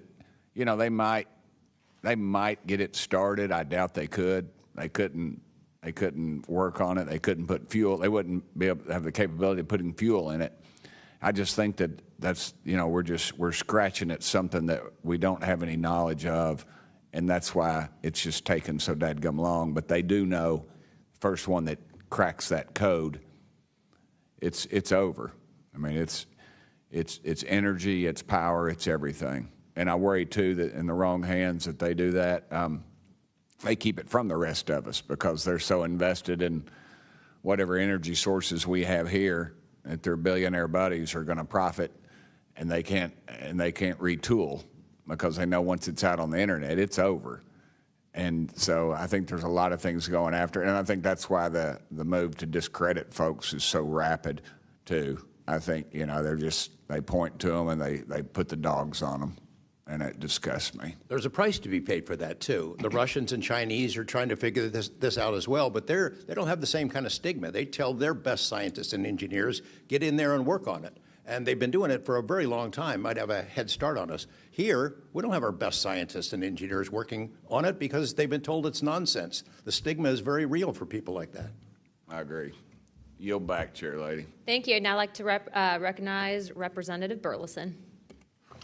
Mr. Nusatelli, when you heard the testimony of Mr. Knapp talking about these missiles were shut down or turned on in Russia, does that remind you, when you hear these stories, it's got to remind you of the event that happened on your base? Absolutely. There are many accounts of incursions of this type taking place. I believe in the 60s we had a similar incursion in New England, and same thing happened. There were these objects coming over the base at low altitude, 200 feet over the base security police, and they were scrambling fighters, and then the objects would just fly off, and that went on for weeks. So the historical record has laid out that there's a pattern, that our installations are visited by these craft.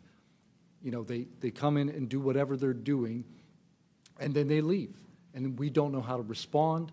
We don't know how to protect the installation. So that's why we're here. When you first heard, and we're having to report on these incidents that were being witnessed by other individuals, did you believe them? Did you yourself believe it would be true until you saw it? Yeah, these are people I've worked with for years, deployed with. I was in some of the weddings. These are people that I worked with every day of my life. Usually when the events were occurring, we were all together. There'd be 40, 60, 100 people on duty during these encounters. Really?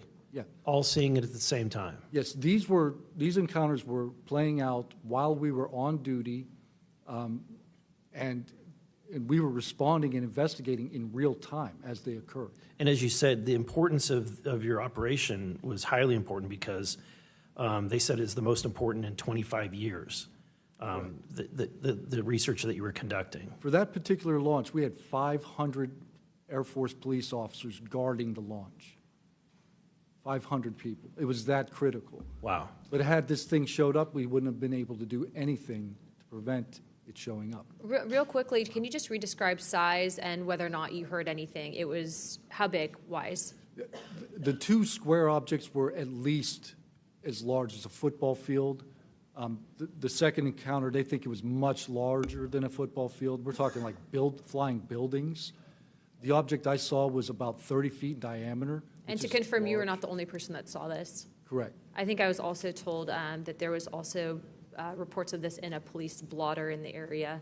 Can you confirm that? Yes, that's the documentation that I maintained from the original event and turned into Aero and the FBI. Okay. Do you have any more, Burleson? No, Madam Chair, I just want to reiterate to the American people that if you're frustrated, so are we. We're extremely frustrated. We've been, the 2-3 years. I can only imagine how frustrated Mr. Knapp is or Danny Sheehan is, and the amount of time that you guys have poured into this to try to get answers. I mean, Masson is back there. He's been pouring to try to get answers into this. I hope that you all see that we're committed to this, and we're going to be scrappy about it. We may not have the direct authority, but I can assure you Representative Luna is about as scrappy as it gets. I wouldn't want to scrap with her. But that being said, I think that if the American people want to see answers, we need to action. We've had the hearings. It's time to take action. It's time that we pass Tim Burchett's Whistleblower Act. It's time that we pass the UAP Disclosure Act. And I think that we've had a lot of talk about this. It's time for action. Thank you, Burleson.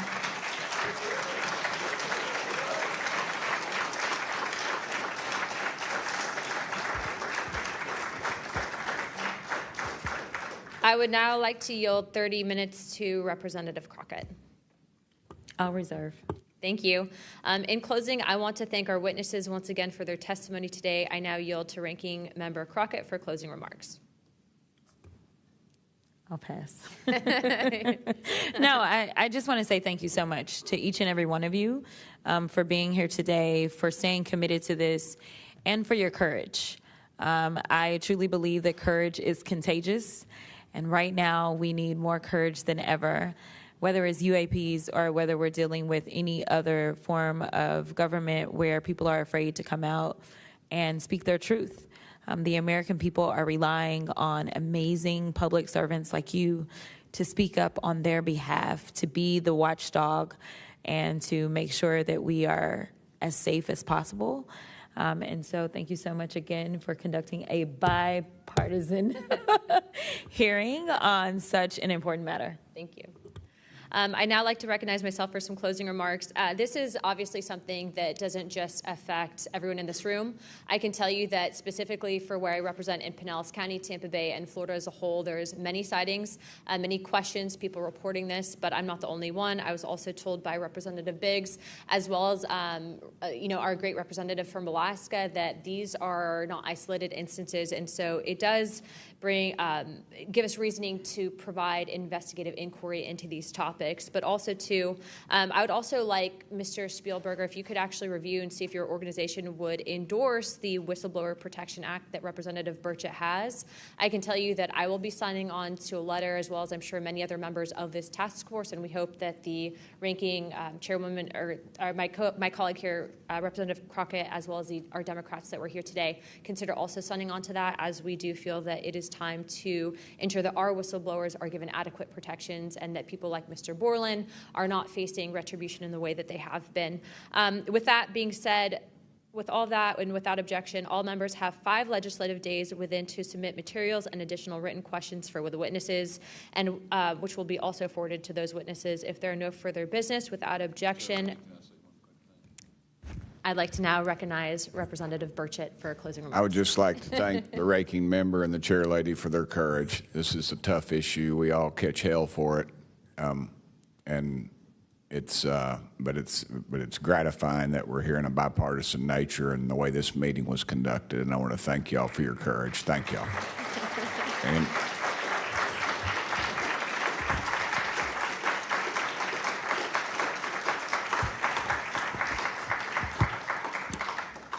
without objection, the task force stands adjourned.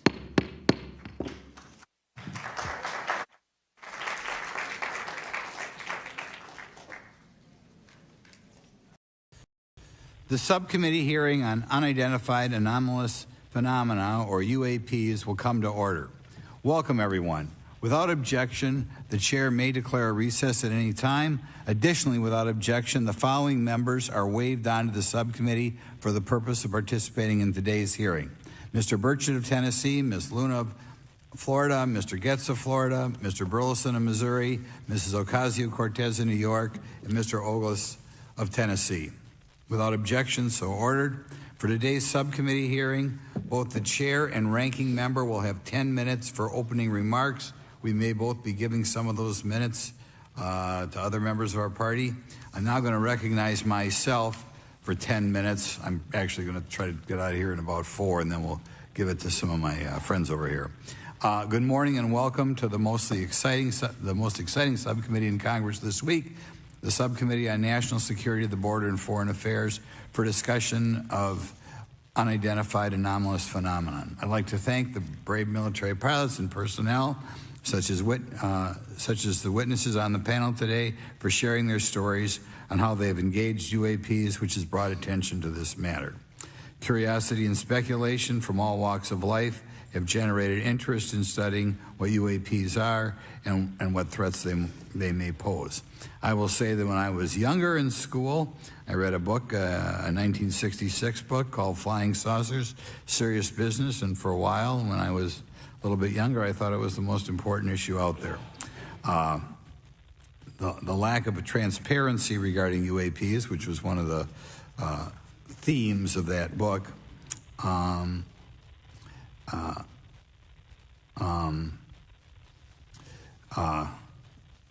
in any event, it's led to interest in studying what UAPs are and what threats they pose.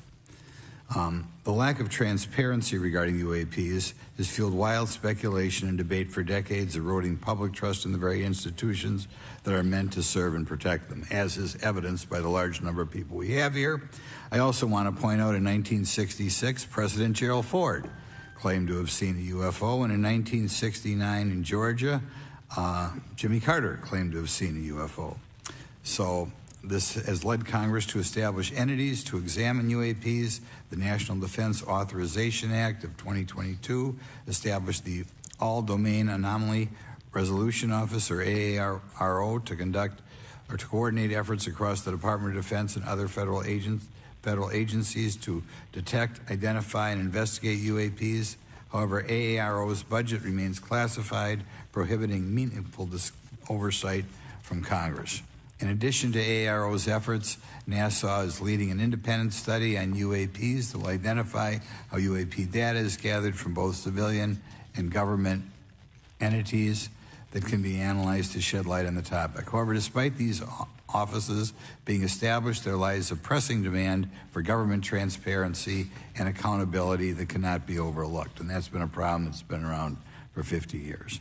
The Biden administration handling of the Chinese spy balloon that violated U.S. airspace is one example how the government is not prepared for these. The Biden administration's description of events has shown that the government continues not to be forthright. Between the Chinese balloon being shot down and 2 UAPs subsequently shot down following the event earlier this year, the U.S. government spent $1.5 million in taxpayer dollars on missiles, yet we have seen little clarity from the Biden administration. We must demand transparency from the Department of Defense, our intelligence community, and our defense industry on the UAP work. We're going to ask some questions about that today. Congress recognizes the subject of UAPs is multifaceted and requires a careful, data-driven approach. Today, we'll see clarity from these witnesses' testimonies, or we'll seek clarity as to what can be done to improve reporting for military and civilians and remain committed to objective inquiry. Congress should work to ensure that knowledge is not driven by fear. Today, we are not just debating the existence of UAPs, we are deliberating on the principles that define our republic, which is a commitment to transparency and accountability. I look forward to hearing from our witnesses today about ways we can improve government efficiency and openness when it comes to UAPs. I thank each of you for your presence here today and for your dedication to safeguarding the interests of the American people. I look forward to your testimony. Now I'm going to turn it over for 2.5 or 3 minutes to Representative Burchett from Tennessee.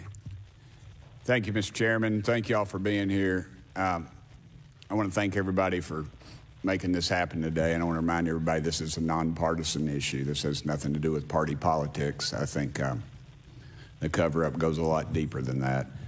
I also want to thank my colleagues, Representative Anna Paulina Luna, sitting beside me here, Jared Moskowitz, my friend across the aisle, has an incredible mind, and I'm anxious to hear his questions, my buddy Eric Burleson, and it's not in my notes here, but Matt Gates. If it hadn't been for Matt Gates, myself, him, and Luna would still be down at Eglin Air Force Base trying to get some answers. He's got an incredible legal mind. Also, I know I saw it in the crowd there, George Knapp, my buddy Jeremy Corbell. They're not witnesses, but they've provided some statements on this subject, and I seek unanimous consent to enter those statements into the record, Mr. Chairman. Without objection. Also, would like to enter in, I understand now that this is unclassified and it's public record, but as we all know, that's sometimes difficult for the public to get a hold of. A report, Defense Intelligence reference documents, Advanced Space Propulsion Based on Vacuum, Space-Time Metric Engineering, some light reading for some of our members. Without objection. Thank you. Mr. Knapp wrote, since 1969, the position of our military has been that UFOs pose no threat to national security and are not worthy of further study. I'd say that's the biggest understatement of the decade. He also goes on to talk about the dismissive attitude. It's at odds with what was revealed in documents, reports, and internal memos. And Mr. Cabral says, as he writes these words, the UFO is emerging as a major topic of global importance. I can state that as a fact. Out there, I met a fellow who came in here all the way from Denmark to be here for this meeting. So this is huge. This is worldwide. I think we suspect what's going on, but I'd also like to thank the members of Congress who have supported our efforts to make this hearing happen. Some have even confided to me that they've had UFO sightings of their own. Those members, of course, some of them wish to remain anonymous, and I'll keep it that way. But also, finally, I'd like to thank these three brave witnesses here. They took an oath. They took an oath to uphold the Constitution of the United States, and dadgummit, they're doing it. And we owe them a debt of gratitude.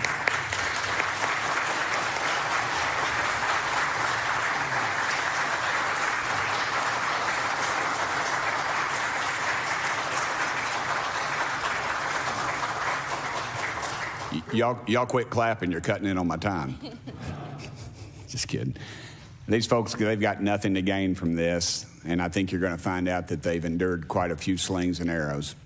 We need to remember them in our prayers and their families. And I'm thankful to them for their honest testimonies.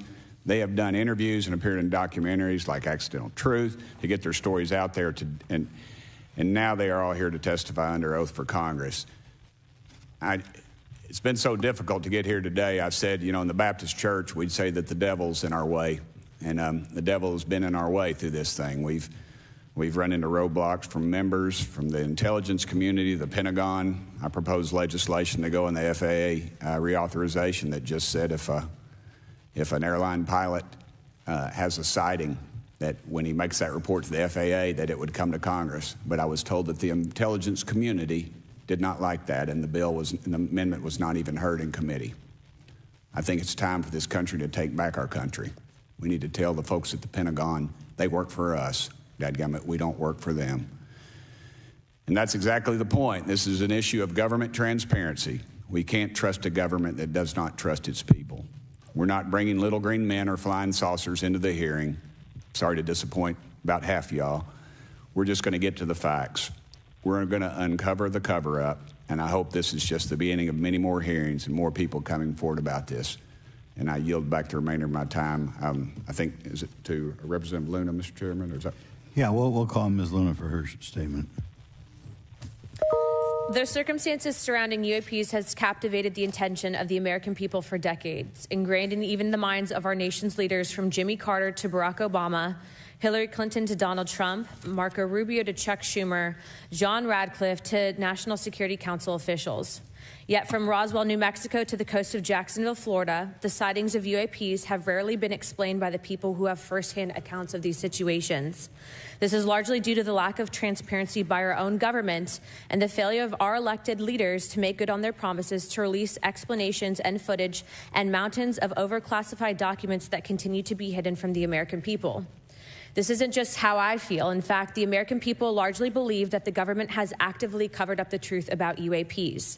One poll in particular found that 68% of Americans believe that the government is hiding information about UAPs and not being honest about what we know about them. And from my personal experience, I believe the same thing. Another poll found that nearly half Americans believe that the federal government is doing a very bad or somewhat bad job of dealing with reports of UFO sightings. As Representative Burchett just referenced on the FAA bill that just went through, you can tell that that's exactly happening.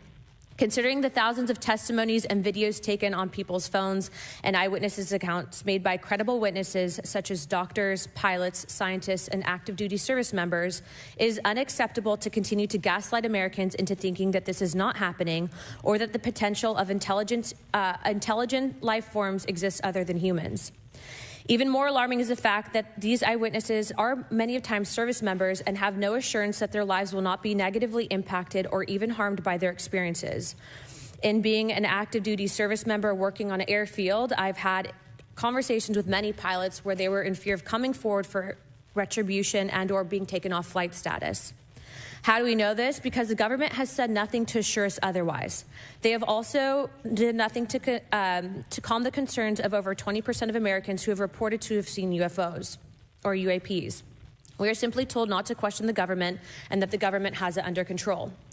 Today is the first hearing of its kind where we will attempt to get down to the bottom of what is actually happening with UAPs. But we will hear from people who have had personal sightings rather than Pentagon bureaucrats who have always been sent to stonewall our investigations. Just so that the press knows and the people know, We were even denied access to a classified briefing in a SCIF prior to this hearing due to the amount of hoops that we had to jump through to grant temporary clearance to witness Grush, who has knowledge of classified information. It is time to have an open-minded discussion on this topic, to hear the evidence and understand the magnitude of what this means, not just for our nation, but for humanity. Thank you, Chairman. I yield back the rest of my time. Thank you very much, and I'd like to thank you and Mr. Burchett for bringing this topic to my attention. Now we'll recognize National Security Subcommittee Ranking Member Garcia for 10 minutes. Well, thank you, Mr. Chairman, and I want to thank first our witnesses for joining us today. I want to begin by thanking you all for your service to our country and for sharing your voices today and your courage to be here as well. To Mr. Graves, particularly grateful to you to spend some time that we had for you to share with candor some of your experiences, so I appreciate that as well. I do want to thank all the members of our subcommittee today and also those that are here and have waved on for their incredible interest in this issue, particularly to Congressman Burchett. I know that your leadership has brought us to this place today, and I want to thank you for that, as well as everyone else that's been engaged in this work. I also want to thank the oversight staff, who I know has been working very hard to ensure that today's hearing is serious, that it's transparent, and that it also provides appropriate answers, as our oversight body always demands.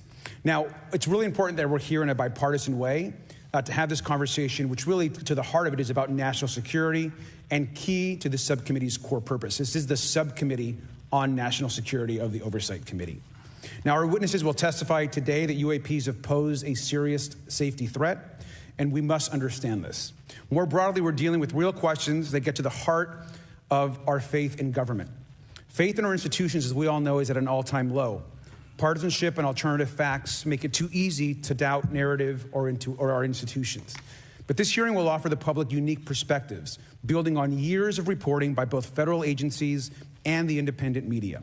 Now, some of the earliest reporting on this issue was a groundbreaking 2017 New York Times report, which revealed research, as we know now, on unidentified anomalous phenomena, or as many call UFOs, by the Defense Intelligence Agency. Mr. Graves and Commander Favor's experiences with UAPs have also been documented by the public, not just by the New York Times, but CNN and many other national news outlets. Now, the Office of the Director of National Intelligence has published public reports documenting UAPs, and on June 9th, 2022, NASA announced that the agency is commissioning a study to, of course, examine unidentified anomalous phenomena. Now, the sheer number of reports, whistleblowers, and stories of unidentified anomalous phenomena should raise real questions and warrant investigation and oversight, and that's why we are here today. Now, pilots have reported encounters for years. Now, because of the stigma around reporting these incidents, we still don't have a complete picture of actually what's going on, particularly as our witnesses will testify on the civilian side, and that is a real problem that we have today in the country. Now, it's very important that we show that Democrats and Republicans in Congress can come together in a bipartisan way to cut through misinformation and to look at the facts in a serious and thoughtful manner. If we are to advance oversight and public disclosure, we must also gain the broad support of the public. We will succeed getting facts out to the public faster if there is a broad public support as part of the process. Now, I understand fully the Department of Defense is hesitant to share information that could also undermine our national security by revealing information on the capabilities of our own aircraft, our sensors, and other sensitive material. At the same time, many people believe that we're withholding information from them, and that is dangerous also. I believe in openness and transparency. That is also the role of Congress, and I want to trust that the American people will be able to weigh the evidence and make up their own minds. Now, we have incidents where sensors, sometimes even multiple types of sensors, detect things that we cannot explain. UAPs, whatever they may be, may pose a serious threat to our military or civilian aircraft, and that must be understood. Now, my career and training as a longtime and career educator and teacher and researcher tell me that we should never rule anything out. We know that our space, of course, is vast and undiscovered. I also want to note that Mr. Sean Kirkpatrick, director of the All-Domain Anomaly Resolution Office, the component of the DoD office that investigates UAP data, has testified before the Senate this year that his unit has found no evidence of extraterrestrial activity. NASA has also stated that they don't have evidence of extraterrestrial life either, and we've heard this, of course, from some of our government agencies. And we should remind viewers and witnesses, which I think is really important, that we also cannot share classified information in public settings. But questions, of course, remain that people want to see data and information for themselves. The enormous interest in the hearing today underscores the importance of a fair and open look at the evidence from witnesses who can share their unique perspectives. Now, I know I certainly have a lot of questions, and I know that all the members of our committee do as well. We should come to this hearing with an open mind, and we should not let our existing ideas restrict us on either side. I hear over and over from many agencies the stigma around reporting and investigating UAPs prevents us from getting real answers. We know that whistleblowers have reported harassment, intimidation, or stigma as well, and this is not acceptable. If people can't report incidents which would have national security or safety implications, then that also has serious consequences for us. As ranking member of this subcommittee, I know my job would be completely impossible if whistleblowers or others feel intimidated to come before this committee. We can't be afraid of asking questions, and we can't be afraid of the truth. I'm proud to say that this hearing builds upon bipartisan work by members of the House and Senate dating many years back, which has sought to increase awareness within the Department of Defense and to mandate more of Congress of UAPs. We know the Senate is taking up an amendment to their defense authorization bill, which will create a commission with broad declassification authority, and we should all agree that that is an important step. Members of both parties and senior officials in multiple administrations have taken an interest in this issue, and we're proud to carry and build that confidence in the American people. This hearing will also not be the end of this discussion, but a new chapter and start to years and years of work that many folks, both in the public and within government, have been working on. We should encourage more reporting, not less, on UAPs. The more we understand, the safer we will be. We will hear testimony from witnesses today with a long record of service to the American people and with subject matter expertise. Our witnesses have a unique opportunity to share their perspective, insights, and their experiences with the American people. And I encourage all of my colleagues to engage with these difficult questions with an open mind and to follow the facts on behalf of our country. I also just want to say more broadly that we should look at this hearing and believe that everything is on the table as it relates to UAPs. I think an open mind is absolutely the best. I want to yield the 2.5 minutes, the remainder of my time, to the representative from Florida, Representative Moskowitz, for an opening statement. He also has been very much engaged in this issue, and I want to thank him for his leadership. Congressman. Thank you, Ranking Member Garcia. Thank you, Mr. Chairman. I want to thank Tim Burchett and Anna Paulina Luna for their leadership in pushing this hearing forward. I want to thank, obviously, committee staff and their staff working on this on a bipartisan basis because many Americans are deeply interested in this issue, and it shouldn't take the potential of non-human origin to bring us together. Additionally, I want to thank the witnesses for coming forward to share your perspectives, your thoughts, and the sightings of UAPs.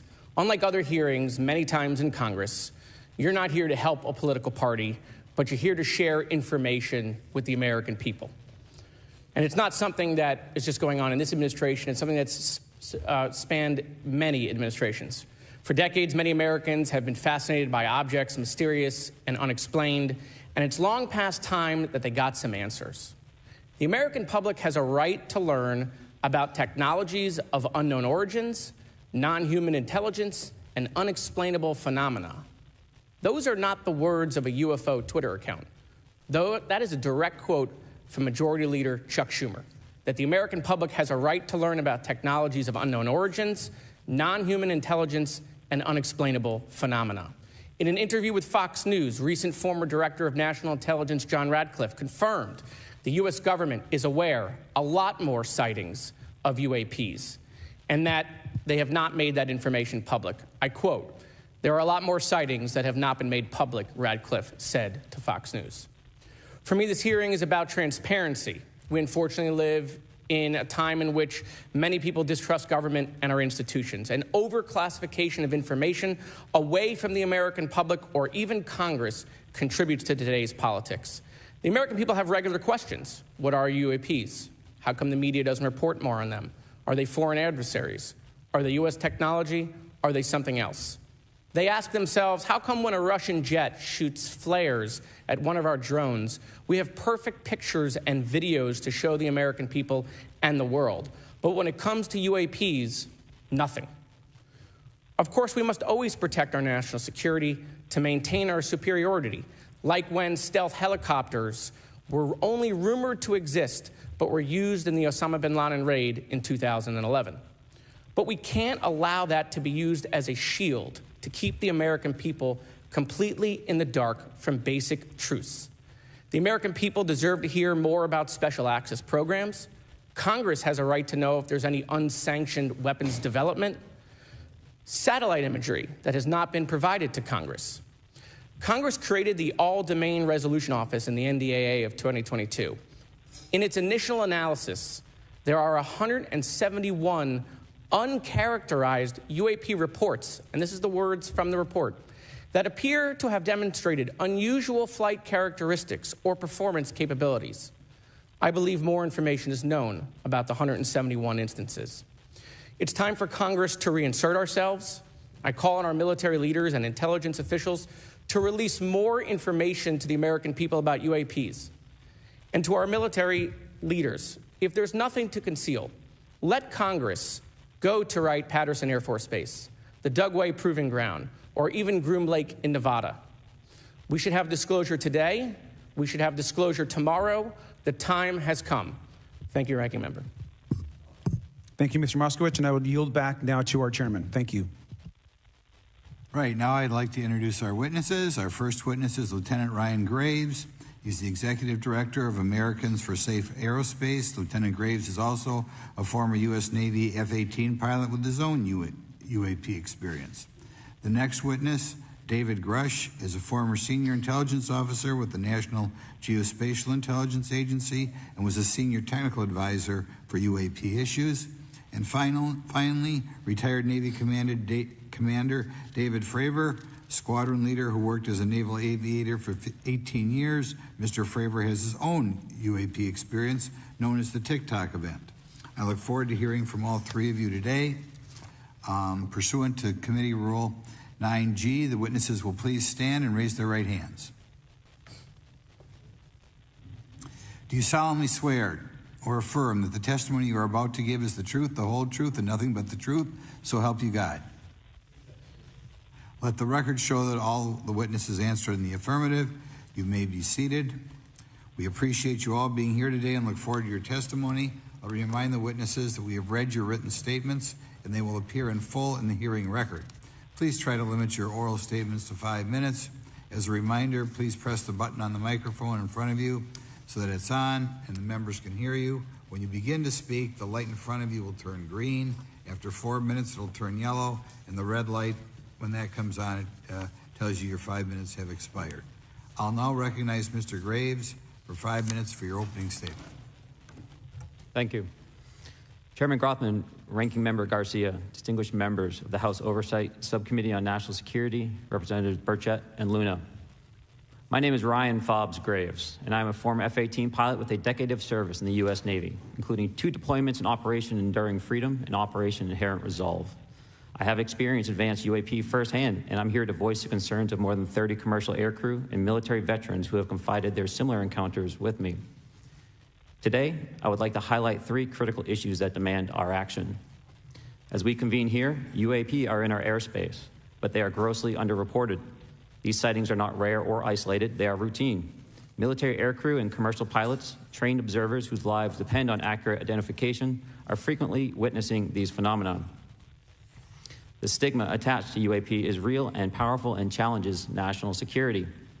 It silences commercial pilots who fear professional repercussions, discourages witnesses, and is only compounded by recent government claims questioning the credibility of eyewitness testimony. Parts of our government are aware of more about UAP than they let on, but excessive classification practices keep crucial information hidden.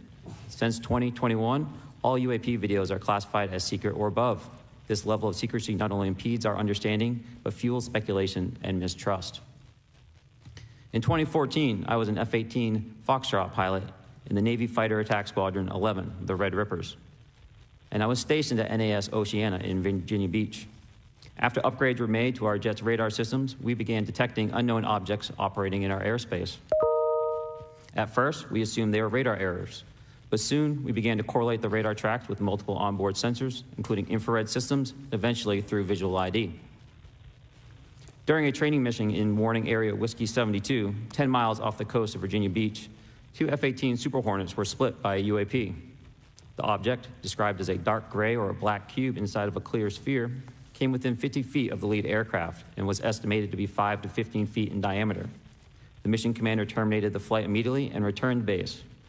Our squadron submitted a safety report, but there was no official acknowledgement of the incident and no further mechanism to report the sightings. Soon, these encounters became so frequent that aircrew would discuss the risk of UAP as part of their regular pre-flight briefs. Recognizing the need for action and answers, I founded Americans for Safe Aerospace. The organization has since become a haven for UAP witnesses who were previously unspoken due to the absence of a safe intake process. More than 30 witnesses have come forward, and almost 5,000 Americans have joined us in the fight for transparency at safeaerospace.org. The majority of witnesses are commercial pilots at major airlines. Often, they are veterans with decades of flying experience. Pilots are reporting UAP at altitudes that appear above them at 40,000 feet, potentially in low Earth orbit or in the gray zone below the Kármán line, making inexplainable maneuvers like right-hand turns and retrograde orbits or J-hooks. Sometimes these reports are reoccurring, with numerous recent sightings north of Hawaii and in the North Atlantic. Other veterans are also coming forward to us regarding UAP encounters in our airspace and oceans. The most compelling involve observations of UAP by multiple witnesses and sensor systems. I believe these accounts are only scratching the surface, and more will share their experiences once it is safe to do so. In closing, I recognize the skepticism surrounding this topic. If everyone could see the sensor and video data I witnessed, our national conversation would change. I urge us to put aside stigma and address the security and safety issue this topic represents. If UAP are foreign drones, it is an urgent national security problem. If it is something else, it is an issue for science. In either case, unidentified objects are concerned for flight safety. The American people deserve to know what is happening in our skies. It is long overdue. Thank you. Mr. Grush. Mr. Chairman, ranking members and congressmen, thank you. I'm happy to be here. This is an important issue, and I'm grateful for your time. My name is David Charles Grush. I was an intelligence officer for 14 years, both in the U.S. Air Force, both active duty, Air National Guard, and Reserve, at the rank of major, and most recently from 2021 to 2023, at the National Geospatial Intelligence Agency, NGA, at the GS-15 civilian level, which is the military equivalent of a full bird colonel. I was my agency's co-lead in unidentified anomalous phenomena and transmedium object analysis, as well as reporting to the UAP task force, UAPTF, and eventually, once it was established, the All-Domain Anomaly Resolution Office, AARO. I became a whistleblower through a PPD-19 urgent concern filing in May 2022 with the Intelligence Community Inspector General. Following concerning reports from multiple esteemed and credentialed current and former military and intelligence community individuals that the U.S. government is operating with secrecy above congressional oversight with regards to UAPs. My testimony is based on information I've been given by individuals with a long-standing track record of legitimacy and service to this country, many of whom also have shared compelling evidence in the form of photography, official documentation, and classified oral testimony to myself and my various colleagues.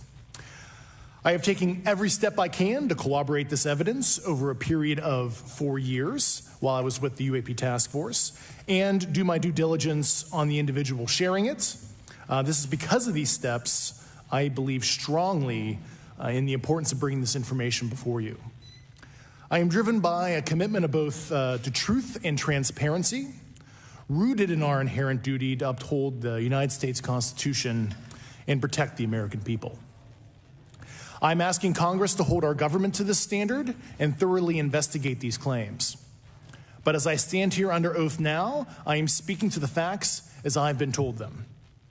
In the U.S. Air Force, in my National Reconnaissance Office, NRO, reservist capacity, I was a member of the UAP Task Force from 2019 to 2021. I served at the NRO Operations Center on the Director's Briefing staff, which included the coordination of the Presidential Daily Brief and supporting a variety of contingency operations, which I was the Reserve Intelligence Division Chief backup. In 2019, the UAP Task Force Director asked me to identify all special access programs and controlled access programs, also known as SAPs and CAPs, we needed to satisfy our congressionally mandated mission, and we were direct report at the time to the DepSecDef.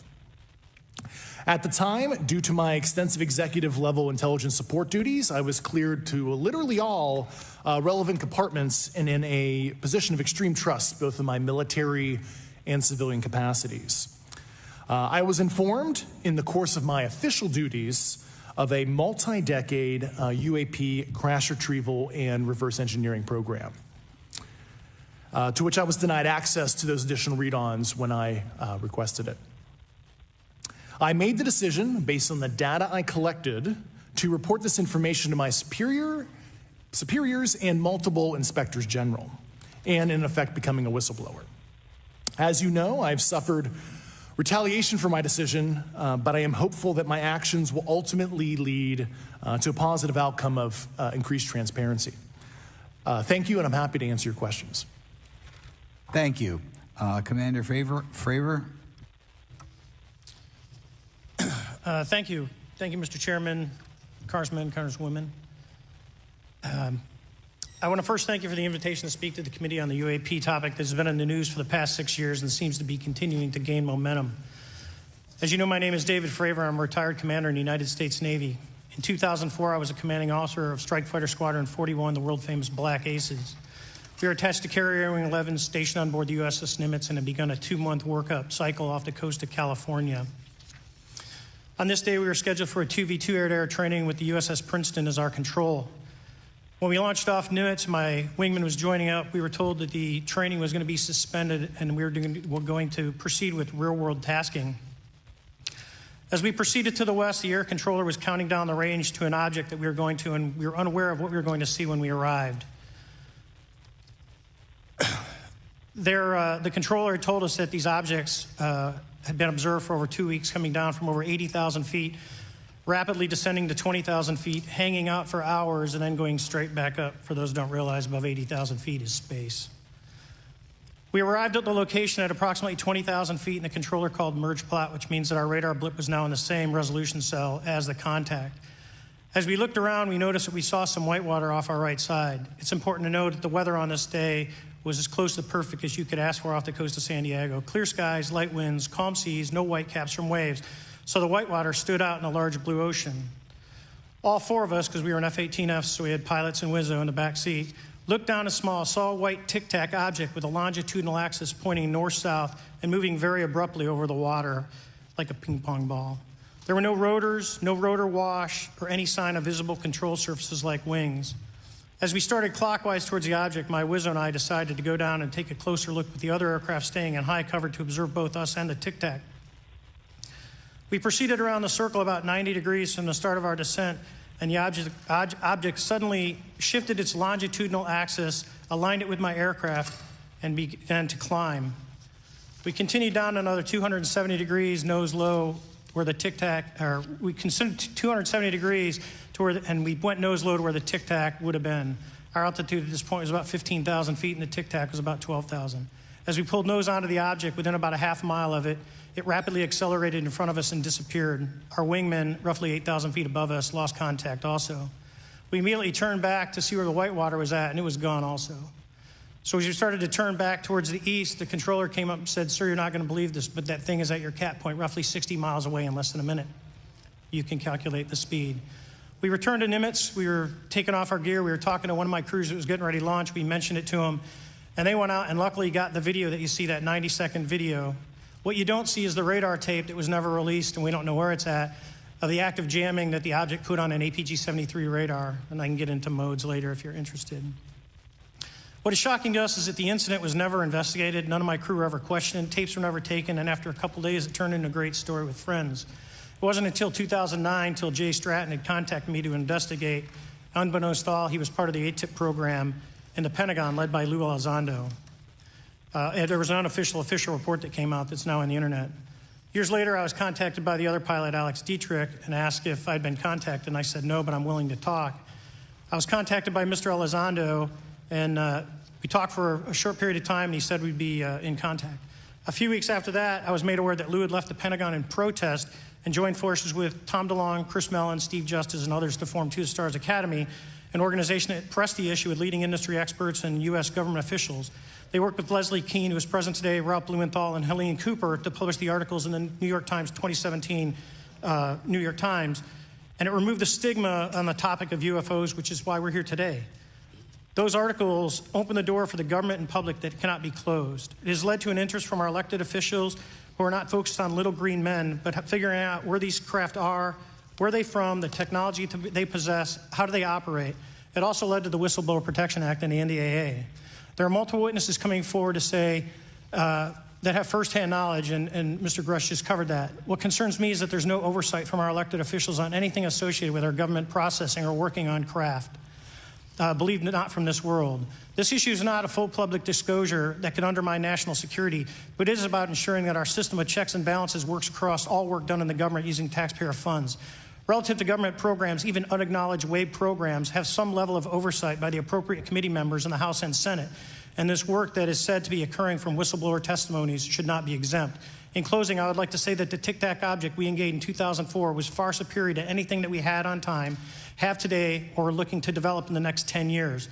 If we in fact have programs that possess this technology, it needs to have oversight from those people that the citizens of this great country elected in office to represent what is best for the United States and best for the citizens. I thank you for your time. Thank you very much. Thank you very much. I know it's very difficult for all of you, all you've done in the past to try to illuminate this issue. Call on myself first for some questions. I'm going to start with Mr. Graves. Are pilots that you interact with as part of your organization, do you feel adequately trained and briefed on how to handle encounters with UAPs? No. Right now, military witnesses to UAP have limited options for reporting UAP. But more concerning is that commercial aviation sector has not adapted to the lessons that the military has implemented. The military and Department of Defense has stated that UAP represent a critical aviation safety risk. We have not seen that same language being used in the commercial markets. They are not acknowledging this risk. Okay. What steps do you think you have to be taken to improve a pilot's UAP reporting, be it military or commercial? Right now, we need a system where pilots can report without fear of losing their jobs. There is a fear that the stigma associated with this topic is going to lead to professional repercussions, either through management or perhaps through their yearly physical check. So having a secure system, reducing the stigma, and making this information available through the public is going to reduce the concerns that aircrew have. Could you just give me a little idea of the degree to which reports in the past are not made public right now? Well, I don't think there has been a proper reporting system to gather those reports and thus not report them. So to answer your question, I think there is a dearth of data due to the fact that the reporting has been limited up to this time. Could you tell me why you believe it's, kind of to play the devil's advocate, a reason why some of this stuff should not be available to the public? There's certainly some national security concerns when we use our advanced sensors in our tactical jets to be able to identify these objects. However, there's no reason that the objects themselves would be classified. I would be curious to see how the security classification guideline actually spells out the different nuances of how this topic is classified from the perspective of UAP, not national security. I'll give you a follow-up on that. Assuming that there are reasons why not all this should be made public, this has been around for a long period of time. Can any of the three of you think of any reason why anything related to UAPs, say 15 years and back, should not be immediately made public? I think one of it is acknowledging a vulnerability, both from a collection and I'll just say a countermeasure perspective. So it's that we haven't cracked for many years. Yeah. Even say 20 years back. Is there any reason why, when you go back that far, things shouldn't be made public? Unless it shows a specific national security vulnerability as it relates to a weakness in a particular defense system. Okay, Mr. Fravor, the Tic Tac incident that you were engaged occurred in 2004. What kind of reporting took place after that incident? None. We had a standard debrief where the backseaters went down to our carrier intel center and briefed what had happened, and that was it. No one else talked to us, and I was in the top 20 in the battle group. No one came. The captain was aware, the admiral was aware, nothing was done. Your commanding officers provide any sort of justification? No, because I was the commanding officer of the squadron, so no. Was this incident the only UAP event that you encountered while you were a pilot? Yes, it was. Okay. This is for any one of you. Based off of each of your experiences and observations, do you believe UAPs pose a potential threat to our national security? Yes, and here's why. The technology that we faced was far superior than anything that we had, and you could put that anywhere. If you had one, you captured one, you reverse engineered it, you got it to work, you're talking something that can go into space, go someplace, drop down in a matter of seconds, do whatever it wants, and leave, and there's nothing we can do about it. Nothing. Okay. You two? Well, I would also like to add, from a commercial aviation and military aviation perspective, we deal with uncertainty in our operating space as a matter of our professional actions. Identifying friend from foe is very important to us. And so when we have unidentified targets and we continue to ignore those due to a stigma or a fear of what it could be, that's an opening that our adversaries can take advantage of. What steps should be taken to better understand and respond to UAP encounters in the interest of national security? There needs to be a location where this information is centralized for processing, and there needs to be a two-way communication loop so the operators on the front end have a feedback and can get best practices on how to process information, what to do, and to ensure that their reporting is being listened to. Right now, there is not a lot of back and forth. Mr. Grush, in your complaint to the Intelligence Community Inspector General, you claim that you believe information is being hidden. What kind of information do you think was hidden, and do you think it should remain hidden? Yes, I can speak to that very briefly in unclassified manner. As you know, the preponderance of my complaint was classified to the intelligence communities. Both material acquisition and exploitation activity, also baselining the UAPs but not sharing it with intelligence professionals that are actually doing step briefs to pilots, that kind of information. Yeah. Okay. Thank you very much. Now we'll go to Mr. Garcia. Thank you. Again, thank you all for your service and for testifying today. Want to just talk about the UAPs as it relates to what we're seeing in the pilots' interaction with UAPs. Particularly, Mr. Graves, one of the, I think, concerns that for members of this committee is this idea that pilots, there's no system to actually report UAPs and the stigma around pilots. And so can you just briefly, you mentioned that you're working with 30 pilots right now that have had encounters with UAPs, but you've also, I believe, discussed and know of many more pilots. This is just those that you're currently working with. Is that correct? Can you expand on that? Certainly. I'll break that down in two ways. First, when we were first experiencing these objects off the eastern seaboard in the 2014 to 2015 time period, anyone that had upgraded their radar systems were seeing these objects. So there was a large number of my colleagues that were detecting these objects off the eastern seaboard. They were further correlating that information with their other onboard sensors, and many of them also had their own eye sightings as well of these objects. Now, that was our personal first-hand experience at the time. Since then, as I've engaged this topic, others have reached out to me to share their experiences, both on the military side as well as the commercial aviation side. On the military aviation side, veterans that have recently got out have shared their stories and have expressed how the objects we were seeing in 2014, 2015 continued all the way to 2019, 2020, and beyond. And so it became a generational issue for naval aviators on the eastern seaboard.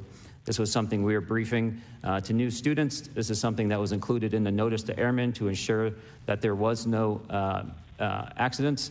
And now with commercial aviators, they are reaching out because they're having somewhat similar experiences as our military brothers and sisters, but they do not have any reporting system that they can send us to. And let me just add, both to Mr. Fravor as well as Mr. Graves, not having this system for reporting, would you both agree that is harmful to not just our national security interests, but to understand this phenomenon of what's happening with UAPs?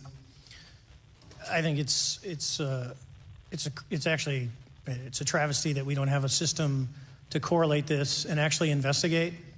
So if you took the East Coast, there's coastal radars out there that monitor our air defense identification zone, so out to 200 miles. They can track these, so when you see them, they could actually go and pull that data and get maneuvering. And instead of just having the airplanes, there's other data sources out there. And I've talked to other government officials on this. So you need a centrally located repository that these reports go to, So if you just stuck it in DOD, you wouldn't get anything out of the Intelligence Committee because they have a tendency not to talk. But if you had a central location where these reports would come in, not just military, but also commercial aviation, because there's a lot of that going on, especially if you talk to anyone that flies from here to Hawaii, over the Pacific, they see odd lights.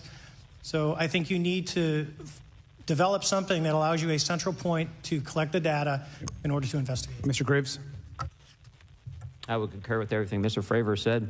I'll continue to say that the commercial pilots that have reached out to me through Americans for Safe Aerospace are doing so because they don't feel there's another way for them to report this safety issue. And I think one of the clear outcomes of this hearing already is that there has to be a safe and transparent reporting process for pilots, both on the commercial side and the military side, to be able to report UAPs in a way that's also transparent, but also understands the scope of our national security interests and what may be classified or not. But I think there has to be some sort of system. And so that's something that I hope can be an outcome that this committee can work on.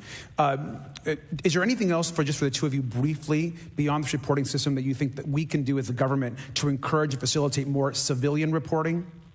We're doing it right now. Okay, great. I think this hearing is going to show the American people that their government takes this topic seriously. And how about civilians that may not be pilots? What kind of process could be in place for civilians who are not pilots, who may have UAP encounters? Do either of you have any suggestions that could facilitate that? My recommendations would be to make that a sensor-centric operation in order to make it as objective as possible. Okay. Sir, Mr. Fravor? No, I agree with Mr. Graves on that. Okay. Just briefly, I also just want to note, particularly for the two pilots, and I have a question for Mr. Grush. One of the things that I found fascinating in our discussion, Mr. Graves, last night as well, is that you both described UAPs and formations and the way they are observed in space or in our air, and the way that they move is essentially ways in which current technology or aircraft that we know of are unable to actually function or move. And so will you just, for the public record, again, once again, briefly just either describe or note that aircraft that are being witnessed, particularly by the 30 folks that you're working with, are essentially outside the scope of anything that we know of today and the technology we have today. Mr. Graves, Mr. Fravor? Yes, the objects that are being seen by commercial pilots are performing maneuvers that are unexplainable due to our current understanding of our technology and our capabilities as a country. And that applies for the military as well. Mr. Fravor? Yeah, I concur with that. We have nothing that can stop in midair and go the other direction, nor do we have anything that can, like in our situation, come down from space, hang out for 3 hours, and go back up. Thank you. My last question, and sometimes I know that you have also said some of these answers in the past, but we're trying to get them on the public record as well, which is really important. Mr. Grush, finally, do you believe that our government is in possession of UAPs? Absolutely, based on interviewing over 40 witnesses over 4 years. And where? I know the exact locations, and those locations were provided to the Inspector General and some of which to the intelligence committees. I actually had the people with the firsthand knowledge provide a protected disclosure to the Inspector General. Thank you. And Mr. Chairman, I would just say that I think that these questions are important questions, and I look forward to being involved in the process to get those answered. I know there'll be a lot of questions from other committee members, so I yield back. Thank you. We'll go to Mr. Burchett himself. Thank you, Mr. Chairman. Thank you, Mr. Garcia. I would like to have you on my legislation to do just that, on the reporting, and we'll get together on that. Maybe you can be my co-sponsor on that. That'd be really cool. Thank you for those great questions. Mr. Graves, again, I'd like to know, how do you know that these were not our aircraft?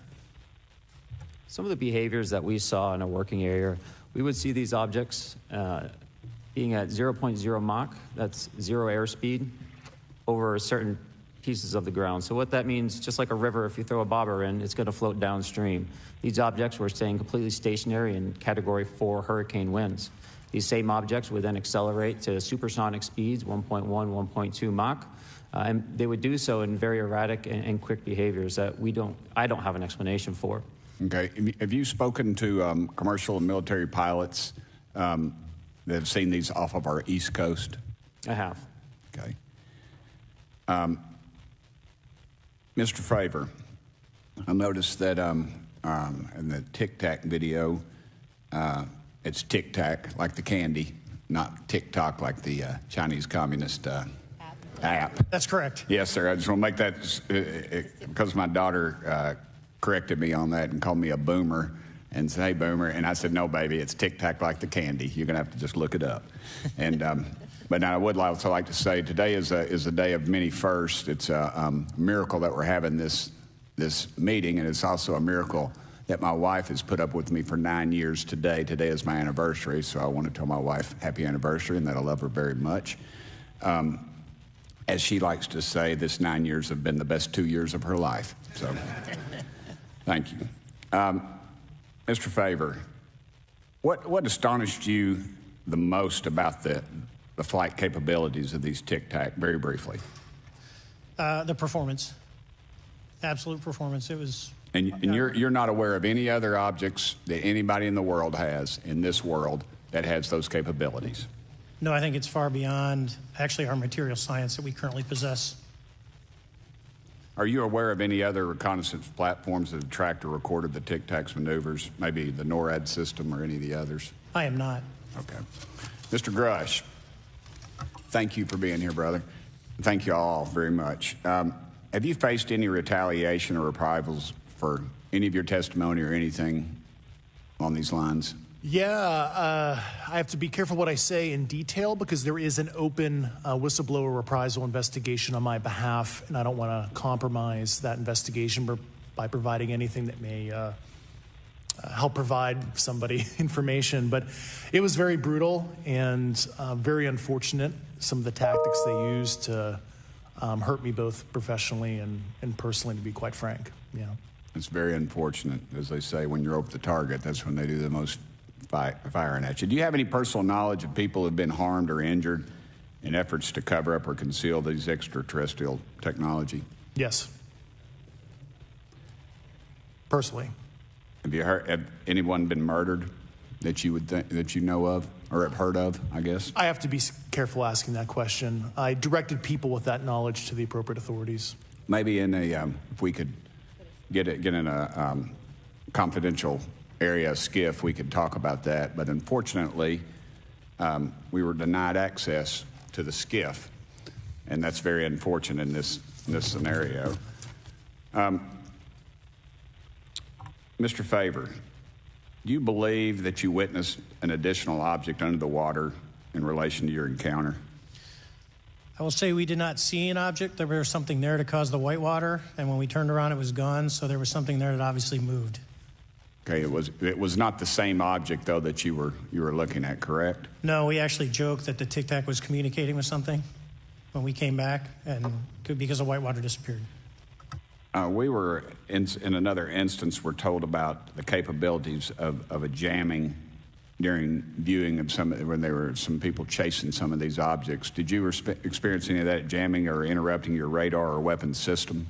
My crew that launched after we landed experienced significant jamming to the APG-73 radar, which was what we had on board, which is a mechanically scanned, very high-end system prior to the APG-79. And yes, it did pretty much everything you could do, range, velocity, aspect, and then it spit the lock, and the targeting pod is passive. That's what we were able to get the video on. I'm about to run out of time, but are you aware of any of our enemies that have that capability? No. Okay. I would also like to note for the record that, like George Knapp, breaking Area 51, he's the reason I knew about that, and the reason I know about the Tic Tacs is Leslie Keene from New York Times article, and I would encourage everybody to read that. Thank you, Mr. Chairman. I yield back to you for no time. Very good. Mr. Raskin? Thank you, Mr. Chairman. Mr. Graves, you reported UAP encounters during training flights, I think, and have since come forward to warn the Pentagon that these encounters may be putting pilots at risk. My first question is, you've identified these as taking place on the East Coast. Is it just on the East Coast where these encounters have been reported? No. Since the events initially occurred, I've learned that the objects have been detected essentially where all operations, Navy operations, are being conducted across the world. And that's from the All-Domain Anomaly Resolutions Office reporting. All right. Can you describe your experience after you decided to come forward and go public with your experience? Certainly. Like many others, in 2017, I saw the New York Times article come out as well. And for me, it was special because I recognized the voices on the video. I recognized the video itself. I had seen it when it was taken. I'd seen it when it was debriefed. And so that was kind of shook me because I realized that this problem was still ongoing. And so I reached out to colleagues back on the East Coast and realized that this was still a safety risk that they were dealing with, that they had essentially hit a wall with how they could move forward on this conversation. It was at that point when I decided to try to move the conversation forward myself. Are there common characteristics to the UAPs that have been cited by different pilots, and can you describe what the convergence of descriptions is? Certainly. We were primarily seeing dark gray or black cubes inside of a clear sphere. I'm sorry, dark gray or black cubes? Yes, inside of a clear sphere, where the apex or tips of the cube were touching the inside of that sphere. And that was primarily what was being reported when we were able to gain a visual tally of these objects. And that occurred over almost 8 years. And as far as I know, it's still occurring. I take it that you're arguing what we need is real transparency in a reporting system so we can get some clarity on what's going on out there, because there are many pilots in your situation, but we should have a way of developing a systematic inventory of all of such encounters. Is that right? Yes, and I think we need both transparency and the reporting. We have the reporting, but we need to make sure that information can be promulgated to commercial aviation as well as the rest of the populace. Mr. Grush, what about you? What was your experience after you came forward? Well, it's only been about 2 months or so I guess my experience has been overwhelming support from former colleagues of mine that have privately messaged me, and I do appreciate that. But I do have knowledge of active planned reprisal activity against myself and other colleagues, and it's very, very upsetting to me. Coming from where? Certain senior leadership at previous agencies I was associated with. And that's all I'll say publicly, but I can provide more details in a closed environment. Okay. Well, I hope you understand that there would be bipartisan rejection of any attempt to vilify, demonize, or engage in other reprisals against our witnesses and people who are telling the truth from their perspective. Yeah, there were certain colleagues of mine that were brutally administratively attacked, and it actually makes me very upset as a leader to see that happen to other coworkers and actually superiors of mine over the last 3 years. How do you account for that response? That seems like a bizarre response. I call it administrative terrorism. That's their quiver, their tool in the toolbox to silence people, especially the career government service cares about their career, cares about their clearance, their reputation to climb the ladder. And when you threaten that career path, a lot of people back off. But I'm here to represent those people. So, Mr. Fravor, what about you? What has your experience been since you've come forward with your perspective on this? Actually, I've been treated very well. And the 6 people that were involved, myself included, all of them have or will be retiring from the military as 05s or 06s. And all my friends that are very senior, 3 and 4 stars, I've talked to them. They believe, they understand there's a problem. But no, I was actually treated really well. And what is your general interpretation of these phenomena? Or what is your current thinking of trying to make sense of them? Well, I'll say, I'm not like a UFO fanatic. It's not me. But I will tell you that what we saw with 4 sets of eyes over a 5-minute period, still, there's nothing. We have nothing close to it. It was amazing to see. I told my buddy I wanted to fly it, but yeah, it's just an incredible technology. All right, Mr. Chairman, thank you very much. I'll yield back to you. Thanks. On to Ms. Luna.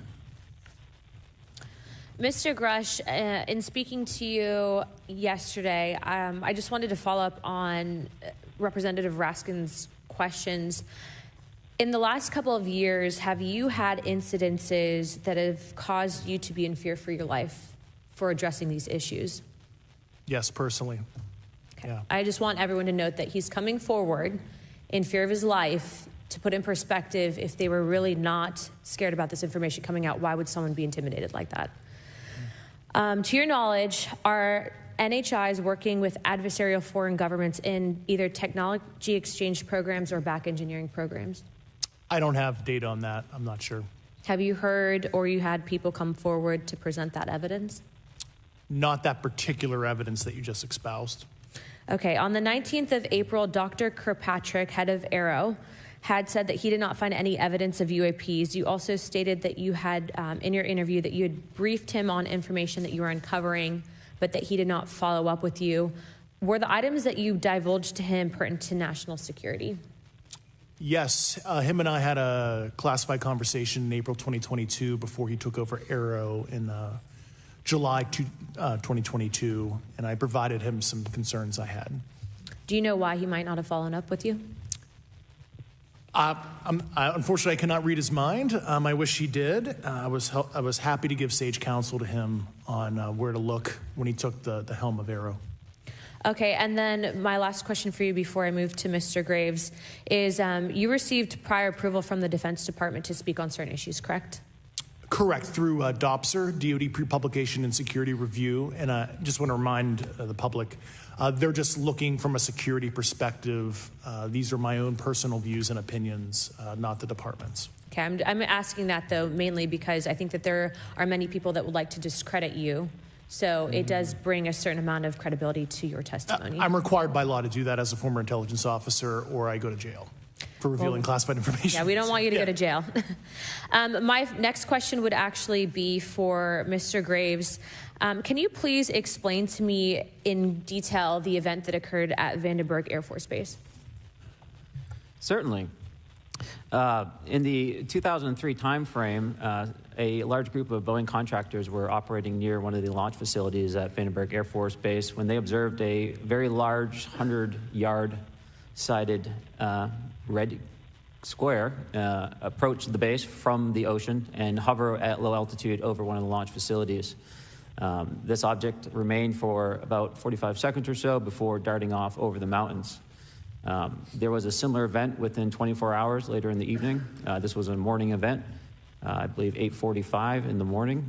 Later in the evening, post-sunset, there were reports of other sightings on base, including some aggressive behaviors.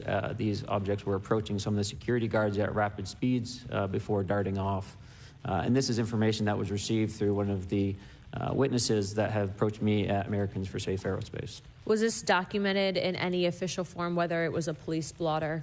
Yes, they had official documentation and records from the event that the witness held over the years. And I'm not going to ask you to do it right now for time reasons, but you'd be able to sketch what was witnessed, correct? And have you seen that before on any other equipment and or during your flight time? I have not seen what they've described.